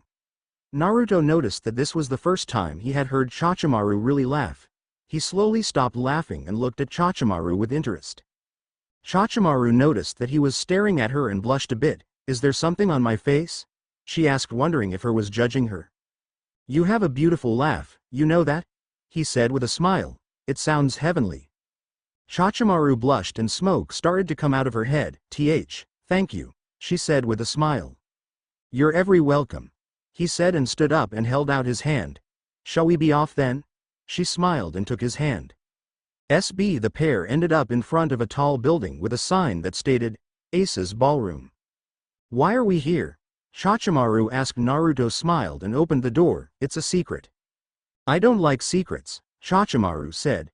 This is a good secret, Naruto said in a reassuring voice. Chachimaru just nodded and stepped inside with Naruto right behind. As they headed down the hallway she could hear music coming from the room at the end. They reached it and she saw people dancing. They were all in sync with the music and flying across the dance floor. Welcome, a voice said from across the room and a woman with short green hair and a large smile walked over. She had a very nice figure and such grace about her. I am Asa, are you here for some lessons? Naruto smiled. Yes we are. He said. Wonderful, which style? Latin, or ballroom? Asa asked with a smile. I say a mixture of both, he replied. How that sounds, Chachimaru. It's fine with me, Chachimaru said with a blush. Excellent, but first we need to get your partner ready, Asa said and pulled Chachimaru away from Naruto. Chachimaru was going to pull away when she felt the warmth come of Asa and let her lead her away from the blonde. What are you going to do? Chachimaru asked Asa. Just something that will make that young man you came with drool, Asa said, and they entered a side room. Naruto stood against the wall and waited for the pair to return.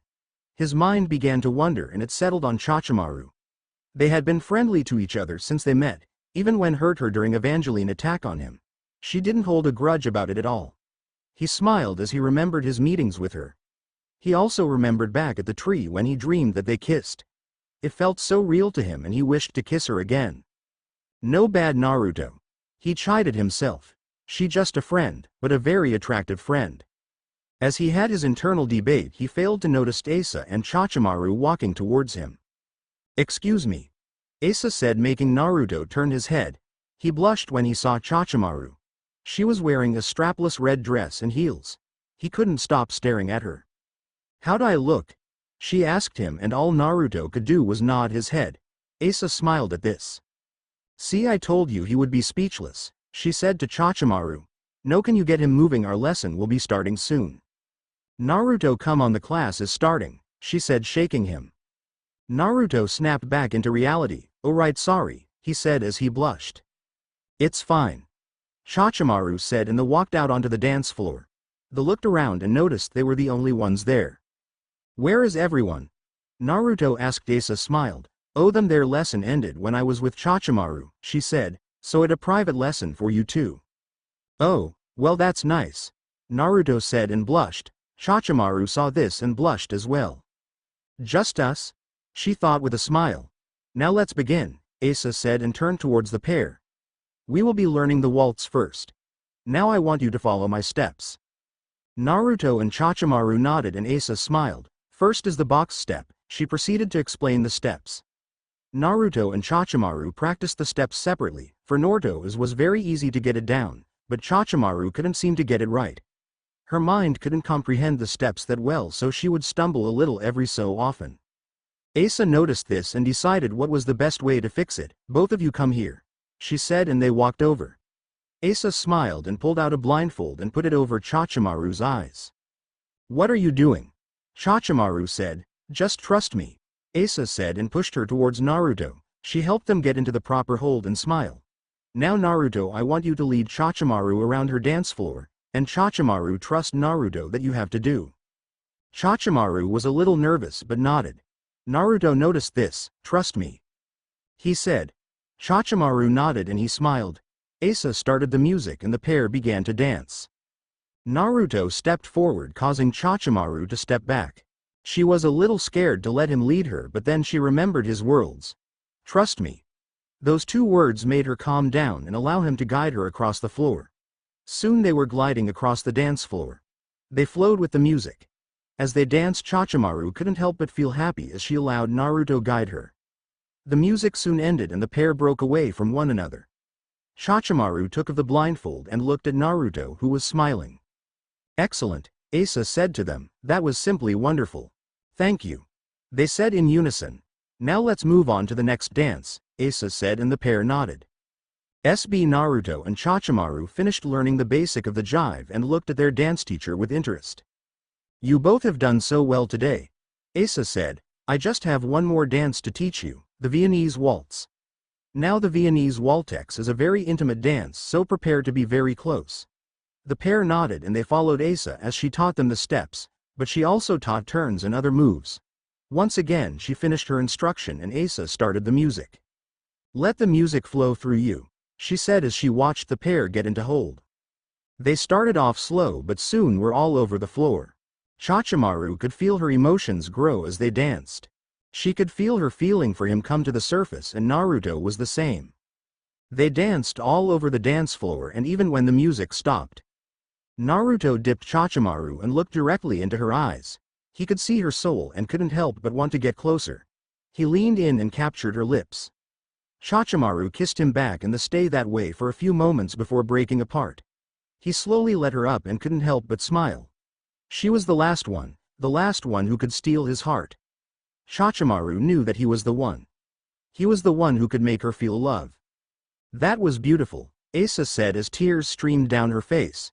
You two were just wonderful. Thank you, they said in unison, causing them to blush. Come back anytime, Asa said, and then she turned to Chachimaru. Also, you can keep the dress. Thank you, she said, and they left the dance studio hand in hand. They walked down the street in happy silence only to end up under the world tree. Seem we will always end up here, Naruto said with a smile. So it seems, Chachimaru answered. Well, I glad, he said and pulled her into another kiss. Well, isn't that just wonderful, a voice from behind them said, causing the pair to turn. Standing there was Sasuke and Mana. Mana seemed to be in some form of daze and Sasuke just looked at the pair in disgust. Well, it seemed the Dobi finally found a girl. What do you want, Teme? Naruto said, stepping in front of Chachimaru. Simple, your death, Sasuke said and charged him. Naruto blocked his first attack and threw a left hook at his face. Sasuke dodged the punch and tried to knee Naruto in the stomach. Naruto blocked and uses the momentum to make some space. You never know when to quit, do you? Naruto said, and he got into his stance. I am a Uchiha, I always win in the end, Sasuke said and charged. While that fight was going on, Chachimaru had her hand full fighting Mana. Why are you doing this? She asked Mana. She dodged a barrage of bullets. Master orders, Mana said and kept firing. Chachimaru kept dodging her attacks and activated her rockets.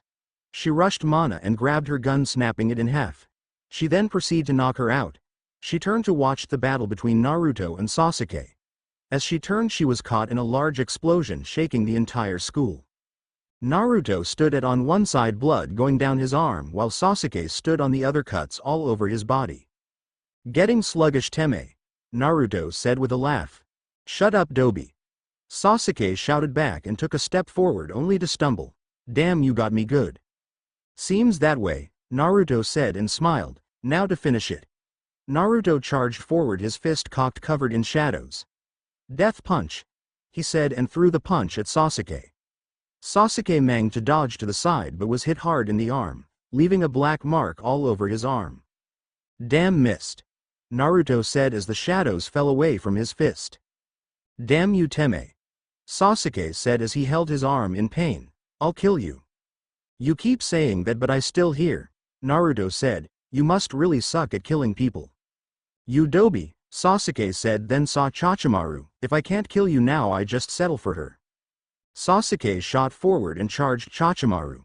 No, Naruto said and charged after him, but he was too late. Sasuke's attack blew Chachimaru into pieces. That will teach you, Sasuke said and ran away. Chachimaru, Naruto said as he held her head. It seems I am dying, she said as a small tear fell down her face. How is that? She thought. You're not going to die, he said, trying to reassure her. You are lying, she said as her eyes slowly closed. I just want to tell you. She shut down fully. Damn it, he said, but then he felt her soul appear next to him. Naruto, she said. He looked and saw her and couldn't help but blush. She was beautiful.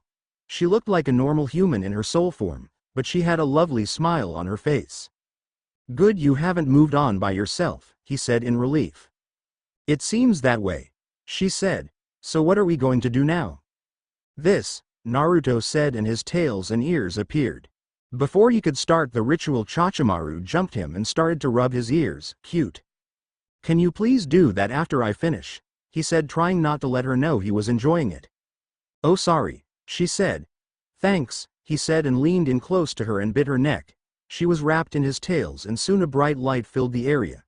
Sitting in front of him was Chachimaru in her new body. She was completely human, but she had armor all around her. Warrior, he said with a smile. You're my beautiful warrior. She smiled and kissed him. Naruto and Chachimaru walked towards Evangeline Cottage in silence. Naruto knew that since she died and made a pact with him, her pact with the little vampire was ended. He wasn't looking forward to telling her that either. Chachimaru could see that he was nervous and squeezed his hand in reassurance that everything was going to be all right. Naruto smiled, thankful for the gesture, but soon they came up to the door. This is going to suck, he thought to himself as they walked in. As they entered, they noticed the little was watching TV and laughing. She failed to notice the pair for a few minutes only until Chachimaru touched her on the shoulder. She turned to look at them and noticed that Chachimaru was human. What happened? She asked, giving Naruto the evil eye. Naruto just looked back and gave her a smile. Well, he said and explained all that had happened that day. As Eva listened, she looked over at Chachimaru and marveled at her changes.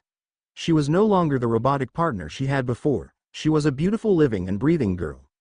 Naruto finished his story and looked at the small blonde, wondering what her response would be. So you are telling me instead of an android partner I'm going to have a living partner? Eva said, only to see Naruto pale a bit. No, he said as he scooted closer to Chachimaru. You went from having an android partner to have a living and breathing friend. She is no longer your partner. Evangeline was silent for a moment before exploding. What do you mean I no longer have a partner anymore?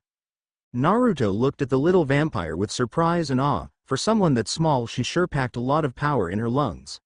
I was going to explain that, he said, waiting for her to calm down. Evangeline looked at him and sat down, still angry.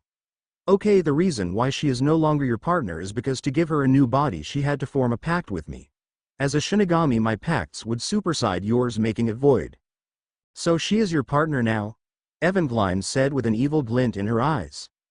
Yes, he replied, not liking the look she was giving him. Then I demand compensation, she said, making Naruto stare at her in shock. He was frozen for a few moments before saying, You want what? Evangeline smiled. I want compensation, she said, as if it was the most simple thing in the world. You took my partner from me and I am demanding something of equal value in exchange.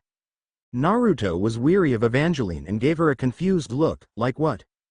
Evangeline smiled and pretended to think about it, but Naruto knew what she wanted. Well, I need help finding a new partner, so until then you will allow me to drink your blood. How about I help you find a new partner instead? He asked, hoping she would take the deal.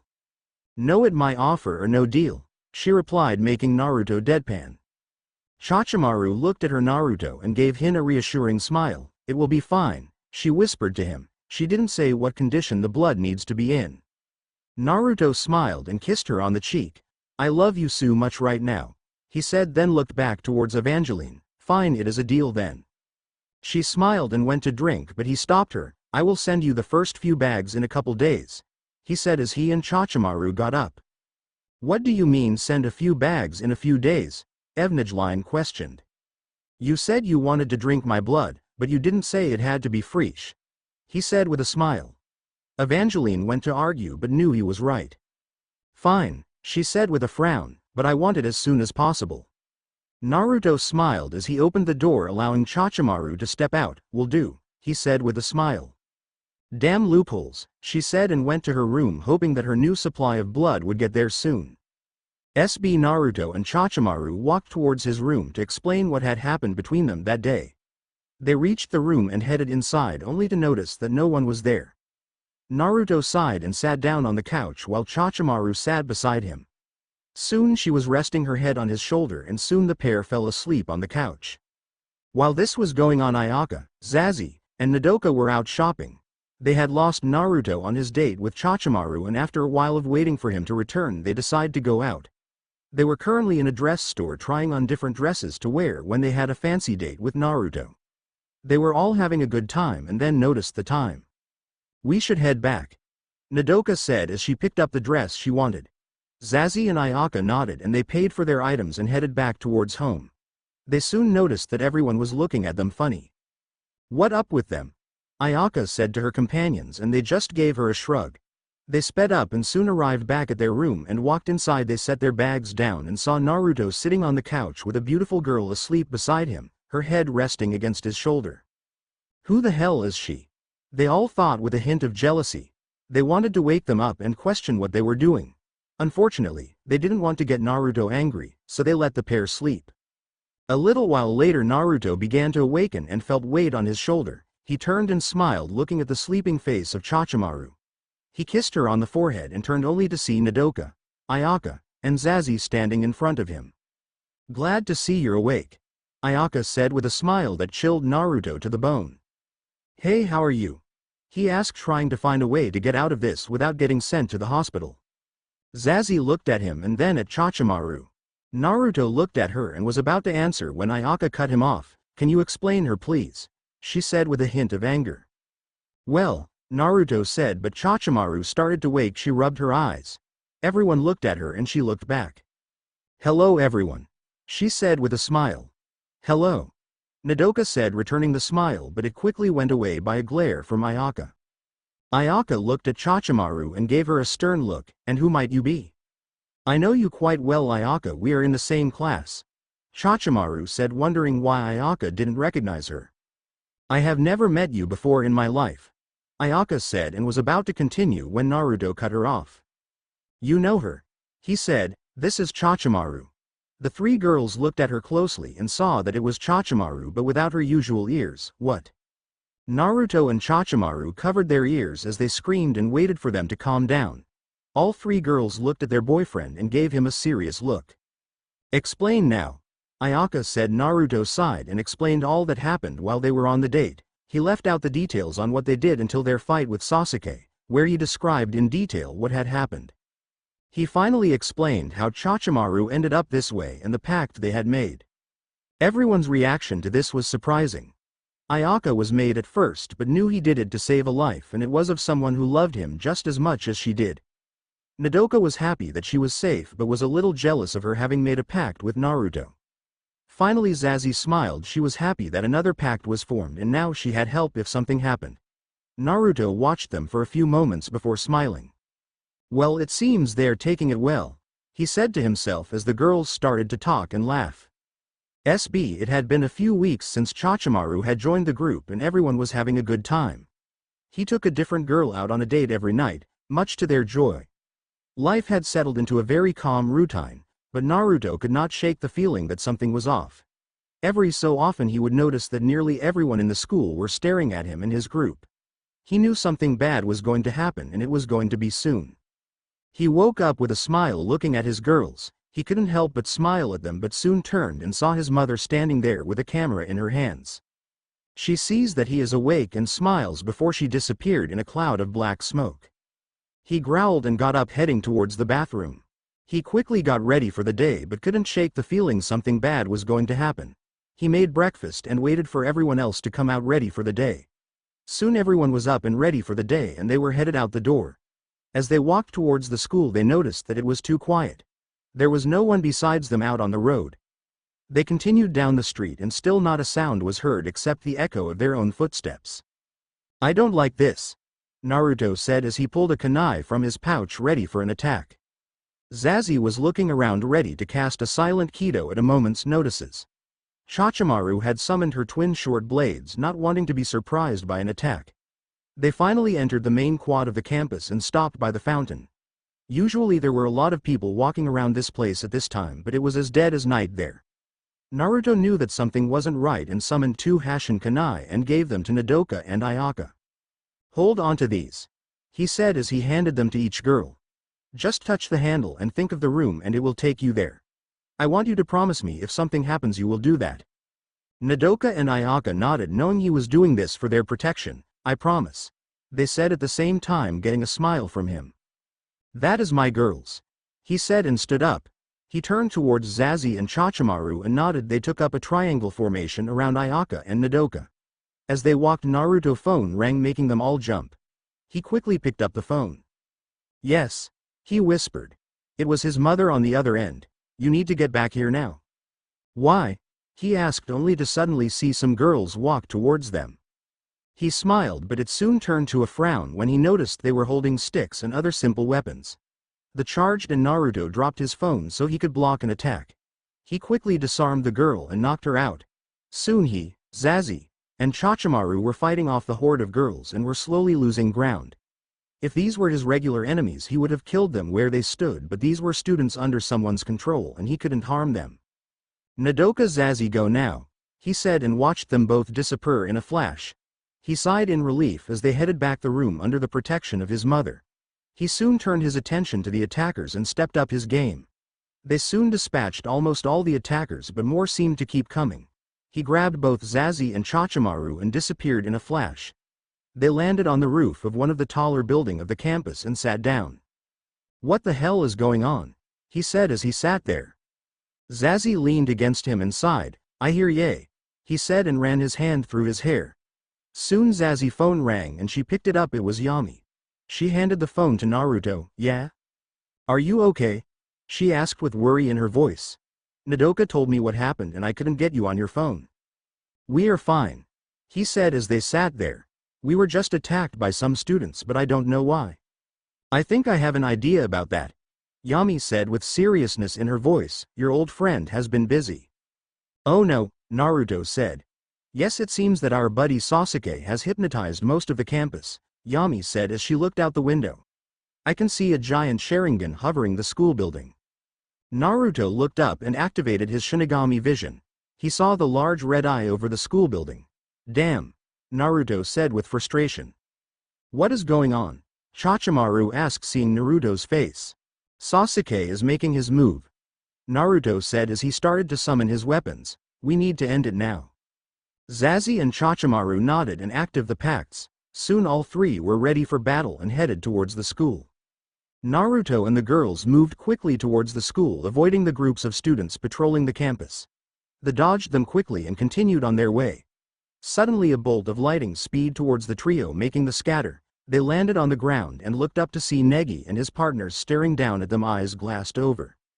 "Oh, this is not good," Naruto said and dodged to the side as Negi launched another spell at the group. They split up, only for Zazie to be cut off by Asuna and Chachimaru by Setsuna. Naruto was confronted by Mana and Kid while Negi sent spells at him from afar. Zazie versus Asuna. Asuna looked at Zazie with a blank expression. "My master has ordered your death," she said and lifted her sword high in the air. Zazie dodged to the side and tried to shoot a spell, only for Asuna to press her attack, not giving her time to say the spell. Zazie flipped away and landed on a tree branch. She quickly summoned a pair of kunai in her hands. She blocked a slash from Asuna and pushed her back, trying to get some space to get time to cast. Unfortunately, Asuna wouldn't allow it. She pressed her attack once again. Zazie said, but it fell on deaf ears. She dodged another slash and finally had a time to cast a spell. she said and shot out a small red ball at Asuna and knocked her back. She hoped that it was enough to stop the girl, but Asuna got back up and charged. Zazie blocked the strike and punched Asuna in the stomach. She pushed her attack with a different combination of punches and kicks, causing more damage to her opponent, but Asuna seemed to not want to go down. She blocked one of Zazie's strikes and then slashed across Zazie's chest. Zazie felt the blade pierce her skin and she fell to the ground as blood gushed from the wound. She rolled away from an overhead strike and hid in the trees. She slowly healed the cut on her chest and hoped Asuna wouldn't find her. Asuna meanwhile was using her blade to chop down the trees looking for Zazie.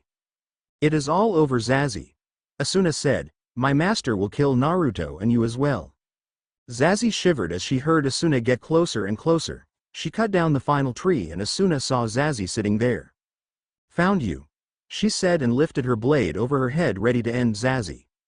Chachimaru vs. Setsuna. Setsuna and Chachimaru were locked in a clash of blades. Chachimaru was struggling against the smaller girl and was thinking of what to do to push her back. "Give it up, Chachimaru," Setsuna said. "Sasuke-sama will win and destroy Naruto." Chachimaru pushed Setsuna back and activated her rockets. "I will not let that happen," Chachimaru said and charged forward, pushing Setsuna back. They soon fell into a battle of blades and Chachimaru was on the losing end. Setsuna was the better blade master and Chachimaru's armor was littered with cuts from her blade. Setsuna jumped back and sheathed her blade. She set her stance and charged Chachimaru. She drew her blade and Chachimaru felt many cuts in the matter of seconds. "Hyaka Rairan," she said and sheathed her blade. Chachimaru stood there for a moment before falling to the ground, blood seeping from many wounds. "It is over," Setsuna said and stood up, but suddenly she heard the sound of someone standing. She turned and saw Chachimaru standing up, blood seeping through her armor. "It will take more than that to take me down," Chachimaru said. She took her stance and breathed. "Engage full battle mode." A bright light suddenly surrounded her. It soon died down, revealing a fully armored Chachimaru. She wore a helmet that had her signature antenna sticking out on each side, her chest wave cover in a light blue armor that covered most of her top. Her shoulder guards were slime but had 2 small holes in each. Her arms and legs were all covered and small boosters could be seen on her back and legs. She slowly lifted off the ground and suddenly charged forward and hit Setsuna straight in the stomach. She doubled over in pain as the air was pushed out of her body. Chachimaru not want to give up her advantage and continued to attack Setsuna. She knocked her into the air and flew up before throwing her down to the ground. Setsuna hit the ground, creating a small crater, but Chachimaru wasn't done. She landed over Setsuna and continued to pummel her into the ground. Setsuna fell unconscious as Chachimaru continued to attack. Chachimaru saw that Setsuna was down for the count but didn't want to leave her there to be a threat. She took some wire and tied her up and left her on top of a building. "I am sorry," she said as she looked over Setsuna's broken and battered body. She lifted off the ground and headed back towards the fight. She scanned the area and saw Zazie in trouble. She activated her boosters and sped towards her down friend. "I coming, Zazie," she said and looked over to where Naruto was fight. "My love, be safe." Zazie watched as the sword came down and rolled to the side. She pushed herself up and sent a silent shikaho at Asuna. She ran a bit to get some space. She saw Asuna heading towards her and she faded into shadows. She watched as the orange-haired girl looked around for her and tried to find her. Zazie smiled as he watched her opponent. "Come out, Zazie," Asuna said and looked around for Zazie. "Just give up, master will make your end painless." Zazie listened to Asuna and shook her head. She didn't plan on giving up and moved silently through the trees. She settled on a branch behind Asuna and put her hands together. She said and sent a large blast of yellow lightning at Asuna. Asuna heard the blast and dodged to the side. She quickly turned to see where the attack came from, but Zazie had already faded back into the background. She watched the trees and wondered where the next attack would come from.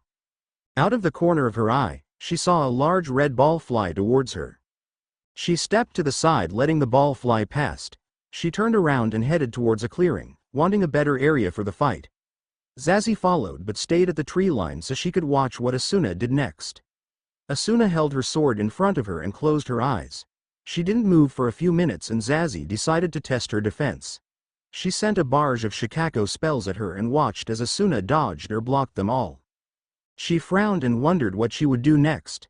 She wondered when she saw Chachimaru land in front of Asuna. She smiled and opened a mental link with her. She said with a smile. Chachimaru smiled. Yes, it's good to see that you're okay as well. She replied and faced Asuna. I distract her, you take her out from behind. Zazie nodded and watched as Asuna faced Chachimaru. It seemed that Setsuna failed, Asuna said as she looked at Chachimaru. Chachimaru nodded. Now all that is left is you, she said and charged forward.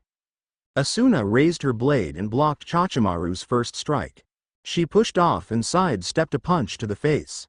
Asuna span around and brought her blade down on Chachimaru, who blocked with her arm guard. Chachimaru pushed Asuna back and created some space. She activated her thrusters and charged forward. Asuna brought her blade up and blocked her charge. She held her ground, but Chachimaru was pushing her back. She tried to push her back, she didn't have the strength. She rolled to the side and got some distance from Chachimaru only to dodge a red ball. She turned and saw Zazie standing heat the tree line preparing to fire another spell. Damn! Asuna thought as she dodged another attack. She turned to face Zazie when she was blindsided by Chachimaru. The force of the attack sent her flying across the field. She stood up slowly, her breathing labored. She looked and was able to bring her sword up to block an attack from Chachimaru, but she was then hit with a red ball that sent her flying. Chachimaru smiled as she watched Asuna try to stand. Her breathing was hagged and she had cuts and bruises all over her body. Most of her clothes were torn, leaving her half naked and tired. Chachimaru knew that this next attack would end it and looked over to Zazie. After my attack, trap her with your strongest binding spell, she said to her companion, who nodded.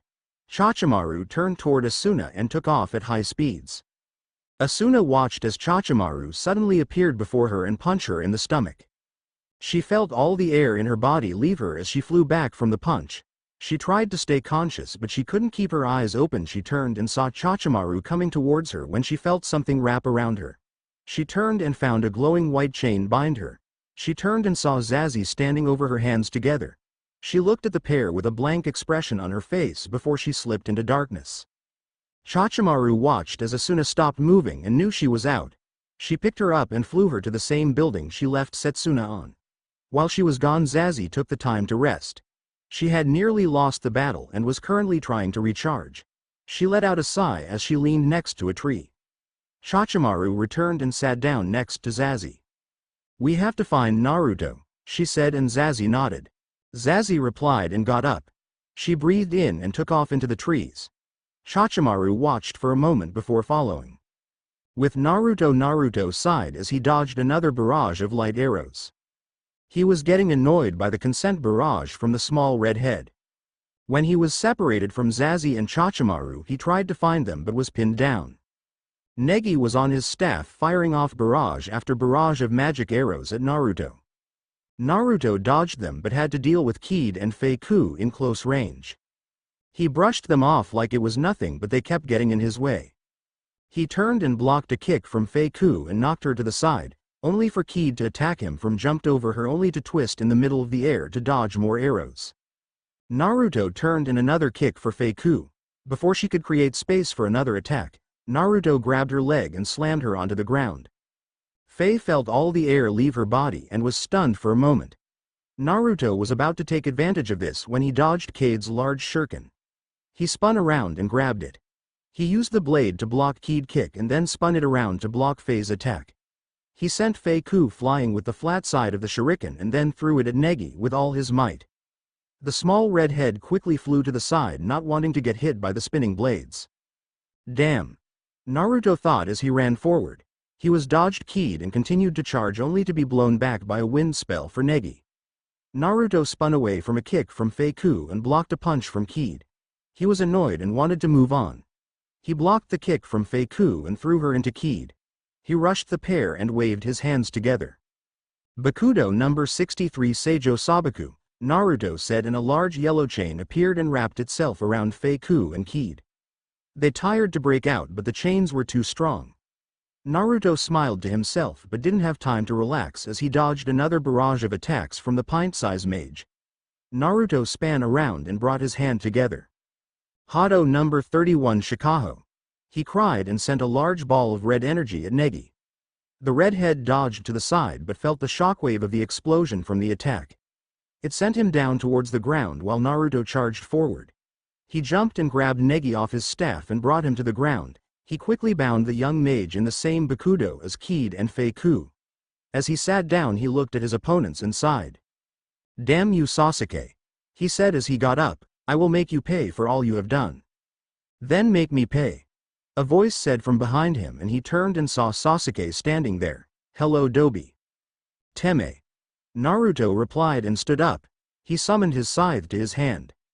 Sasuke lifted his sword and looked at his opponent. The wind blew for a moment, the only sound heard between the two fighters. So they became blurs and the sound of blades clashing filled the air. Naruto and Sasuke separate and look at each other once again. The soon clashed again and all that could be seen was the blur of colors. Naruto was orange and black while Sasuke was white and black. As the combatants separated once again they couldn't help but hide the smile on their faces. Naruto charged forward and brought his blade down in a downward slash. Sasuke spun to the left and brought his sword towards Naruto's unguarded side. Naruto blocked with the pole of his scythe and pushed off, creating space. They separated again and looked at each other. Sasuke put his sword away, his Sharingan blazing. Naruto noticed this and tensed. Sasuke went through a few hand signs before looking at Naruto. "Suton. Water dragon Justu," he cried, and a large dragon of water charged at Naruto. "Damn." Naruto thought and dodged the side, doing his own set of hand signs. "Futon. Air bullets." He shouted and took a deep breath. He exhaled 5 small air bullets at Sasuke. Sasuke dodged the attack and ran forward, catching Naruto with a punch in the face. Naruto flew back a few feet before flipping in mid-air and landed on his feet. He blocked another punch from Sasuke and tried to punch him back. Sasuke dodged the punch and kicked Naruto in the side, sending him back a bit. "Come on Dobi," he said with a laugh. "You can do better than that." Naruto looked at his former friend and frowned. "Bring it Teme," he said, and went through some hand signs. "Power limiter seal. Release," he shouted, and he was covered in a bright light. As the light faded away, Sasuke could see Naruto clearly. His hair was longer, 2 wolf ears were on top of his head, whisker marks were more pronounced, and 10 flowing wolf tails were waving behind him. Sasuke looked at Naruto and frowned. Naruto suddenly appeared in front of Sasuke and sent him flying with a backhand to the face. He flew through the air only for Naruto to appear again. He punched Sasuke into the ground and soon a huge crater was formed. Sasuke felt all the air leave his body as Naruto stood over him. "Who the Dobi now?" Naruto said, and formed a Rasengan in his hand and drove it into Sasuke's chest. Sasuke felt the attack grind into him, and soon there was a large gaping hole in his body. Goodbye. Soon the sky turned blue as the shadow of the Sharingan faded away. Chachimaru and Zazie reached Naruto and saw the damage that his battle has caused. They saw him standing in a crater, blood all over his left hand. He turned towards them and gave them a smile. "It is all over," he said, and he walked out of the crater.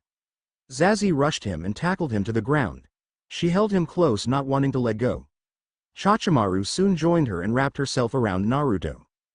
He stroked their hair as he stared into the sky. "It over," he said with a sad smile.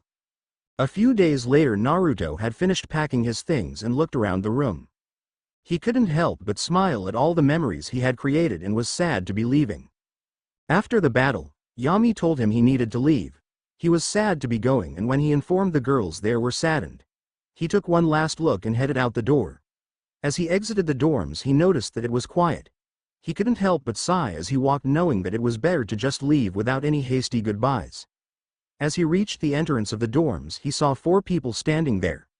Chachimaru, Zazie, Nodoka, and Ayaka all stood there waiting for him. "Hello loves," he said with a smile. "Are we ready?" They all nodded and he smiled. "Then ladies," he said, "it is time we make our leave." The group walked towards the train, leaving behind a peaceful Mahora. As class started many people looked around for the bodyguard and the 4 missing students, but no trace of them were found. Negi entered the classroom to find a note on the desk. He saw that it was addressed to the class. "Open it," Asuna said, and he nodded. He opened the letter and looked at the content inside. He was quiet for a moment before he started to read. To Class 3A, I am sorry to say goodbye like this, but I am need elsewhere. I know our time together was short, but I will never forget the fun we had together. Thank you for letting me be with you for a time, and I hope you all will live happy lives. Sincerely, Naruto. Many of the girls were sad to see him go, but Negi wasn't done. Everyone, he said, Nodoka, Zazie, Chachimaru and Ayaka have all left the school. This made everyone look at him in shock. They say they are sorry they couldn't say goodbye in person, but they love all of you. The class was silent and couldn't believe that they had lost some friends, but they knew that they were going someplace better. 10 years later, Naruto sat in a desk going through a stack of paperwork. He had taken over the job as Yami from his mother 3 years back and couldn't help but curse under his breath. He hated the amount of paperwork he had to do and cried inwardly as he finished yet another stack. Why did I take this job?